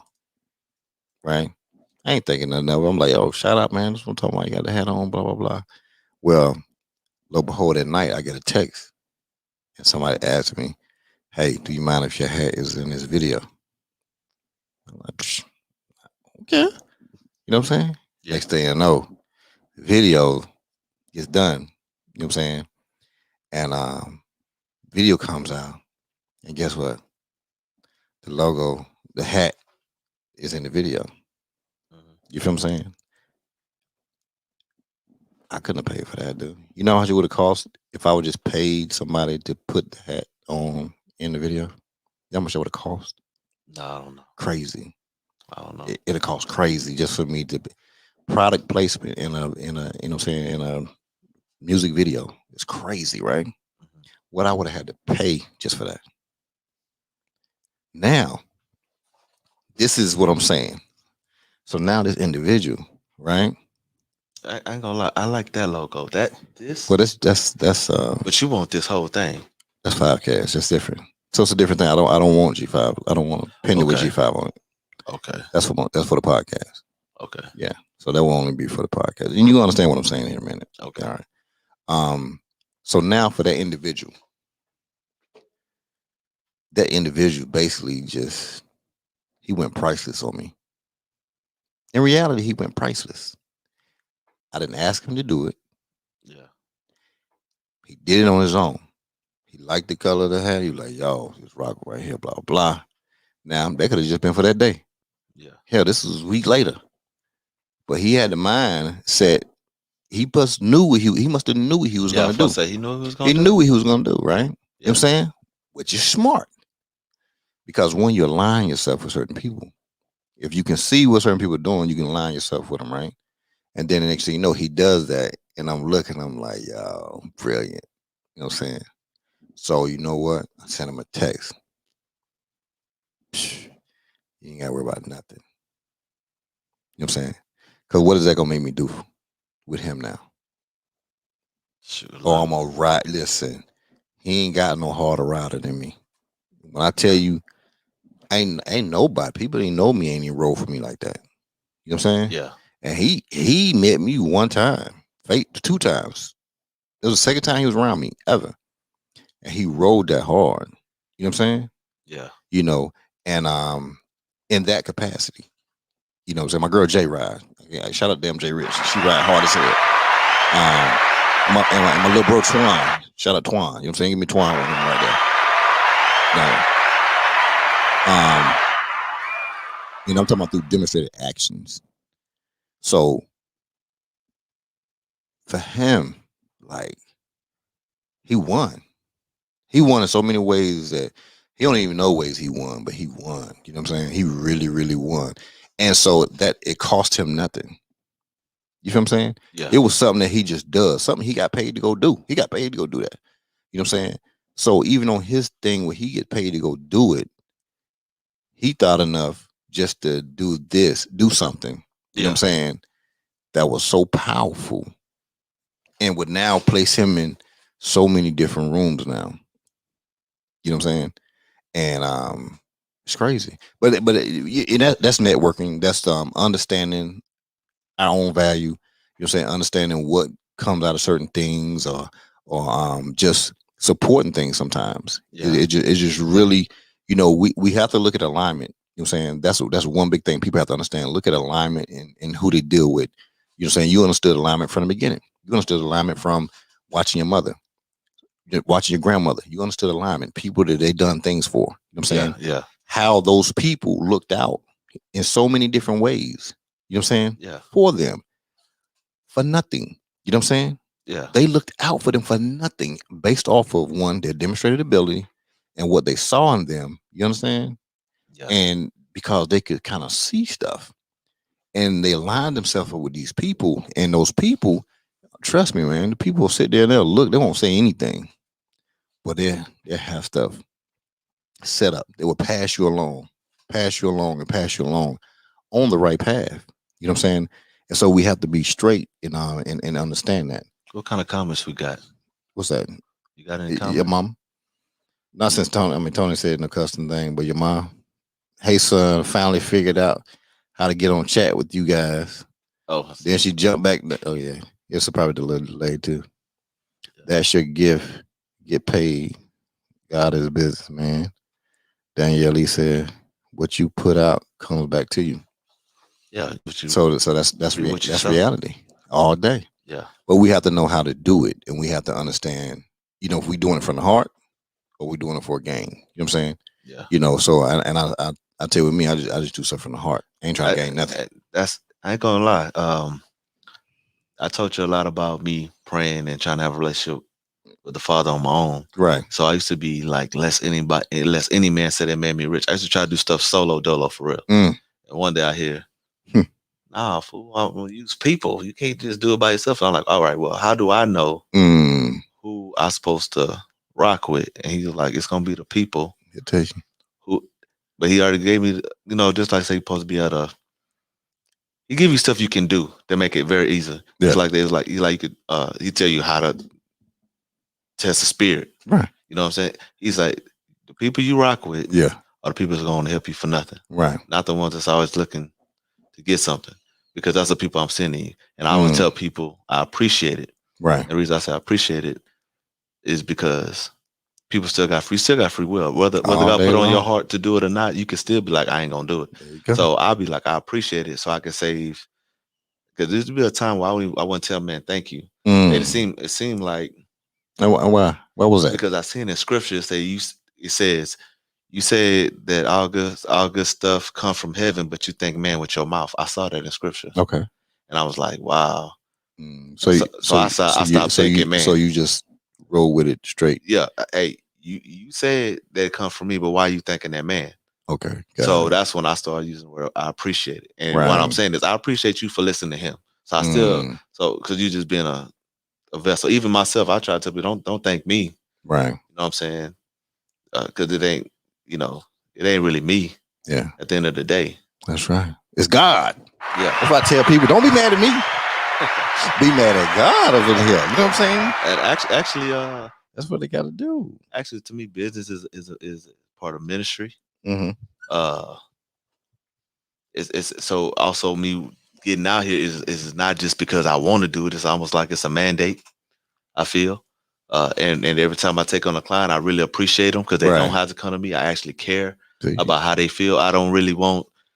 I was telling somebody about this earlier. Like I don't get the impulse buyers, right? And which I really don't want. But the dude was like, man, I've been had sent you money on impulse, but then I've tried to figure out what I'm gonna do later after I sent you money. Like, but no, I don't want you to be feeling no type of way with your purchase. I want you to. I like the people to think about what they're doing, of course, and actually make an educated decision. Yeah. That's why I don't like people to think on emotion. I don't like people to make decisions on emotion. I don't like to talk to people while they're in emotion. Because one, you're probably not gonna get the best product out of it. Yeah. So we got a question right here. Tony M says, I got one question. I feel like there's something else he's meant to do that he hasn't mentioned. I may be wrong. So my question is there something else you're seeing in your future that you aren't doing currently? Yes. Okay. Talk about it. Part of it is when they said that I was a leader, that also goes with my mom telling me when I was a baby, they were saying I'd be a preacher. Okay.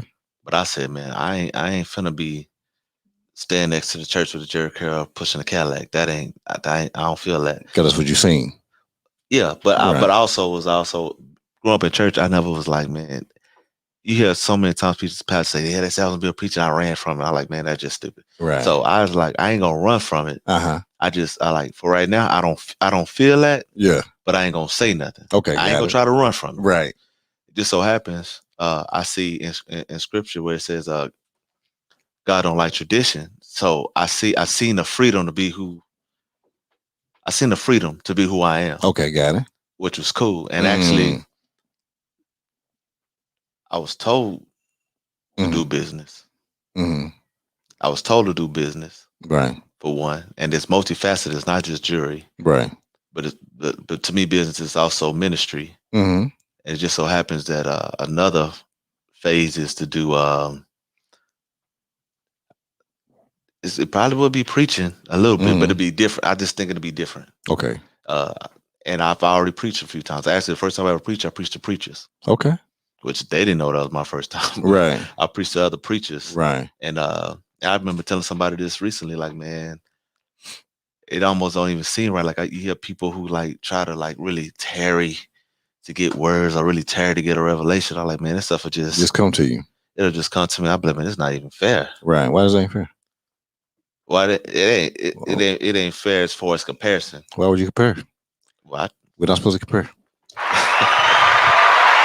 And Tony said, and I asked that because you're a praying man and you see down the road and around the curve, as the old folks say. See, we country boys. I know you said you're a city dude, so you might understand what me and Tony talking about. We country boys, right?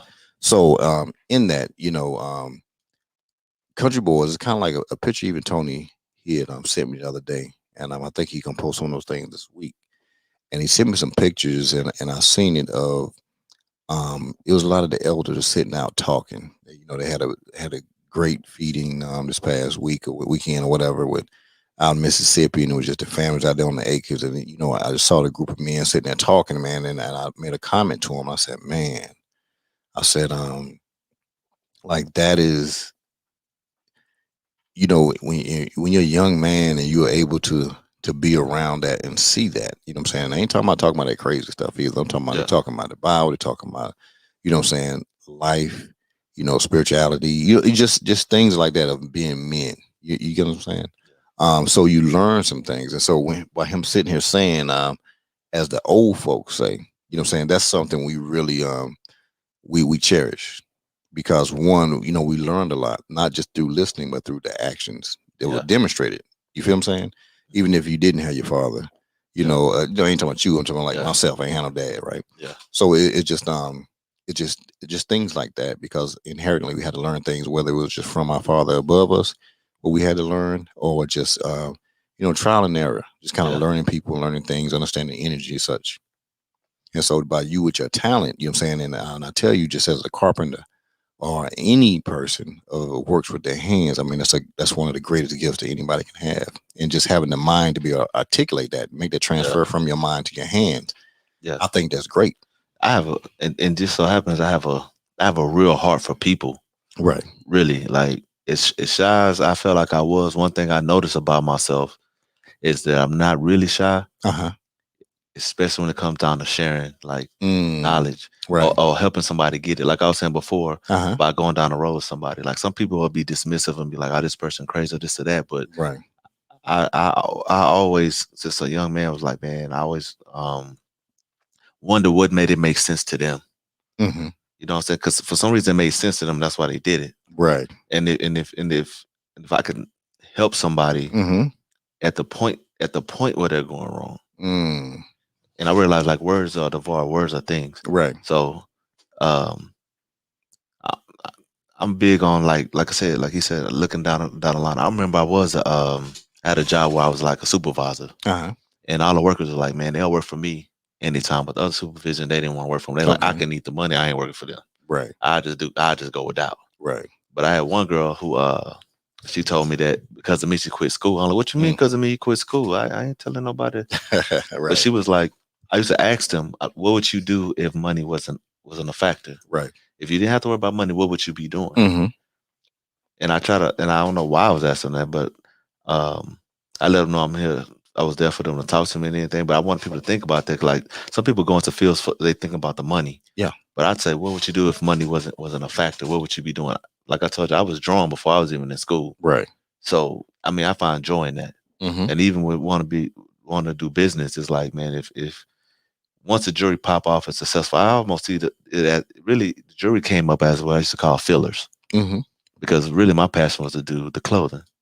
And everything else was like, how do you get the capital up so you can do the clothing? Right. So what the girl do? What girl? We talked about that. Oh, in the dream. We talked about that. Go ahead. So remember you was on a point and then you go swim. So your sister. Shout out to Robin. Anyway. So she stopped working and she started doing what? Well, actually, she said that because of me, she stopped going to school because I asked her that question. Right. And she was going to school for pharmaceuticals, and she had an accident. Okay. Where she used to do hair in like a high end salon, like a high end salon. Right. When she had the accident, she couldn't work out. She blew up. She got bigger, and she's like now that she was like overweight.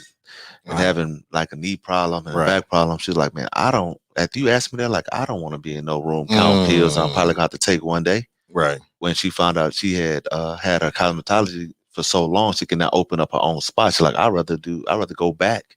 Right. Doing hair, something I love to do versus going to school just to get this doggone money, being locked in a room, with pills I might have to take one day. That's what she told me. She's like, and she's like, if it weren't for me asking her that, that's what she would have been doing. She's still been. She said, I found out that since I already got the cosmetology degree, I can open up my own stuff, and I'm going to pursue that versus paying to go to school to do pharmaceuticals when I really don't want to do it. Because some people do stuff just for the money. Right. And they do, and I tell people all the time, so you chase money, you'll be standing in the same spot. That's in small country stuff. Once again, you know what I'm saying? Yeah. But we do things we love to do. It sometimes it don't pay. It don't. It don't. It might not because it's what you love to do. What's crazy is all the ideas and all the stuff I wanted to do. I wasn't thinking about money, but then I seen you can get rich and all this stuff. Right. That I'm interested in. Like you mentioned, you don't wear jewelry. I don't even wear jewelry. Right. But I do understand that a lot of times jewelry have a sentimental value. And I think that's the reason why men really don't wear jewelry. Because women, my wife, I buy her jewelry. I don't buy her jewelry. I make jewelry for her, right? And they get the wedding rings. They get the anniversary gifts. They get the birthday gifts. They get the Mother Day gifts. Right. And normally people buy them jewelry. So they have a sentimental value. So that's why normally women wear jewelry. Right. But like you that's it. I don't even want this. I don't even want this. I want that. I like that. But see, why you want I this? I made this. But why you want this? Because my daughter did. See, it's sentimental. That's what I'm saying. And because of that, I care enough to make this just like this. Right. So you can so it had a meaning that you wanted to have behind it. Right. That's what I'm in. So then here comes the other part to it, right? Yeah. So now what happens is also, I already told you I don't even wear jewelry, right? Yeah. But when I do wear that, yeah, you can understand where I'm gonna wear it. Yeah. And when I'm gonna wear it, it's gonna be a conversation piece. You understand what I'm saying? And that's because people know who I am, and they know what I don't do. And the fact that they were like, hold up, and they're gonna talk about it. And see, I have to make it look. I have to put my swag on it. So I have to put my swag on it. I don't know how to put it. Like when they look at it, like it has to say Rob Mac. It has to scream like, hey, my Rob Mac, unique in every way. It has to be immaculate. For one, it has to be immaculate. It has to be. I did a ring for somebody, and really they already got proposed to. Right. So he already got the ring, but they came to me to do the wedding band. I made his ring go inside my ring because if you're gonna show anything, they're gonna be looking at my stuff first. Right. I just made the wedding band swallow the engagement ring. But see, now here comes the other part about it. Think about what I'm saying. I don't even wear jewelry. Let me tell you. Once I make this, you're gonna want to wear it. But you gotta listen to him. See, you gotta respect the man just like I respect you. You know what I'm saying? You gotta respect the man's word, right? And so I respect your word. One, I know it's gonna be one of a kind. One, I know it's gonna be flawless. One, I know it's gonna be unique. I understand that because that's what you say. Because that's what you are, and I take your word for what it is. Yeah.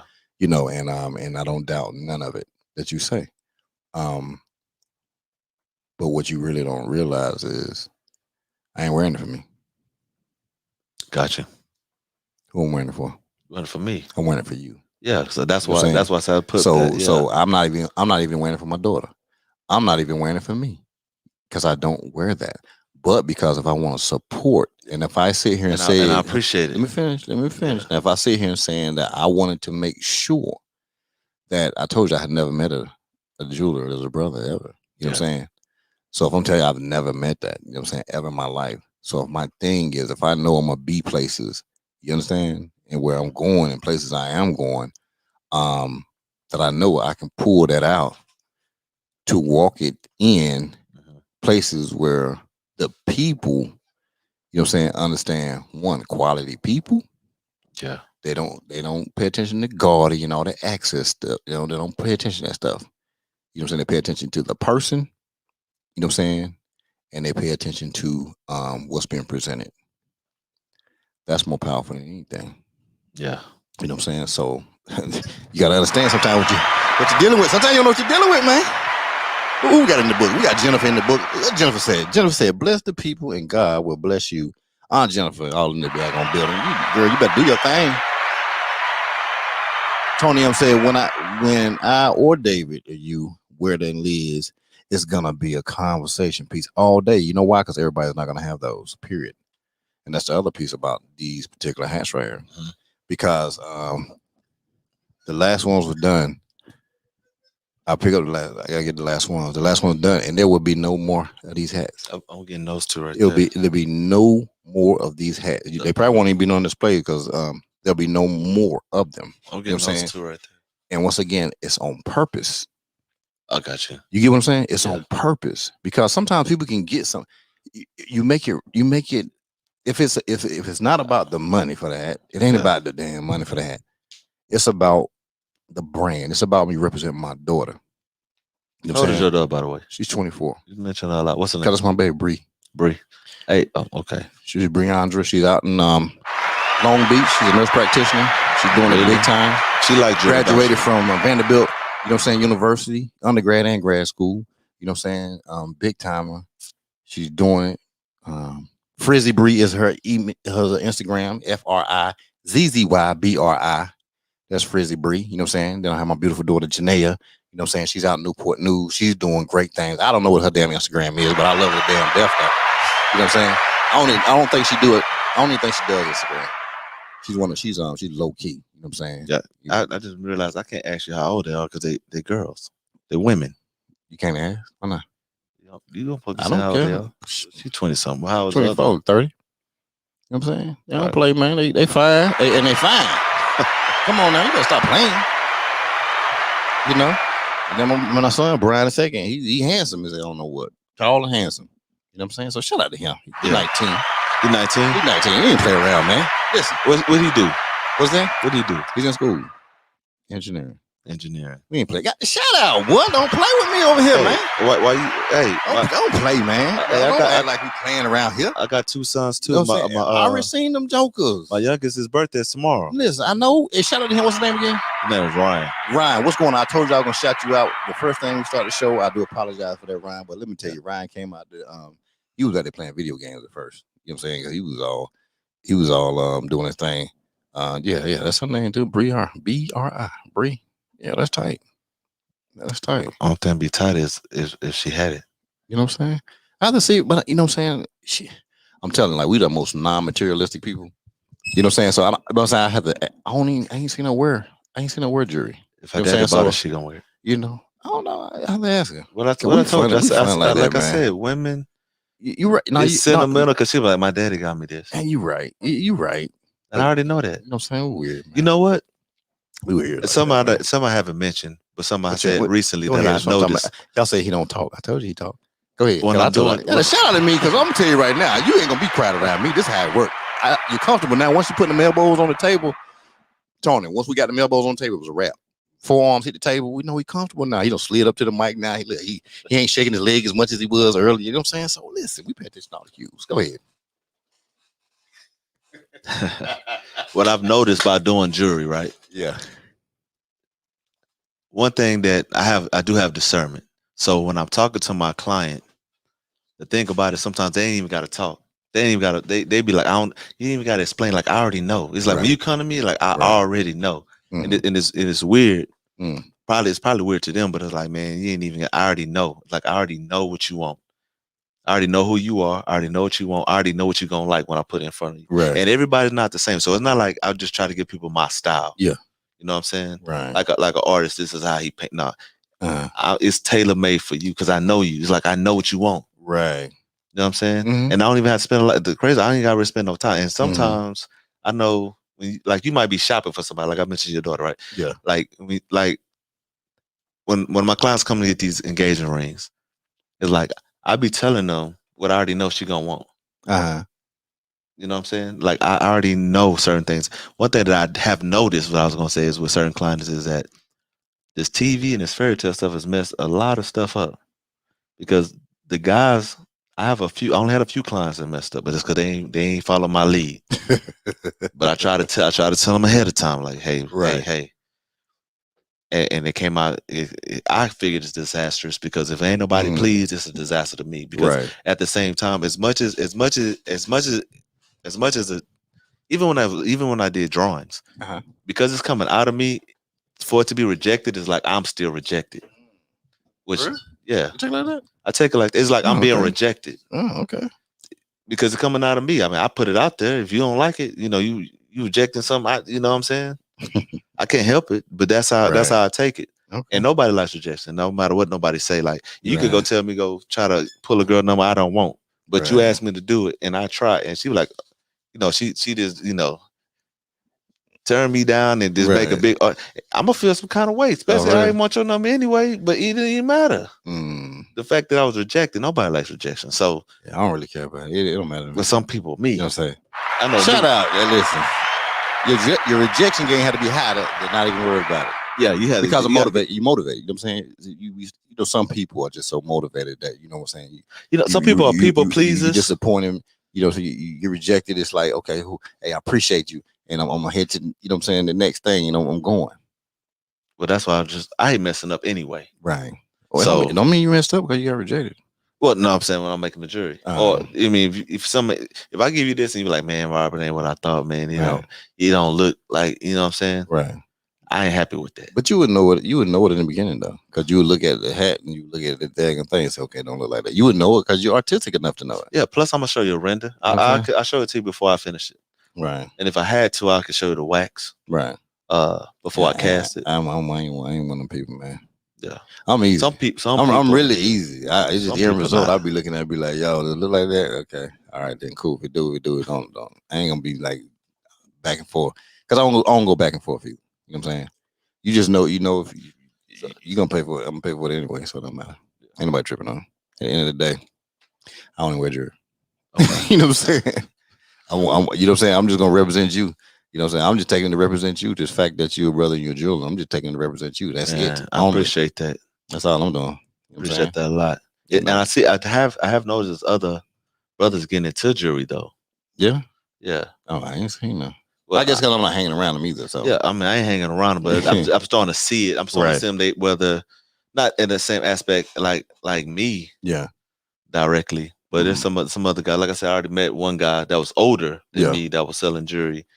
And there's some other young cats that was selling jewelry as well that I come across recently. One of them actually they making it. They're trying to make some stuff too. Right. But where we differ is again with the designing part. Okay. But so you getting in there, you in there getting a design. So a project like that right there, a project like that, like I'm just saying if it was a base project, just a base thing, how long does it take? The length of time? 2 weeks. 2 weeks. Okay. All right. And I can go faster or I can go slower. Right. So I work with the client because sometimes I just do payments. Like I just take the deposit, do the CAD work first, get the estimates instead of just saying, oh man, it's gonna be X amount. Right. I try to figure out what it's really gonna cost. Right. To produce it and go from there. Okay. I mean, I don't know stuff like that, so you know what I'm saying? I don't know jury. You know what I'm saying? So they beat me in the ear. You know what I'm saying? I bought rings. What's 1186? That's water you've been drinking. Oh, okay, the water I've been drinking. So I need to stop sipping it. What's that? You stop sipping and drink a little more. Yeah, probably. Tony saying. That's your homeboy? Yeah. Tony's been, like since I started my podcast. I only know what Tony. I'm gonna talk to him tonight too because he usually be on the road. But I don't know when he ever caught any of. I don't know what show he caught, and I don't even know how he even got to my channel. I don't even know how he got there, but he had gotten there, and and he had called in. He was just kind of like, man, you know, he look at we kind of think alike because we just both country boys. Yeah. And so he was just kind of like, man, you know, he said, is your show another show? He said, I don't put alerts on my YouTube for people's shows, but I went back and looked at some of the other shows. He said, man, and I actually like your show. One of your show is one of the shows I have alerts for. So when I first started these things some weeks ago, you know, I ain't know how to work none of this stuff, man. The mic wasn't right. I wasn't plugged to the computer, so my sound wasn't right. I ain't had no lights. Man, I'm trying. You know, I done this in the February. Yeah, cause you tell me I actually all only been in Houston. You said 9 months. Yeah. And then you tell me your background. I'm like, but how does that turn into a podcast? I know. Trust me, man. I know, man. So I've been doing this for this 5 months now. So I'm exactly 5 months. I've been doing a podcast.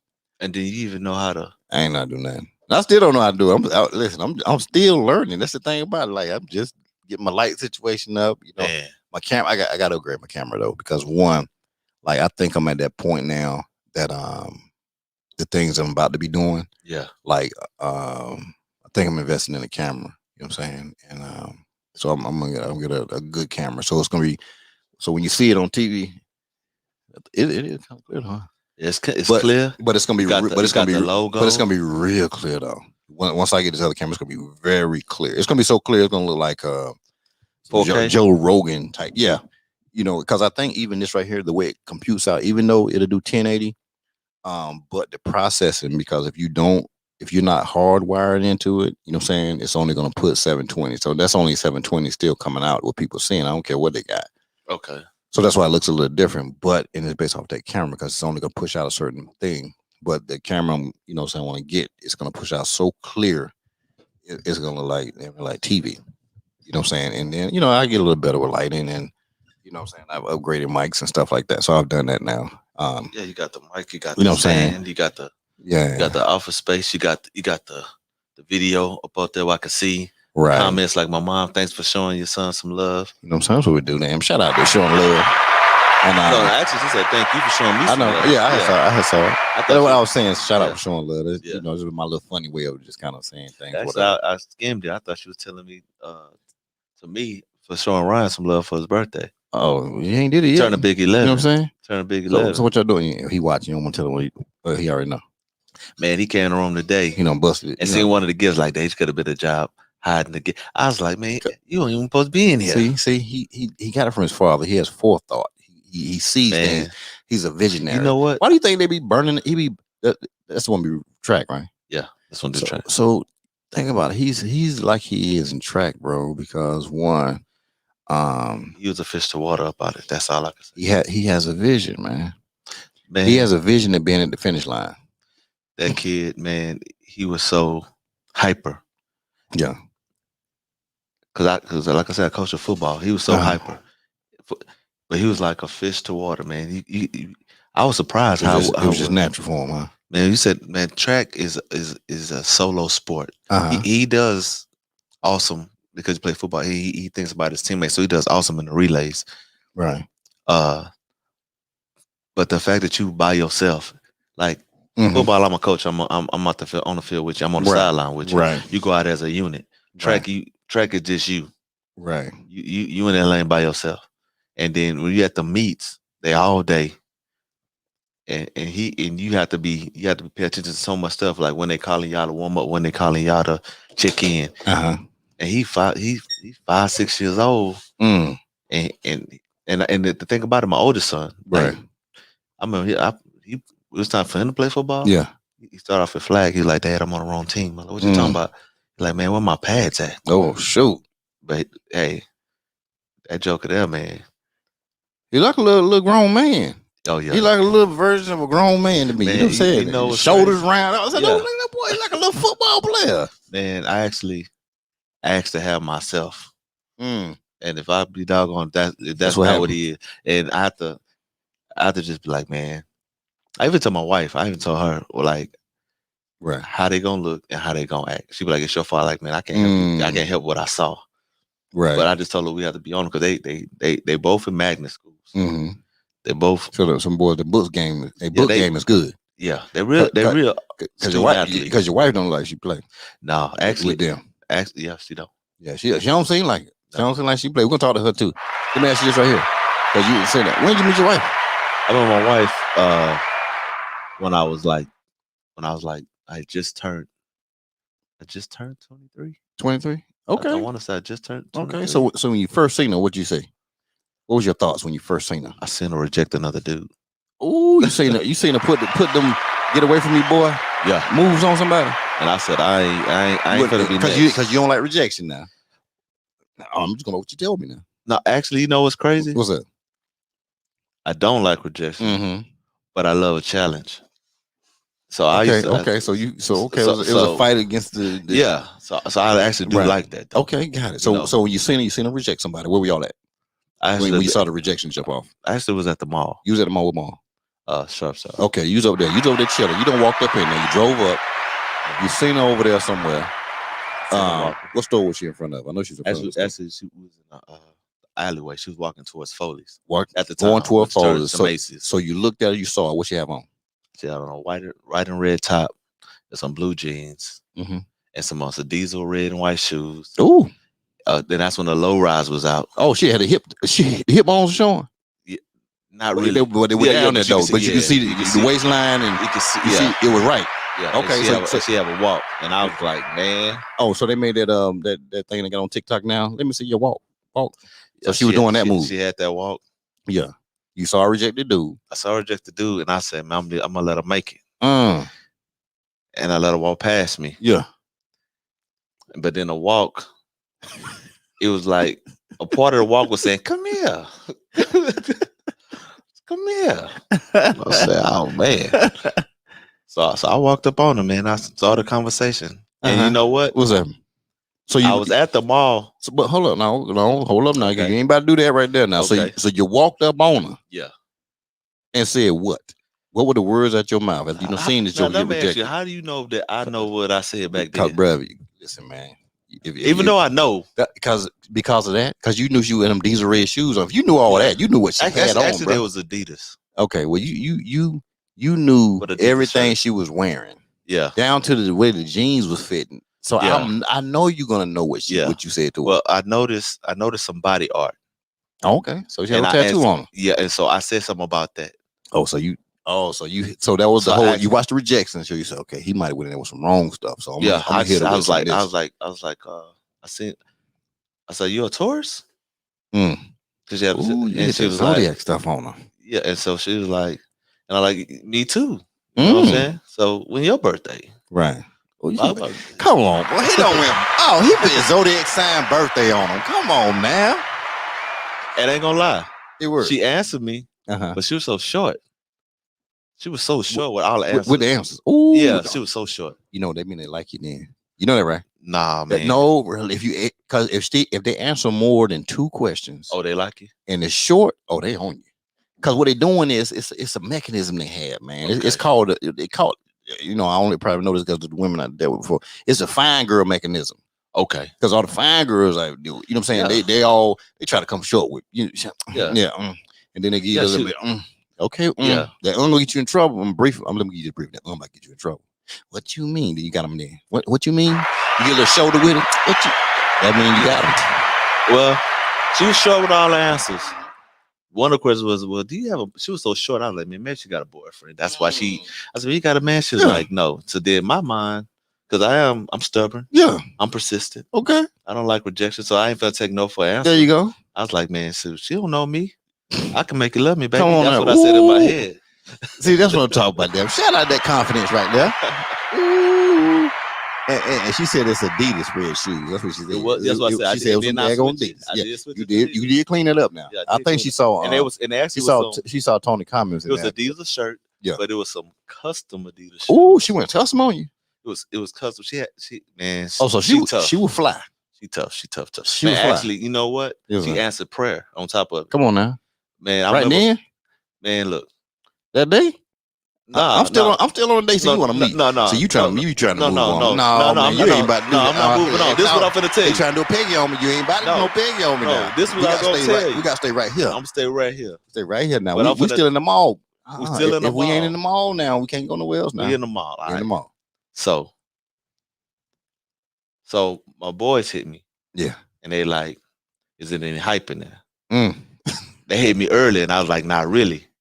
That's oh wait, I see one, and that was her. Okay. And so y'all in the scalpel. We used to play this game. And now I'm saying a little bit too much, but we used to play this game. And at the end of the day is all I said is when I got her number, like I ain't playing today. I'm through. No numbers done. It was so hard to get her number. Come on now. How'd she make so hard for it? We're gonna talk to her in a minute though. I'm gonna find out. Man, I'm gonna hear her version, but I want to hear what you got to say right now. All right, so I'm up behind her. Yeah. I'm talking to her. Yeah. She's short. You keep saying she's short. She ain't really that short, bro. No, she's short with the answers. Oh, okay. She's short with the answers, like she don't want me talking to her. But she's still there. She in the mall.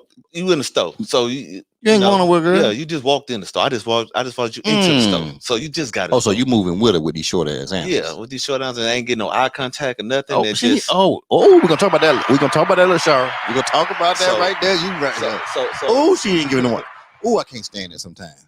So my homeboys hit me up. I was like, all right, so I'm gonna vacate the premises. Oh, okay. But I was like, can I get your number? Yeah. And she was like, nah. But she was like, I'll take yours.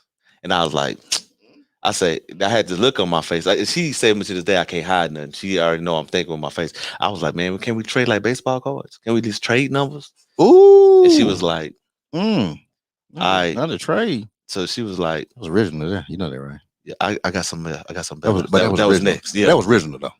I followed up with, she was like, all right, I give you my number, but I ain't looking for a man. That means she looking right there. That's the I'm looking. That's the unlooking. I'm gonna talk to you about that, girl. You were looking that day. You know what I said? What's that? I ain't looking for a man either. Ooh, okay. That was a little corny, but I'm gonna work with you though. That was a little corny though. That's why she liked it, because she said it was corny. And she gonna corny is funny. Look at Nick. And that's what I'm saying. She gonna tell me that too. She gonna say I liked it because it was corny. But we didn't laugh. But it's all good though. We was straight. So I said it. And I'm dyslexic sometimes. Okay. But I got auto correction. I might say something backwards, but I still write it right. Yeah. But I used to have a little game. So I had the Nextel. Okay. Ooh, I know about the Nextel. Don't play with me. And I flip it down and go to speaker. So she had a little game. What her thing was, she said, all right, I give you my number. She switched the last two numbers around. That's all she did.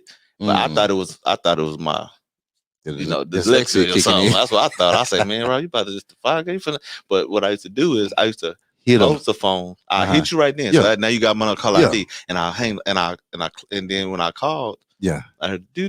She was like, what number you got? I hit it again. I closed and let this be on speaker. What number you got? So she like when she's it just so happens with her just switching the last two, it didn't look like she did nothing. You see what I'm saying? Yeah. But I was able to get the right number right then. Right there. So then my partners, they was like, I was like, bro, I'm through. Because we had a thing. Like we from Houston. They had the song I Don't Want No Bugaboo, right? Right. So like can't be no bugaboo. So we had a 24-hour rule amongst boys. Like you can't call the same day. Can't be thirsty like that. Yeah. But you hit up within 24, didn't you? No. I told them, hey, bro, I don't care. Get no other girls' numbers today. Right. You gonna wait this 24 hours. I'm calling her tomorrow. I'm calling this. And they was like, ooh, what's up with her? Like what? I said, man, I don't know. Something about this girl, bro. I got that energy. I don't care. And I think part of it was the chase. Also, like, but it was something about her. I said, man, I told them then. Yes, man, something about this girl. Right. And I'll be doggone 8 months later, I was married. Come on now. Ooh, she locked you down. Boy, who was Annette, her mama? That's her sister. Boy, we could talk to them damn Reed girls, see what's going on with them. Annette, now they know something. Somebody taught them something. Man, really? Somebody taught them something. Really? She locked you down an eight piece. She put an 8 piece on you. Yeah, I was about 8 piece. Yeah, that's what I'm saying. She put an 8 piece on you. So it wasn't nothing about you. This was all her. And all I kept telling myself was, Rob, you don't get sprung. I was breaking all my rules, man. I was like, man, T-Pain made a whole song about you. Yeah, you know what I'm saying? A whole song about you. Just kept doing things I never do. I sure you know what I'm saying? Yeah. Hey. Go ahead. Hey, Lashara, leave them Reed girls alone. I'm trying to tell y'all, if any of them still loose, if any of them still free, single, don't mess with them Reed girls, because I'm telling you, they lock you in. You already got him off the books 8 months. What's what? Annette, she locked down? Who? Annette. I ain't gonna talk about it. No, I'm gonna say she married, is what I'm saying. I ain't gonna say. Well, no, it's part of the she joke. Not bad, she not. Okay, so leave Annette alone is what I'm saying. Yeah, nobody out there don't meet Annette, don't talk to her. You talk to her 8 months in, you through. Got them Reed girls, I'm trying to tell you. But hey, they don't take care of you. I mean, hey, I can believe it though. But what I'm saying, if you was out there trying to run some game, play some game. You know what? That's what you that's what you trying to do though. Keep it real. You told me you and your boys they out in the parking lot. Asked you some. Hey, I'm gonna tell you how we doing. There's some things in there, man. You know, there's a couple up in here. I ain't seen nothing, but this one got me, bro. And then what y'all do? So we was doing that. And we would see who can get the most numbers. That was the game. Who can get the most numbers? I don't even do that stuff. So we can compare. And say, I'll play the game, but I wouldn't even call nobody. And that was a whole thing. That was like not only. But see, I think we didn't get numbers. So that's the difference. So I think is we gave our number, and this is the reason why. Because the one thing we weren't trying to do, like this, we ain't sweating nobody. You know what I'm saying? Period. The girl knew what she had to do. What I'm talking about during her day. Like she knew if she wasn't busy, if she was busy. So I think it was this pretty much right here. And we didn't do a group thing. It was just like when you met somebody, you just kind of like, hey, well, here's my number right here. You know what I'm saying? Yeah. You know when you're not busy. You know what I'm saying? You know, in fact, some years ago, my kid's mom, that happened with her. You know what I'm saying? So I ain't want a number. Here go my number. You know what I'm saying? You take my number. Don't worry about it. No, I don't need your number. You take my number, right? Yeah. 30 days later, she called me.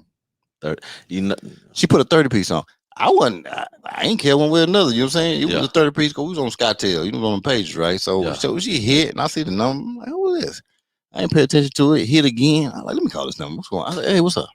And she's like, you remember me? Blah, blah. I was like, no. I like, I said, no, I did, but I was just like, nah, I don't remember who we had. Oh, yeah. I said, oh, yeah, what's going on? I said, shoot. I met you like a month ago. I said, cool. So, but she had wanted to do something, go out or something, right? But what I found out later was she hit me and somebody else. Yeah. You know what I'm saying? But she said, oh, no, I really wanted you. You know, I paid you, but I called him. He didn't answer, but I had paid you, and it was like whoever can call back first. But she tried to claim she wanted me, right? So just try to claim. Right. But at the end of the day, that's what I did. She was like, well, what you doing? I said, shoot, I got stuff. It was on a Friday too. I said, shoot, girl. I was living in DC too. I was like, hey, I said, I got stuff to do. I said, hire me Monday.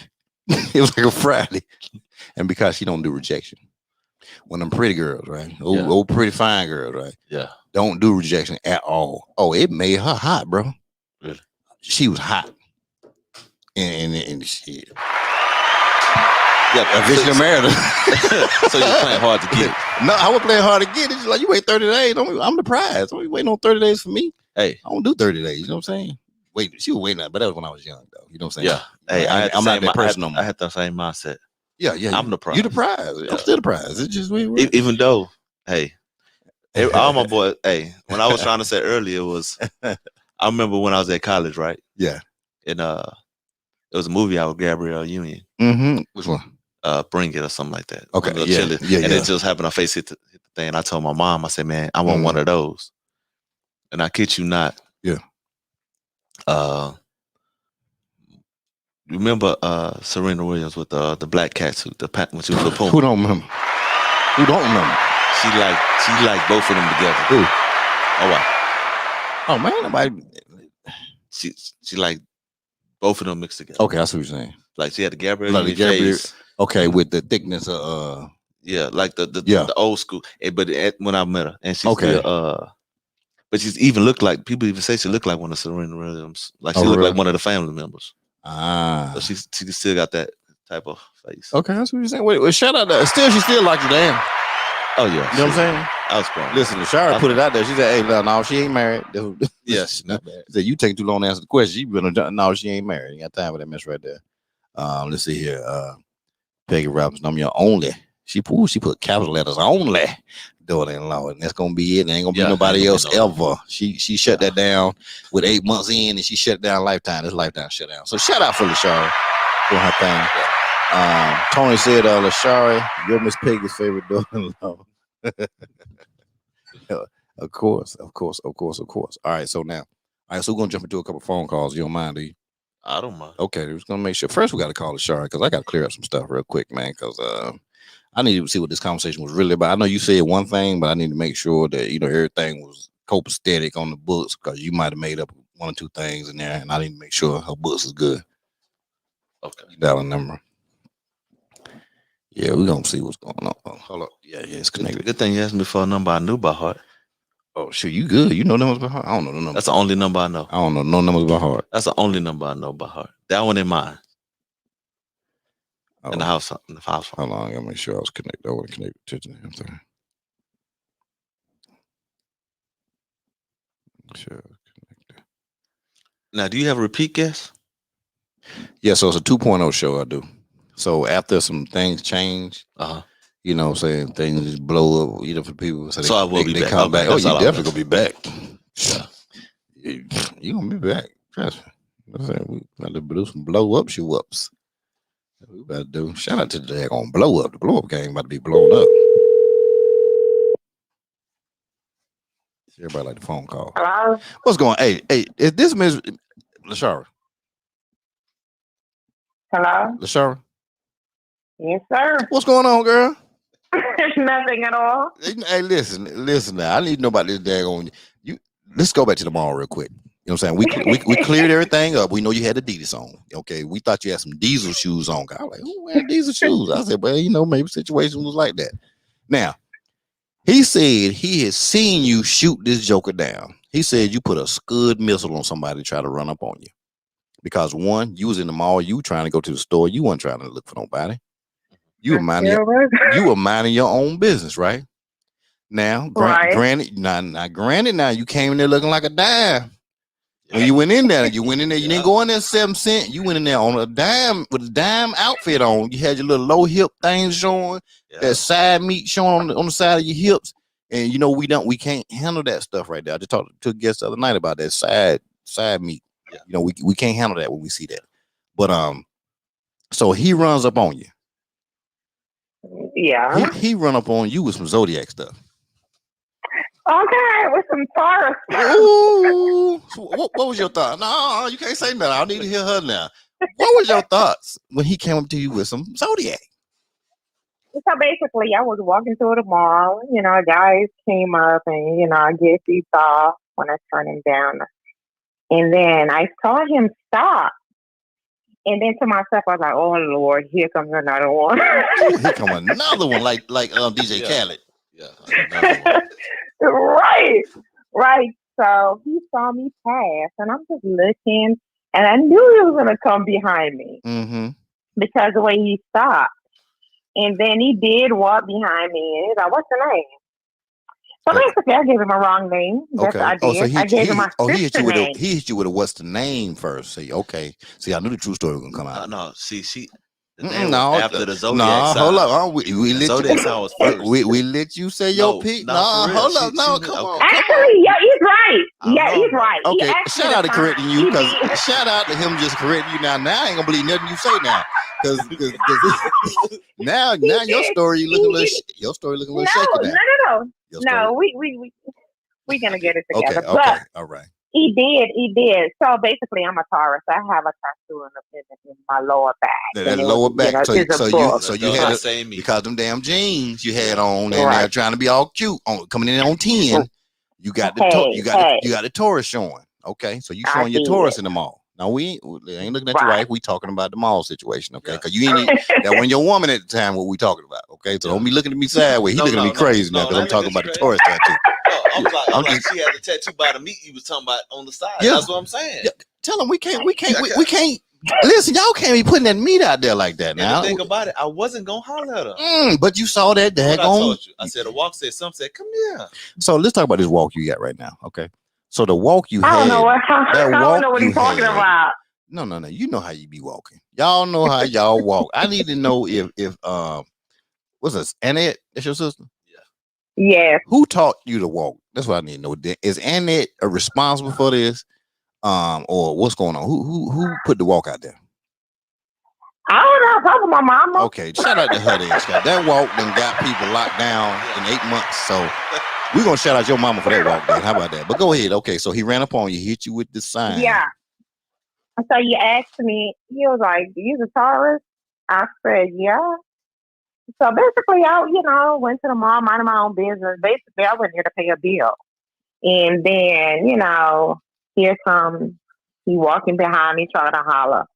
And because, we go to the mall, I mean, it's like I never go to the mall in peace, right? So it's just like so I you was always so get irritated. Ooh. Yeah. Right. Come on now. So I was just irritated. What's your mama name? My mom passed away. Oh, I'm sorry. Unfortunately. But still, what was her name though? Oh, he in the wrong button. Is that right there? Lola. I didn't know my finger. No, go ahead. Is it that one? Shout out to Lola. You know what I'm saying? Rest in peace now. But Lola put that walk on, I'm gonna go ahead and tell you right now. Hey, listen, Lola did that thing. Shout out to Lola. Don't play with me, Lola. Go ahead. Right. Go ahead though. So so basically he asked me my name as well. I said my name is Sharon. So I think we'll get to the point when you say that I told him when he asked me my name, I said I'm not looking for a man. And he said I'm not looking for a man either. So I started to laugh. Cause that was corny though, wasn't it? It was. I told him it was corny. He didn't want to believe me. I told him that's why I get why she laughed. It was. That's how you broke the ice. But he really thought it was smooth though. He said, "No, I got something for you." What I said, he told me, "I said I ain't looking for a man." I'm like, but it was cute. It was cute, and women, y'all love cute. Right. Yeah, y'all love cute. So he asked me for my number because I think he walked. He walked a distance behind me. Oh, so he was like he was really desperate, right? Them low cut jeans. Desperate. I tell you. So he walked a distance behind me. So I'm like, okay. He asked me for my number, so I was like, okay, you know what I'm gonna do? I'm gonna switch up the last digit, the two last digits. I'm gonna switch it up on him. This dude pulled his phone and want to call me right there on the spot. He was supposed to. No. You trying to ghost him. You tried to ghost him though, but you know what? You really didn't try to ghost him though, because you wouldn't have put all the other correct numbers in there. So a part of you wanted him. Typically, no, because listen, because I didn't thought he was gonna call me right then, because normally he always does that. And they never call you right then. So he just like, okay, I'm like he in his head, I'm about to call her. Like he got that problem before. So you was like, let me call her right then. So you called me. She read you on that one. You done got rejected before. You done got the wrong numbers. You and your boys done got the wrong numbers out there. My boys did. I did. She was the first, but I corrected that. I'm just going with what she said. Now she said that must have happened to him before, because most dudes wouldn't call right then. But she said you was slick. You gonna drop the numbers. Well, we was trading like baseball cards. So I was like, "Well, here go my number. Now we trading." Okay. Now you agree with you agree with the trade now. That's what you did. I did, because it was like, man, come on. What else am I supposed to do? You call me right in the day. I'm right in his face. So I was just like, I just switched the 2 digits up, the last 2 digits up. Right. So he's just like, after this, like, oh Lord, I have to just switch it and give it to him, the right one. So. Okay. Tell him what else you gave me that was wrong. Pardon me? Tell him what else you gave me that was wrong. Actually, I gave him my sister name. And the wrong age. Wait. Come on. And I did. Because you look so young. Yes. So you look at him like he was a little baby, huh? Little baby right here. This just cute little baby. I've been running circles around this little baby right here. That's what you were saying. So, because this is the thing too. Because when they look so young and they try to talk to you, tell them you're older. So like, oh no, I'm not looking for it. Let me go ahead and leave her alone. Right. But not him. He's just like, okay. He was okay with the wrong name, with the wrong age, and the wrong number. He knew. So at that point, you knew he knew what he wanted. Yeah. You should have known that right there. He knew what he wanted at that point. Actually, when she told me she was older, I said, "Oh, I like older women." A little season on. Hey, everybody like a little season on the chicken now. You know what I'm saying? Listen, you can't eat no raw chicken. You gotta put some seasoning on it. You know what I'm saying? You remember how old you tell me you were? I don't even remember. You remember everything. 24. Okay. And she thought I was 19. She thought you were 19. Okay. Yeah. You were 23 at the time. I was 23. So I'm like, that ain't girl, no you done messed up, girl. You done put yourself all in the right ballpark at that point right there. So Lord, so now let me go ahead and put this on now. Hold up now. For the person that you gave the wrong number to, the wrong name, all the wrong everything. But yeah, you locked this joker down in 8 months. I sure did, honey. Now, hold up. Did. So you got confident on that right there. Now, hold up now. So hold up now. You know what I'm saying? You done all this wrong happening. Next thing you know, you done locked this joker down in an 8-piece. Huh? I sure did. But hold up now. You weren't even looking for a man. I wasn't. And 8 months later, you like, nah, he locked in. We ain't got time for this right here. So let me ask you this right here. During the time he was courting you or dating you, when did you give him the briefing that his phone call could no longer get phone calls from other women? That's what I need to know. Actually, I don't think we had that discussion. I just think he knew. I'm Jamaican, by the way. So you already don't play it. Right there. That's what it is right there. You ain't playing that. That's what it is. Let's be clear. I'm Jamaican, so we only tolerate so much. Ooh. And I think he knew that about me, so he has to take care of that. You done just said everything right there. As soon as you said that right there, I got it. I could tell. I know what the deal is. You wasn't playing that anyway. You don't play a lot of stuff. I don't. I know. Your play game is very limited. You know what I'm saying? Yeah, it is. Hey, real talk. Your sons fear you more than him, don't they? Yeah. I know. I could tell. When Joe came outside, when you came outside, you look back at the door, you like, somebody better be cutting that door, because I went back and got him playing that game. I caught all that. He better playing the game, and she looked back at the door, and he was cutting that door, right at the right time. You better believe that. What? You better believe that. He was cutting the door, so I already knew right there, okay, y'all see what's going on in this situation. You know what I'm saying? Yeah, mama crazy. Shout out to y'all being crazy, because, listen, there's nothing wrong with good crazy mamas. My mama was crazy. Single parent. My mama was crazy. I don't know what. You know what I'm saying? TLC. Yeah. Okay, and that's cool, but we're talking about the kid part. Yeah. From the kid's mindset, mom was crazy. Yeah. Your mom was crazy? Yeah. Because she said she was crazy now. Yeah, but she had to be. But I know she didn't have to, but I'm saying, but she said she go there for her kids. I didn't have to do experience. So much, yeah. I only it's a little bit. Seems like Robin would have tried her. They probably try sometime. You know how girls do. The girl when they about 13 and the babies. The babies, they try. Shout out to them kids trying. Ryan is the one who tried. Ryan. Yeah. Because they spoil their babies. And mama be changing after they got a little older. They change. Then they be looking like, what is going on? What's wrong? What's wrong with her? Okay, well, let me ask you this right here, and it's part of the main topic here. I do that part just make some fun and get some humanistic points in. But now, as far as his, I know you're gonna speak from a wife's perspective, but just raw, real talk, right? His jury making to you, you know what I'm saying, and I seen your necklace up close, you know what I'm saying, in personal. To you, why do you love the work that he does and the quality that he does? Why do you love that? The reason why I love it, to be honest, because Robert don't make jewelry just because he wants money. You don't make it, you don't look at it as a business on his side. He look at it and because he start to actually draw it. And when he draw it and send it off to get it, the second step, so basically he would draw it because it's custom, and then he would send it off to get it cast. Not cast. Robert, help me out. Yeah. I get the render. So the render. Thank you. The render, and then the mold. The excitement to see what he put on paper, and it actually comes to life. Right. That's just like a joy to him. That's just like, that's more than money for him. To see that people wearing his piece. Ooh, powerful. So, yes. So powerful. That means so much to him more than say, hey, basically my husband actually do these pieces for free. He made jewelry actually for free because he really don't charge a lot. Right. Period. But as what I say, it's pay of just seeing his draw, his work come to life. That's say a lot. That's say a lot about somebody. Right. And he's very professional about his job. He just he critique every little thing.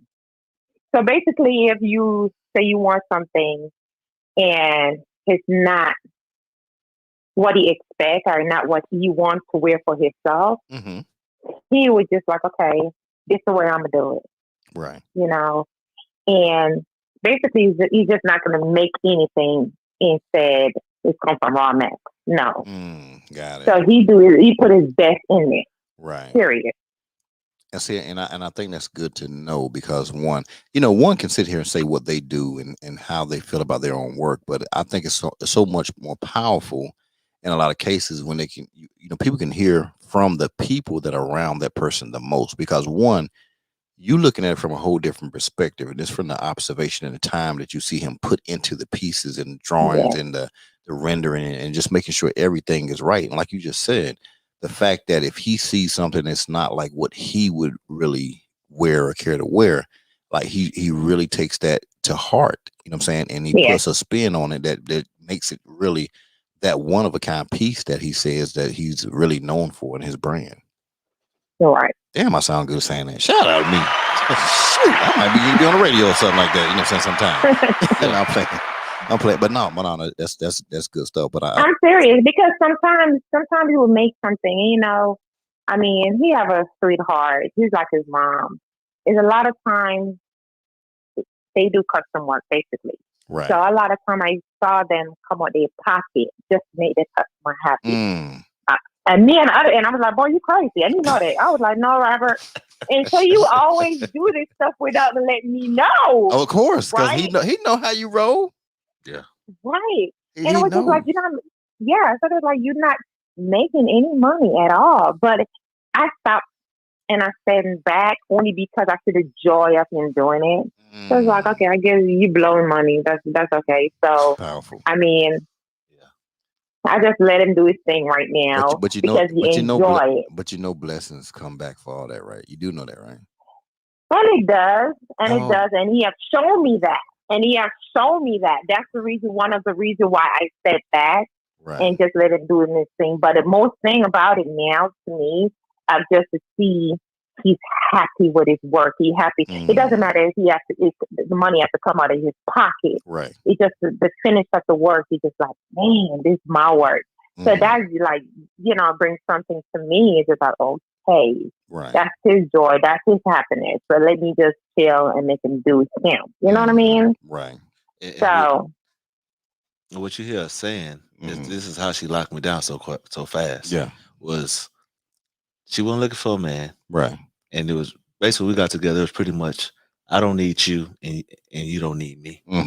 We're gonna get together because we want to be. Right. And then and like I said, the thing that I noticed, because in most of my relationships, I'm the giver. Like I really when I first I couldn't even really hardly take all the niceness, all the love I was getting. Right. I had to tell her to stop some of it. Because you weren't even used to it. I wasn't used to it. You were the one that provided. It was a given. Yeah, I'm just a given. Right. And so the thing about it was, it's certain things that happen in a relationship. Like one time she made me lunch. I got to be at that airport drop early in the morning. Right. And here she is. She made me breakfast and lunch, and I left for lunch. And I'm a big dude, right? Right. Man. Don't tell me she brought that thing. She brought that. Girl, hey, listen. Hey, guess what? Hey, these damn Reed girls. Y'all better stop playing. The Reed girls. And she was tough when she came. She ain't come with no bonnet on her head, and she came looking tough. You forgot who you met at the mall, don't you? But she can't, man. Yeah, you forgot? Did you forget who you met in the mall? Hey, why you close everything out? Yeah. But look, early in the morning, she got right. She got right. Brought me this up before the job started, and I'm like, man. And the thing about it is, I can see that she had my interest, your interest at heart, and that's what I said, man. You know what? I wasn't like my boy's like, man, why you tripping? Like, what? I'm like, hey, I didn't expect to get married so quick, right? But like you said, I look ahead. I was like, man, I'll be a fool to let this girl get away to hope to find this opportunity again. Ain't out there, bro.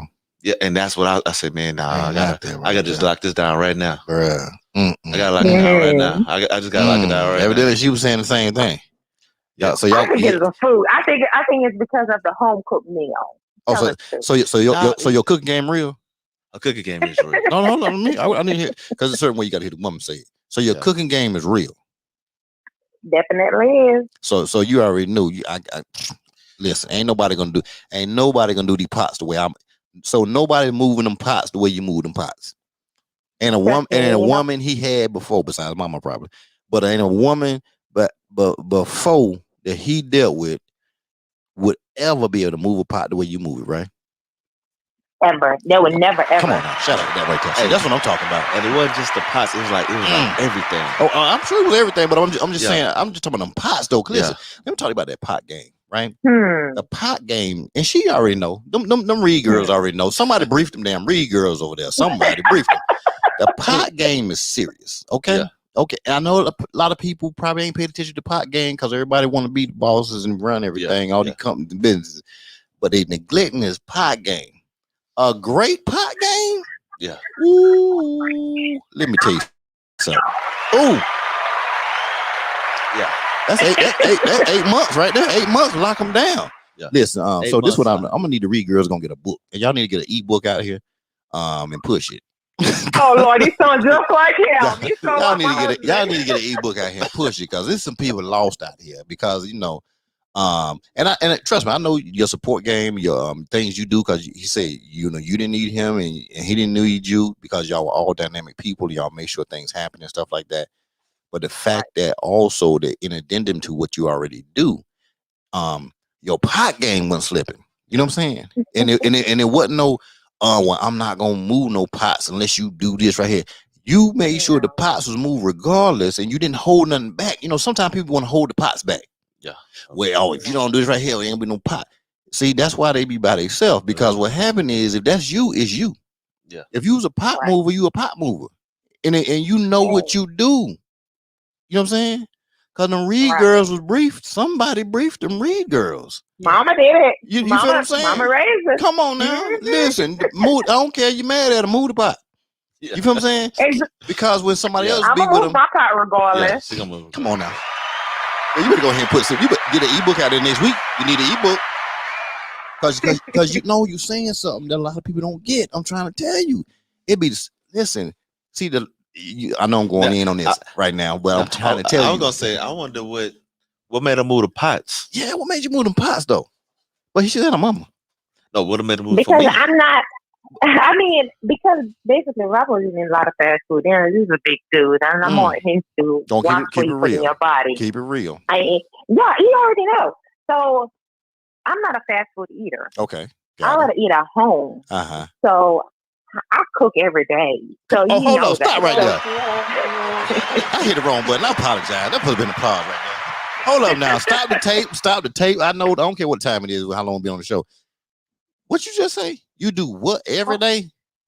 I cook because we have to eat, and I don't do fast food. Come on, we cook every day. We eat. Yes, we eat good every day. I ain't gonna believe this.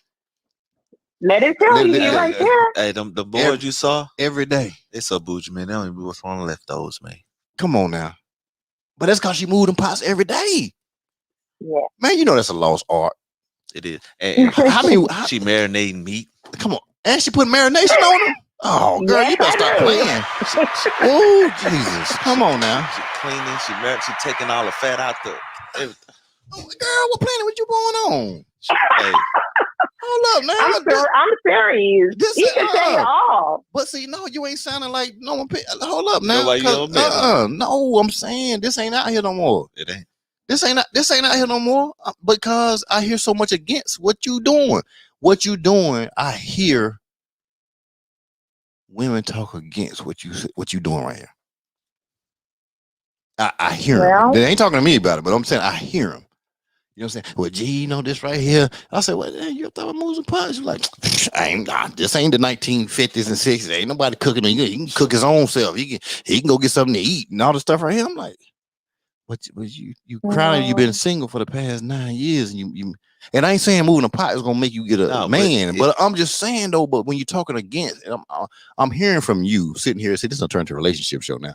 Actually, that's what I thought. And it's good, and it's good though because one that might be the minister, not the minister, but what's the word? The word I'm looking for. It ain't minister. It's the ministry. Yeah, ministry. Y'all might have the relationship ministry. You know what I'm saying in here. Right. But the fact that you sitting here saying, you know, you moving pots, you know, you looking at his health and saying that, hey, you know, man, you eating too much, eating out and stuff, like we don't do that. You saying, you know, we saying in a joking way, you talking, man, these kids bougie, they don't even like no leftovers, because one, they I don't know, when they meet some women, it's gonna be a hard time, because they got them Reed girls gonna be in the ear. They don't watch their mama move them pots every day. So all they know is, oh girl, I came up, my mama move pots every day. Like, what you doing? Hey, and we work with an independent woman as well. We don't need men, but hey, a lot of women say they don't need men, right? Mm-hmm. Right? Yeah, I'm listening. They made their own money. Okay. Everybody needs somebody, because you don't need a man, but you're gonna go home lonely at night, right? Ooh. Because they don't understand that it's not say I don't need a man. It's about having a relationship with someone. Because a lot of times you have a hard day at work. Okay. You don't want to talk to your friend. You want to come home and you want to have a conversation with your man. Right? Yeah. Because your friend's gonna have a man. So you can say you don't need a man. Right. And I'm not gonna cook, I'm not gonna wash, and I'm not gonna clean. Okay. Right. But which everything, I mean, it works for them, but to me personally, I still believe a woman can be independent and also take care of their house, because that's what I do. I made my money and I take care of my house. My husband can tell you, I'm the kind of person, I'm a neat freak. Right. I don't like dust, period. I can believe, because he said it too when we were leaving. You know, say we talking about about coming, whatever. I said, well, you called on FaceTime, tell me. He said, well, I think she's cleaning up right now. Yeah, so yeah. It's how, you know how it is. The husband walk out of the house and like, yeah, now let me clean up behind this joker. Yeah, you know. But how do you manage? You know what I'm saying? But how do you manage that? I mean, you say you were taught this. That's the way I was raised. That's what I saw my mom do, and all my sisters we like this. So we saw our mom went out there, and my dad was there, but he's not there. So I saw her go out there, hustling, come home, clean, cook, and take care of us. You know, so I think that's what a woman's supposed to do. It doesn't matter if it's 2020 right now and it was like 1980 back then. That's something she's so inside of me, and that's what I do. Right. And that's why I tell my kids, you need a woman to take care of you and you take care of her. A relationship is 50-50. It's not about 70 or 20 or, it's about working together. Right. Period. Right. So it's just, I guess this is me. That's the way I have a lot of friends. Don't do half of the stuff I do. They be single too, though, or having problems. Yeah. Single or having problems, or both, right? Hey, I told her one time I was working out of town, and I had a coworker who let me stay at his crib and like rent a room. Yeah. And I said, man, if he ever know what I had, man, he'd be so jealous, man. He'd be so mad. Because I was seeing his dynamic. You watching that dynamic? Yeah, I was like, toe up, huh? Yeah. She got me being a little bougie, actually. Come on now. Shit, I can't stand dust either. I was up there sweeping. He said he called me. Man, but you know what's funny? Both of you guys, and I'm see y'all been married 16 years. You know what I'm saying? That's great. You know what I'm saying? Shout out to y'all. That's beautiful. Yes. That is so beautiful. You know what I'm saying? The fact that that one, you know what I'm saying, you're some parents at home with your kids, you know what I'm saying, and I think that's a dynamic for them to see the mother-father relationship, and it's steady and it's strong and it's a supportive, and like he said, yeah, my wife got me on a flight heading out with the kid over here to play football or run track or something like that. That you booked the flight today. Yeah, you were telling me that, and it's kind of like, hey, y'all be on that thing.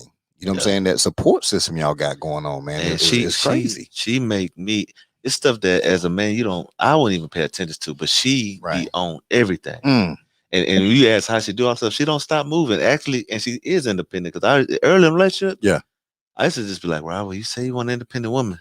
Yeah, that's what you asked for. You get what you want. Man, because she didn't want me. As much as we together, at the same time, she still want her independence, like separate. Like she didn't want that dependence. Like we're together because we want to be, not because I need you. Right. Which at the same time is even more beautiful because, like a lot of people look for their better half, and they feeling like somebody else is gonna complete them. Right. I think that's where they falter because, like I said, I didn't need her, she didn't need me. Right. We're gonna get together because we want to be. Okay. And then from there we're gonna build. And like I said, she was answering prayer for a couple reasons. First, the looks was already what I asked for. You got that locked on in. Shout out to them looks. You know what I'm saying? Ain't nothing wrong there on looks now. Yeah. Because I'm telling you, he said them jeans and that tattoo, that Taurus on the back, had him locked in. And then the fact that, all right, so we said turn to a relationship show. This is what I mean. Ain't nothing wrong with that. Like I hear, like even this is the way I am, right? Right. It's dudes like, man, I wish I could have introduced you to my sister. Like they looking for a good man. Like a lot of women say looking for a good man or whatever. But at the end of the day, I said they not looking for a good man. They're looking for a fool with money. That's really what they want. Yeah. Because really, like you hear her saying, like when I was single and I was praying, I said, God, you know what? I'm gonna take a step back, and I'm just gonna. That's why I was serious when I told her I wasn't looking for a man either. Or I even told her I'm just looking for friends. Right. She actually. I was trying to get to learn her and like three, 4 other girls. Okay. All right. I was just gonna be their friends because they guard to be down and I can see who they really is instead of the front. Ooh. You know what I'm saying? Say it, brother. Say it. And so I said, well, I'm just gonna be her friend. But she didn't get a chance to learn the other girls. That's what happened. Ooh, you heard that? Yeah. She didn't let me get a chance to learn nobody else but her. You weren't playing that, were you? Well, she didn't tell you, but she like when I seen her. She looked familiar, but I couldn't say that because that sounded like a line. This so happened. We realized that we have seen each other before. She even said I look familiar, but I was smaller. Like I had that Luther Vandross, that up and down. I'd be in shape, be out of shape. Yeah. So when she first saw me, I was like, you big Luther? Nah, I was. But not fat. I was. I'm saying you. What I'm saying is, I was bouncing. Okay, so you throwing people. Muscles and this stuff and everything. Yeah, so she was saying my face used to look so stern, like she didn't want to give me she said, like I didn't want to give him no problem. So we come to find out I had gained 20 pounds. You like that? You like that thing? What you saw right there when he was big? You like that old thick Rob? She like old thick Rob. That was shout out to Thick Rob when she first seen him. Old thick thick. But she realized. When she saw Thick Rob, she was giving him the wrong number. Did she realize Thick Rob is the same Fit Rob? She's like, wait a minute, that's Fit Rob from the club? Hold up now. I used to have a crush on Fit Rob. She's like, I know what he can be. I know what he can be. Let me tell you something. So that's why you said, listen, we ain't doing fast food no more. Yeah, she's like, let me get you back to Fit Rob. Yeah, she had me running. No, she didn't. She had me running. She had me chasing her. What you put him on that? She like, let's go jog and then leave me. You put him on that Hussein Bolt dad. She got game. She got game. I tell you that. So you whipped him back into shape. That's what it was. I did. I did. Girl, go ahead with you, girl. You doing your thing right there. Girl, you doing your thing right there. Lock that man down with an 8-piece. She put 8 months on him and locked him down. Man, I was actually. You had no work in that. I think he's the one to lock me down. Also, you got locked down. Let's be clear. Okay, yeah.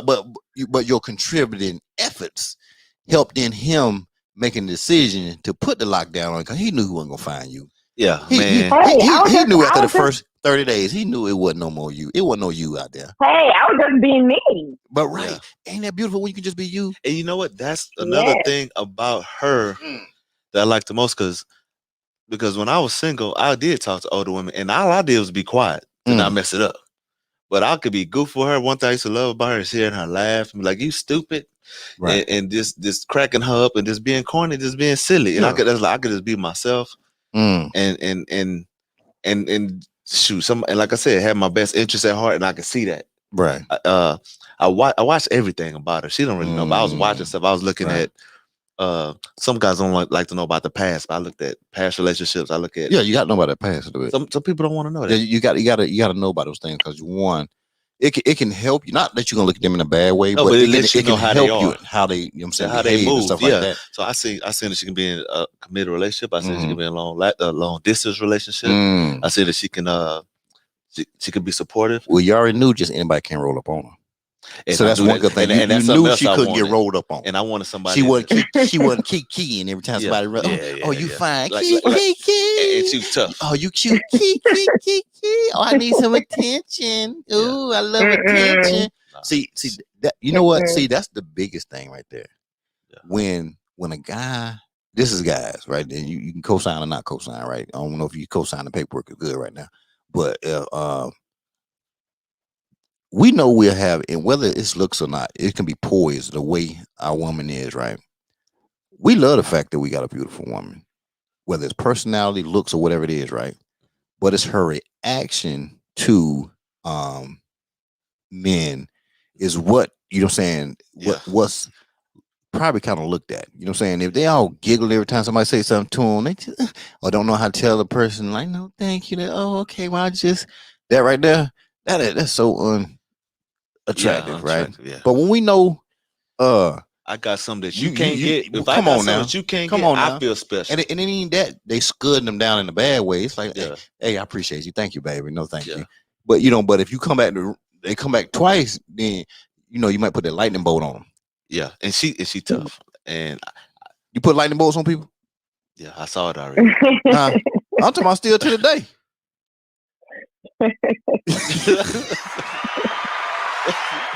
That girl an OG.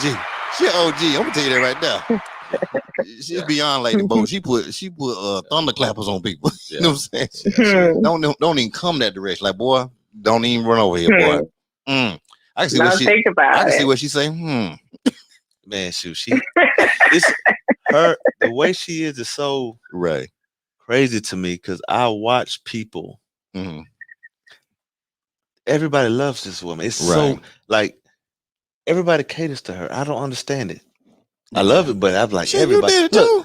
I did it too. My kids, like, one of their favorites. She's a favorite for everybody. Right. For everybody. Man, she even have racist people change their ways. Hey, it's the energy. Her energy game strong. She's a robot for me. The energy game. You can tell my energy. You know how it is. You can tell energy.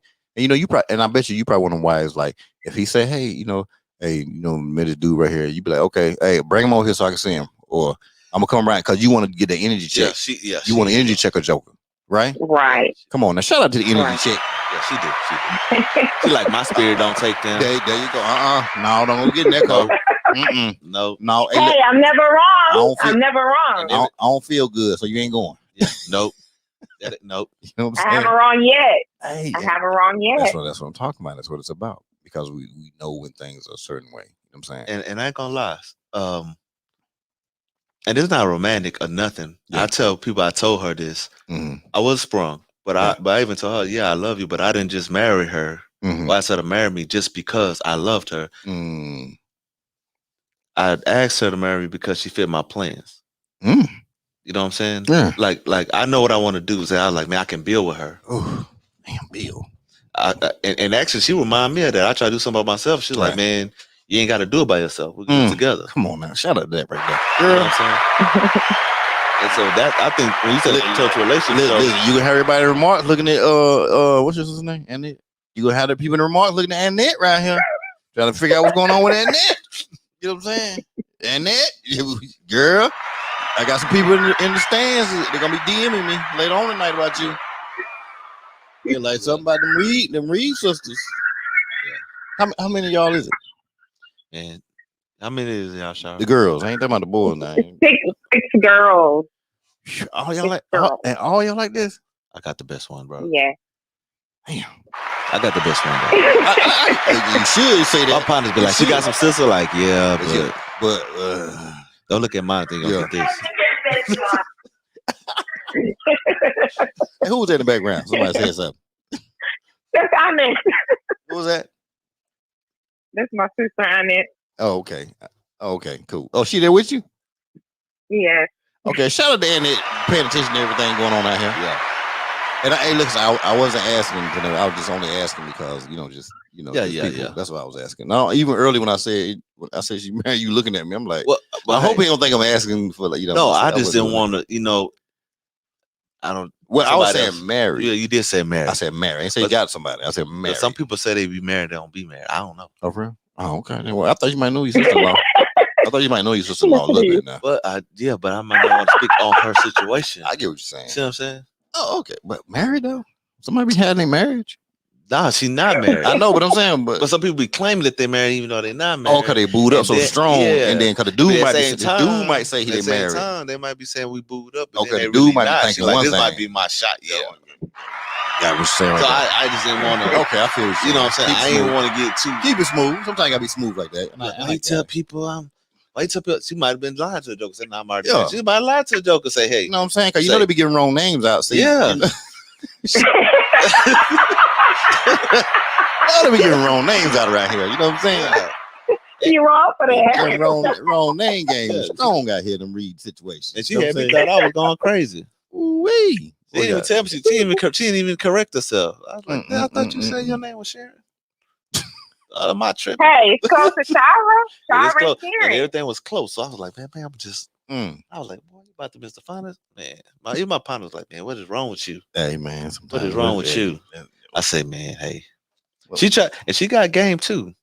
Now, when I called it the 24-hour mark, yeah, she was trying to baby. You said something earlier. What was I saying? About the girl calling you, and you said calling you on Monday because it's something that they be. Yeah. She was trying to see if she could. She said, I was gonna go to the movies with somebody. Oh yeah. But I was trying to get to learn. But you let her know that you go. I let her know. Okay, being respectable. Yeah, okay. Because I was just trying. She ain't trying to holler at me. Yeah. But once you told her that, what happened? She was like, "Oh, I was gonna come by." Lying. She's just trying to shut that off. She was checking me out. She trying to shut that movie off. That was she probably shut it off. You didn't go, did you? I went.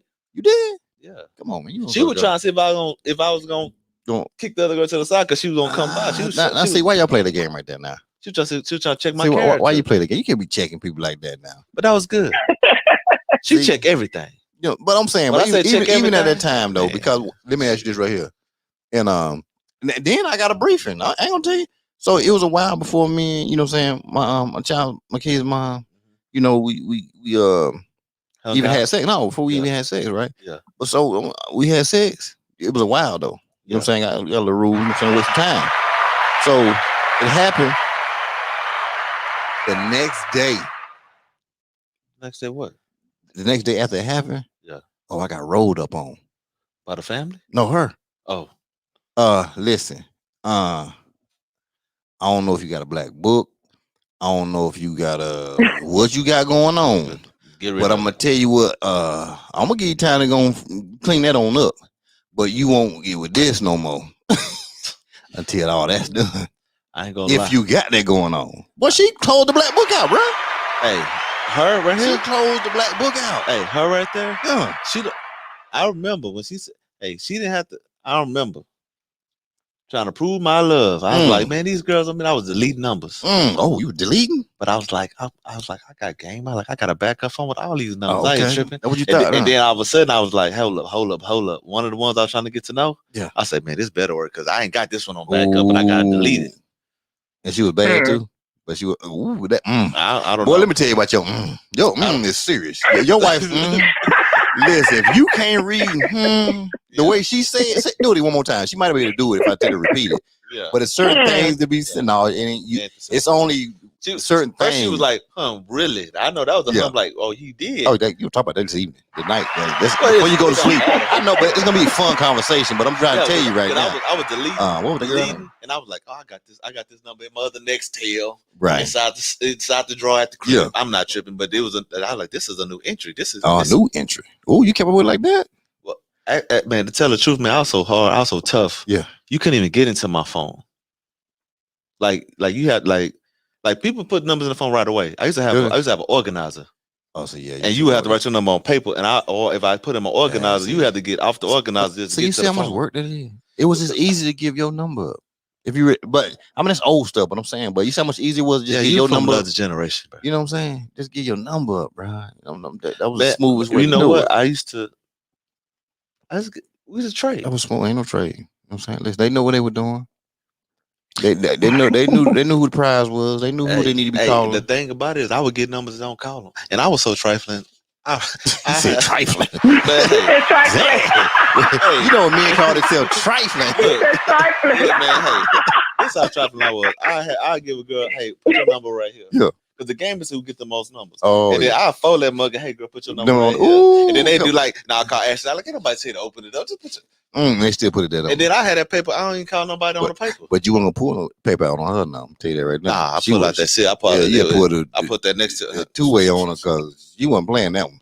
And then my boys she'd have put that on you. And my boys are steady like, man, what is wrong with you? I said, man, I don't know, but it's something about this girl.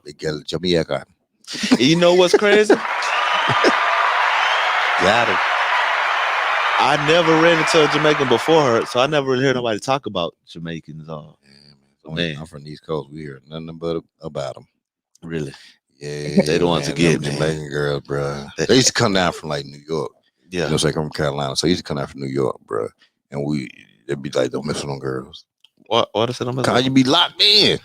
Oh, so you already know. We already know. Don't. We like no. Stay away from them. Like, hey, bro, man, but you wanted them, but you stayed away from them. You like, nah. You was like, oh yeah, man, okay, no, I can't talk to you. Yeah, man. You're scared.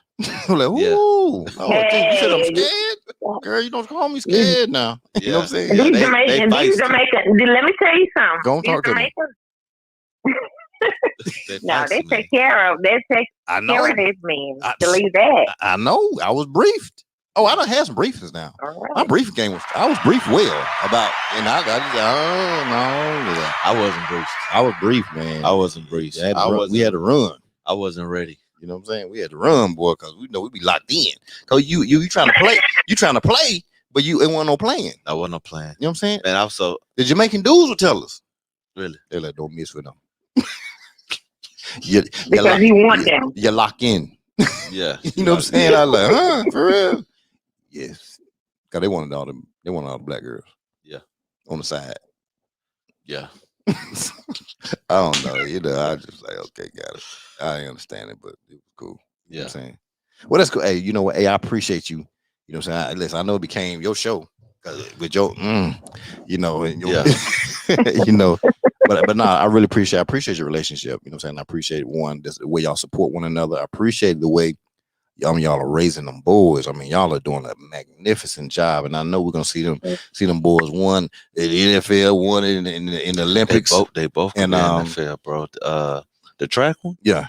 Oh, he's sweet. He's sweet on the field too. Yeah, I mean that's Also, his main thing is football, but he just couldn't track. Man, let me tell you this. Oh, yeah, so he's raw. So he like this Kevin Gale.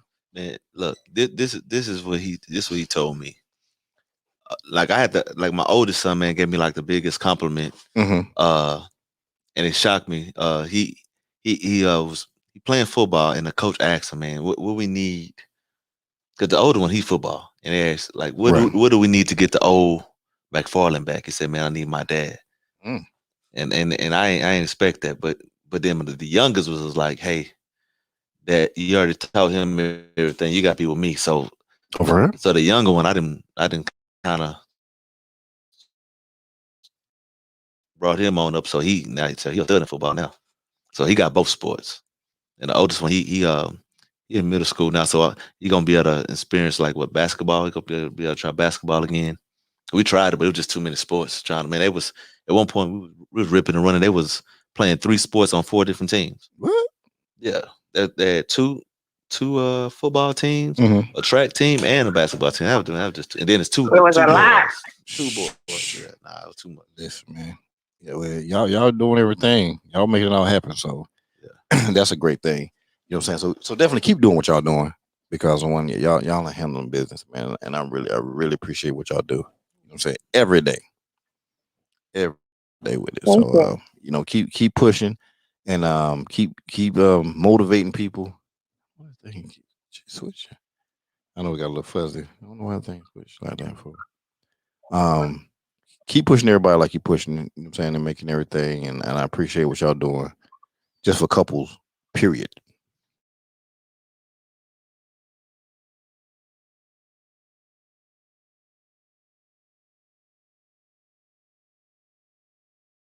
Don't worry about it. It'll click back on in a second. I don't know what's going on with it. Okay. Okay. So if it lose the picture, it's gonna come right back. Or if it get fuzzy or pause, it's gonna come right back. All right. All right, baby. See you later. Yeah. All right. Checking this is network, wasn't it?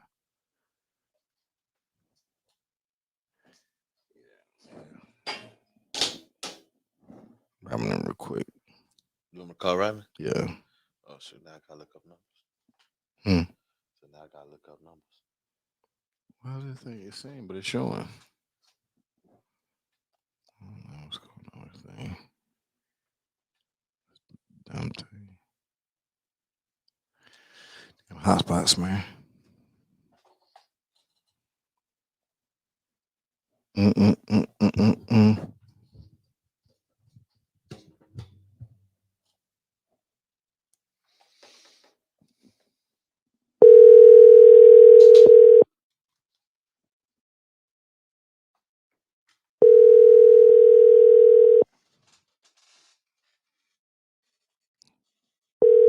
She probably went to sleep. She probably watching the show on the phone. Hey, Robin, it's me calling. Robin.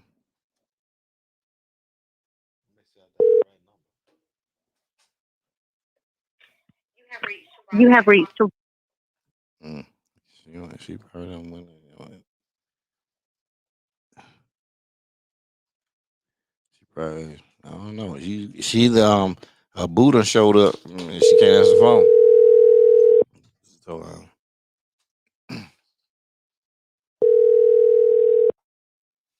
Yo. You know I had to hit you, man. Don't even act like I wasn't gonna hit you. Shout out to my man Tony M in the damn building. No. Boy, I should be asleep right now. I know, but you couldn't do it. But you couldn't do it. This is Big Rob and his wife, man. You got a good wife, man. You know. Appreciate it. Hallelujah from me to you, God dog. And just telling you, man. Yeah. See, that's a prayer, bro. Yeah. Ain't it good to see that, Tony? Man, no doubt. And actually, listen, telling his story, his wife, my wife, a little hard to get things, whatever, kind of reminded me of being my old lady, boy. I'm just telling you. So yeah, it's awesome. It's a beautiful thing. Yeah, it's a beautiful thing. Yeah, man. So what do you think about the fact that his brother here making jewelry, man? Man, listen. First, I could tell by his mannerisms before he got comfortable and everything. Telling this story, he was always looking over the hill and around the curve anyway. I could tell that from the get-go, you know, from 8 years old and on. That's why I asked the question that I asked earlier, you know. Right. Man, what's it on your heart that or your mind that you see yourself doing that you ain't committed to just yet? You know what I mean? So that's why I asked that earlier, because I could just see it and feel it. You know what I mean? A part of it is I see business as a ministry, and I didn't know this, but in other countries, they have them.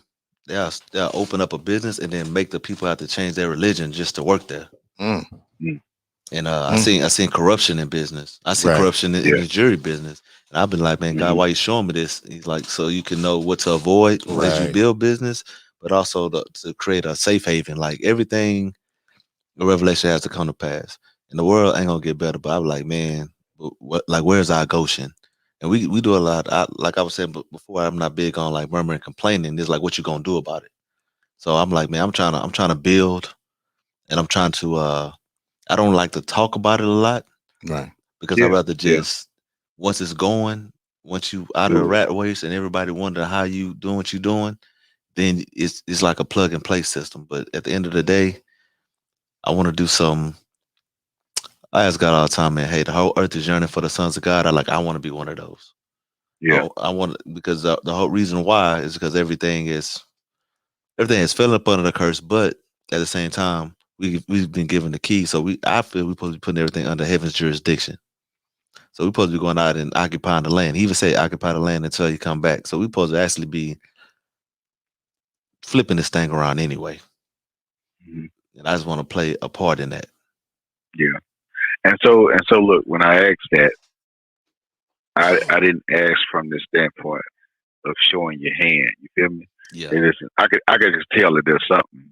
Yeah. Didn't know what it was, but I know there was something. You know what I mean?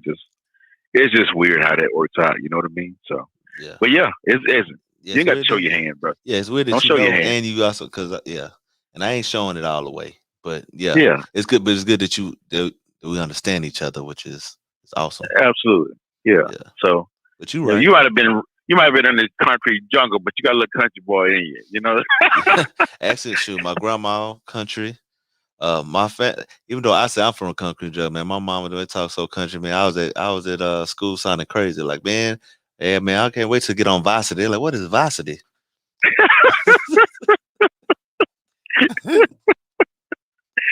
But yeah, it's all good, man. Just sitting here enjoying your show, man. Enjoying your show. Glad you came. Glad you finally relaxed. It took a little while, you know. There ain't gonna be no curveballs here, bro. Where you from, by the way? Mississippi. Southwest Mississippi. Man, hey, y'all nice out that way, man. Look, a little community called Jerusalem. And really? Take it how you want it. Man, y'all have a lot of I worked out that way, man. Y'all nice out there, man, for real. What? Where about you? Where you at? Where you at? I was in Moss Point, and I was in what's the other down around the coast. You down there around Gulfport, Biloxi, Moss Point, all that. Yeah, I was up the Moss Point. I was staying in Moss Point, and it's another place with a Pascagoula. Pascagoula, yeah. You was down there, sort of on the coast or whatever. I'm from like a little area like Southwest Mississippi, like literally north of Baton Rouge, about a 35, 45 minutes or so. That's where I'm from. But most of Mississippi is the same across Mississippi, though. So no doubt. Bless you, whoever sneezing in there. But yeah. Oh, it was cold. Yeah. So, chicken. But yeah, man. So yeah, I could feel there was something or sense something there coming from you.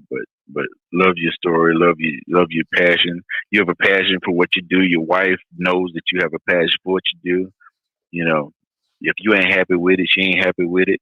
Listen, y'all have a bond that a lot of couples strive for, think they want, but they never achieve because they focus on a bunch of other stuff. You know what I mean? So yeah, I do.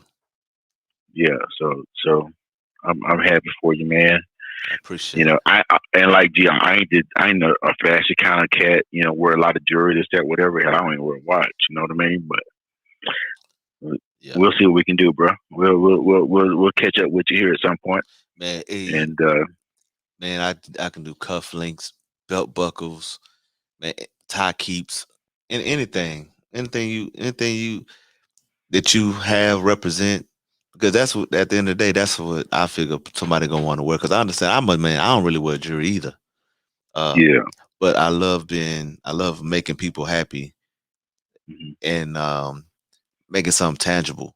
You know. Listen, I may be a little difficult, right? I'm just a country boy, right? Man, hey, everybody say that. You know what? I like difficult. Easy does it for me. Easy does it for me. You know what I mean? Okay. Belt buckle probably something I'll do though. Belt buckle probably something I do. So yeah, I'm gonna get at you though. Yeah. Right. So we'll see what we're gonna work out here. We'll see if we can work something out. It is what it is, you know. So. All right. But glad you came on, bro. I appreciate you, man. Big Rob. Yeah. So. Like I said, it's been a family affair. Mom, you know, Robin's next, right? So, you know. So we'll get to see. There's three times every story. You know. So yeah, it's all good, man. And I should have been asleep right now, but I'm still up. Man. Enjoyed your story, bro. I appreciate your story. Yeah. I think we're about to close this thing on now. We almost hitting the 4-hour mark. It seems like it, but it's crazy, right? Look, Mama set the standard the other night, man. Miss Pig was in that thing, boy. I say, I started listening to where I dropped off at, right? Mm-hmm. Well, you know it. I'm at my destination, man, and the show was in it. Oh, right on time. So yeah, that's how man, it right on time. enjoyed every bit of it. Oh yeah, no doubt. So, all right, Big T. Yeah. You know, I appreciate you, bro. And yes, sir. And I got you. You going out of town tomorrow? Yeah, I got to make a little Texas run. It's out of town, but I'll be back tomorrow, and I got another trip across to the boot early Friday morning. But we're gonna make it work. So okay, it is what it is. So all right. Well, it ain't raining tomorrow, so it was raining, so I can get up that way. But I got you. all right. I got you. Yes, sir. All right, bro. I appreciate you, man. As always. Later on, man. Yeah. Y'all take care. All right, too. I got Tony in the building. And so, you had any other questions that I probably didn't Me? answer? Yeah. Only thing. I have no more questions. Nah. I mean, I'm gonna be talking to you. So I can't think of nothing like that I was asked. You know what I'm saying? Okay. Something that I was asked here in this setting right here. I don't think of nothing. So we had the 3 hour 59 minutes and 50 seconds mark. You know what I'm saying? So everybody still listening to me talk, I appreciate we're officially at, in about 3 seconds, we're officially at the 4 hour mark right now. Okay. You know what I'm saying? You know, and I don't know how many times you sat down and talked to somebody for 4 hours on a microphone. Never on a microphone. That's what I'm talking about. I'm talking on a microphone. Yeah, but my wife will tell you I talk though. Right. You know what I'm saying? Once I get comfortable. Right. And that's cool now. That's cool. I'm glad you got comfortable. Damn, shout out to getting comfortable. That's what it's about. So this is the thing right here. One, we all know what you do. You know what I'm saying? If you look right here, his Instagram is right here at the bottom, at Rob_Mac_the_jeweler. You know what I'm saying? So definitely, you know what I'm saying, go out there and check him out. Things gonna blow up anyway. You know what I'm saying? So just make it blow up. It's gonna happen anyway. You know what I'm saying? Yeah. I mean, my brother NCT. You know what I'm saying? Goliath. I can see him with something that's with Goliath on it. That's his truck. You know what I'm saying? You know, I know you can do things like that. Yeah, I do stuff like that.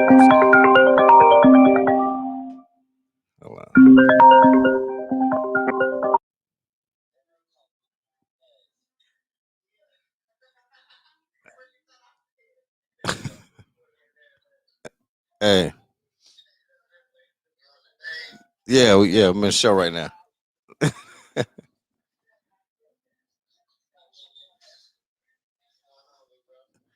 Hey, you know what I'm saying? I got a show. Finish up this show, man.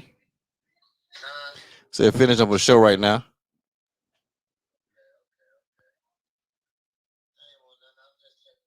Okay, I hit you after we done. I thought something was wrong. You know I'm gonna answer if you call me. You know what I'm saying? All right, man. Love you, bro.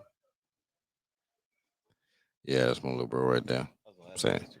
Huh? I was gonna ask you, is that your brother? Yeah, I mean, he my little brother. He my little bro. Yo, yeah.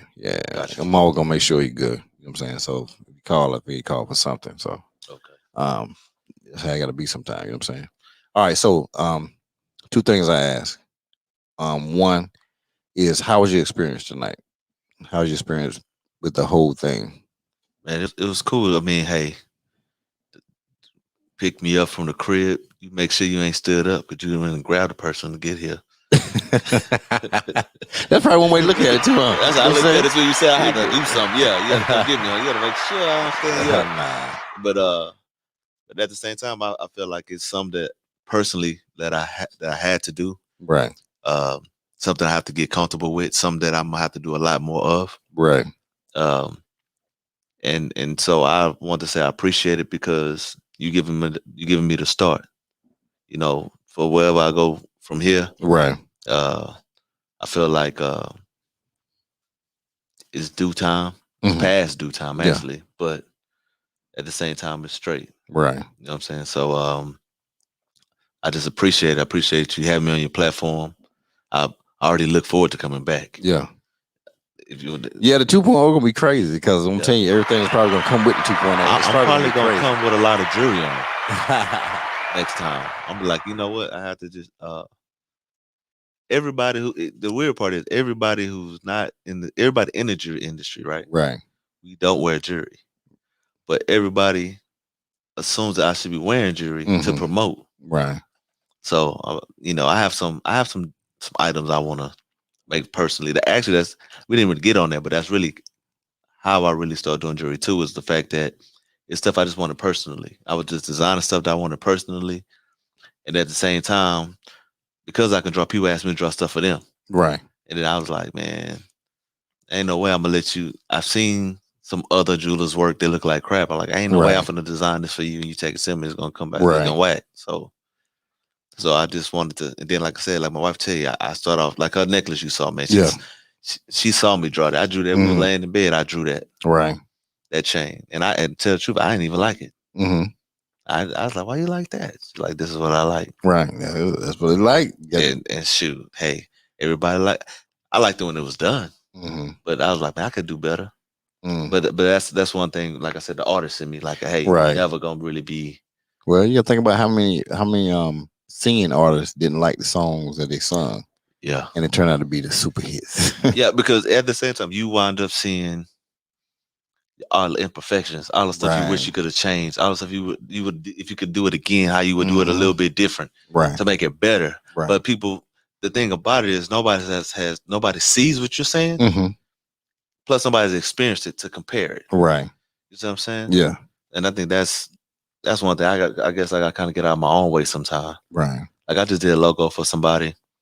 And at first I didn't want to get all the way involved. Meaning as far as creative as I wanted to be. I was like, man, I don't want to, because I actually get emotionally involved. Not this because I really care. Right. So I didn't want to get too attached. Right. But I let the while I said, man, hey, I can't help it, man. I want them to have the best. I want everybody to have the best, man. Right.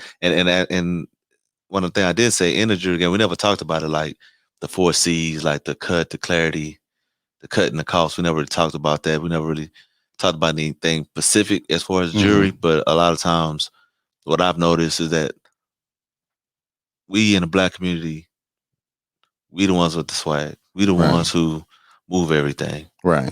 But we go to everybody else supply us, and to me it makes no sense. Like so when it comes to being creative, like you already have your logo, but just say you didn't. You already come into a jeweler with something. So yours is a little different. But a lot of times you have to come to jeweler with what you have. And they don't have to do nothing but just fulfill that for you. Right. But at the same time, if it's really nice, they gonna just take it and sell it to the next person. With me, like I don't like to copy nothing. Right. I don't like to knock off nothing. Like if I'm gonna wanna change something so it ain't exactly. You know what I'm saying? Like I did a logo for a lady, another girl saw it, like, man, make mine like that. I was like, nah, I can't. I have to make you something totally different, because I don't want to rob somebody else of their individuality. I want them to have their own unique. Right. Definitely. I understand that. That's for sure. One off. You know what I'm saying? Definitely understand that. Yeah. You definitely want to do that. Okay, cool. And the second question, this right here, what did you learn tonight? What did I learn? Tonight, yeah. I learned that people do really care. Sometimes you just think people don't care, but people really do care, man. Like you saying, you're buying a piece just for me. Right. Just so you can put me in some circles I wouldn't even be in. And that there's people out there that would do that for you.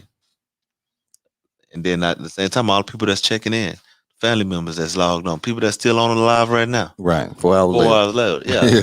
People rock with you. I also learned stuff about my wife. You know what I'm saying? Damn, shut up. Yeah. Some stuff she held back. You know what I'm saying? I know I should be looking at some of this stuff. You know what I'm saying? You know what I'm saying? But you know, a lot of times I learned a lot about my wife when she opened up to explain to somebody else, and I'm like, oh, that's I didn't. That's why it's good to hear the other perspective. Yeah. Because we're gonna see things a certain way. But to hear the certain perspective toward them talking to somebody else, that's when we really get the true meaning. Yeah,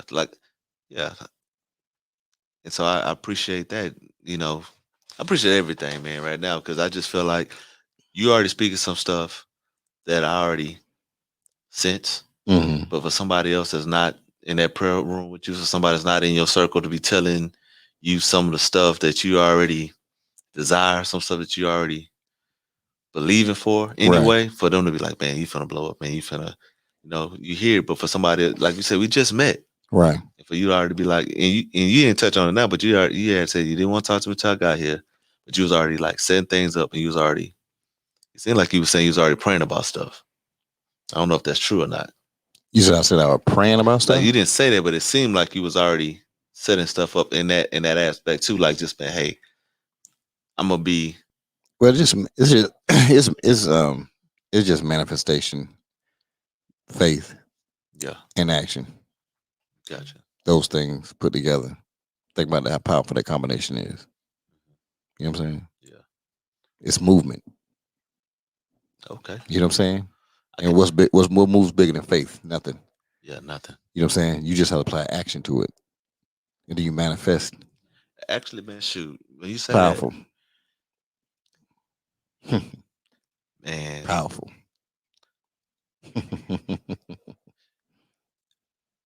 Man, one thing I tell people, or I have realized, I never talked about a lot of stuff. Like, some stuff I realize is like, God do everything, right? Mm-hmm. But you play a part, like you said, the movement. Right. It's like, God showed me, like, you can't ever really brag, because he first of all, he put a law in the land that says there'll be seed time, harvest time. So the land, you have nothing to do with it. He put nothing. It there. I give seed to the sower. Mm-hmm. So what I get seed for, I didn't gave you the seed. It grow and you don't even know how. Right. And I send rain in due season. So all you gotta do is participate. And be you what? Take the ground I give you. You take the seed I give you, put it in the ground that I already put the law in, the seed gonna grow. All you gotta really do is just reap the harvest. Plant the seed, reap the harvest. Cause you ain't even gotta really ain't even gotta irrigate it. Cause I'm gonna send the rain in due season. And the only thing we have to do is be what? Studious. Start with a P. What? Patient. Patient, yeah. You gotta be patient. Be anxious for nothing. Because it's on its time. And not your time. And not my time. Yeah. Because we don't control time. No. We don't stop time. We don't slow time up. And we don't know when the end of time is. Mm-hmm. So we need to value that. Yeah. And apply action along with it. Yeah. Faith that works, right? You know what I'm saying? Yeah. This is simple things in life. Yeah. That's why I'm glad I'm here, man. I know it's gonna grow from here, and I'm learning. Like you even said it, hey, you gotta start over, get to another level. Right. So I'm ready. That's it. There's nothing wrong with starting over. I'm coachable, man. There's nothing wrong with starting over, I promise you. There's nothing wrong with starting over. Because starting over is not starting from the beginning. Yeah. That's what people think. People think I'm starting from the beginning. No. Look at all the tools you have. Look at everything you learned from before. Look at all the knowledge that you have. So you're not starting over from the beginning. You know what I'm saying? So it's just one of those things. And so we have to understand that. We have to appreciate that. You know, and be patient and let things work the way they work. You know. Hey, I appreciate you guys. We're going into the 4th of July. Thank you for coming, man. You know, thank you for taking the time to come. I really appreciate that. I'm definitely gonna look forward to the 2.0. You know, the 2.0 is gonna be definitely exciting. You know what I'm saying, when it does happen. And it's just gonna be a great thing all the way around. You know what I'm saying? For all y'all who watching, who ain't follow me, man, go follow me right quick. Oh, they following you. You know like Tony, man. Hey. Oh, Tony already on you. Trust me, when he saw the Instagram before, he was already on you. You know, that's how we work. Yeah. That's how we move, man. That's how we move. So, hey, I want everybody to have a wonderful, safe weekend this week. Just have a safe rest of your week. And remember, time is just that. Like I said before, time is something we're not given. We don't control it. We don't do anything with it. You know what I'm saying? But we need to appreciate it, and we need to apply action with it. That's it. If we apply action with time, then I think we'll do what we're supposed to do. You know what I'm saying? But if we sit idle with time, then we waste it. You know what I'm saying? And why should we be giving more? You know what I'm saying? So that's the biggest thing I can say on that piece right there. Hey, I look forward to next week. I'll let everybody know what the lineup is after the 4th of July weekend. I'm going down to just 2 shows per week now. It would probably only be a rarity if I did have a 3rd show, but it'll be 2 shows a week. Why? Because there's so many different things that's going on now and things I need to pay attention to and really concentrate on now. So that's why I'm at that point now. What day is the show's gonna be? And that it's gonna. I can't say a specific day. Okay. The reason why, because it's all based off of the guest. Okay. I always want to make it convenient for the guest. So make sure you have notifications on. What's that? So make sure. Definitely, but I'll announce it on Instagram though. You know what I'm saying? So on Instagram, it'll be pop. The Instagram be popping. So you pay attention to Instagram. I'm gonna make sure that I put everything up there that needs to be up there. And I think we'll be good. We'll continue to grow. We're gonna make things happen. Some new exciting things are coming this way. So just keep your eyes open for it, and it's to help everybody. That's the whole point. The platform is to help everybody. We keep helping each other. I'm telling you, we'll just win. We'll just win. But be patient though. I appreciate y'all. Let me play this jam by my girl Corey C. Let me see what was Northern Cross said right there.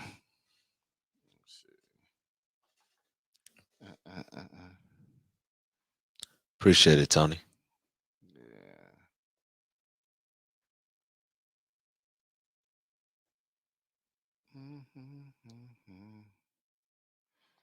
Let me see where is it?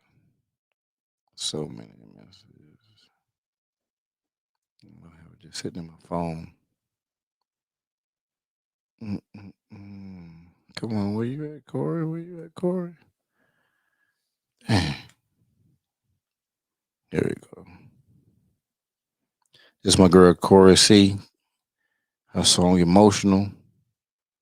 Downloaded on all listening platforms. It'll be there for you. Stop telling me that you support me, you're killing me. Don't tell that lie, don't waste my time. Just leave me alone, you're killing me.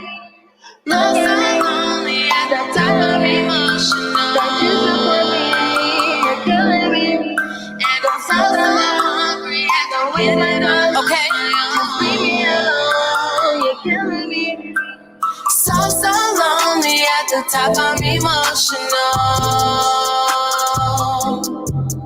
And I'm so hungry, had to get it all on my own.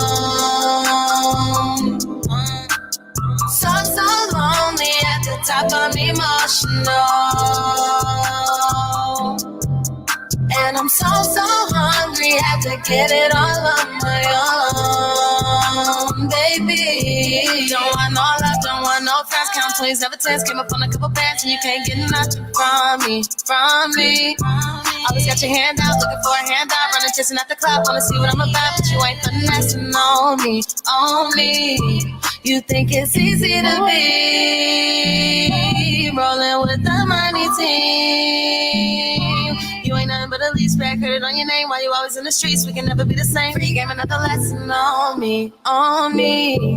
Okay. So lonely at the top, I'm emotional. And I'm so hungry, had to get it all on my own. So lonely at the top, I'm emotional. And I'm so hungry, had to get it all on my own, baby. Look at me, stop telling me that you support me, you're killing me. Don't tell a lie, don't waste my time, just leave me alone, you're killing me. So lonely, that time of emotional. That you support me, you're killing me. And I'm so hungry, and don't waste my time. Just leave me alone, you're killing me. Now shorty just pause, keep that fake love, I don't need your applause. Where was you at when my back hit the wall? Know when the call was about to end it all. Went off the deep end and you let me fall. Bounce back like D-Rose, bitch, watch how I ball. Lonely appear, but that's life, fuck them all. Can't trust them at all, cause last I recall. Look, I've been making moves, no help, 10 toes, mad losses and shit I had to take. Drifting on my own like castaways. Thinking about the homies who passed away. And ripping up the loot the fastest way. Better make them mad today. Fuck who don't feel it, the menace and villain. OG got me wheezy, it's really no ceiling. If you switched up on me, better stand on that shit. Still walk around like I be the man in this bitch. Shooters and that red dot like Japan in this bitch. Finna blow shit up like it's Iran in this bitch. You can never kill the vibes, take your best shot. Sitting high, number 9, it's the best spot. So lonely at the top, I'm emotional. And I'm so hungry, had to get it all on my own. So lonely at to talk, I'm emotional. And I'm so hungry, have to get it all on my own, baby.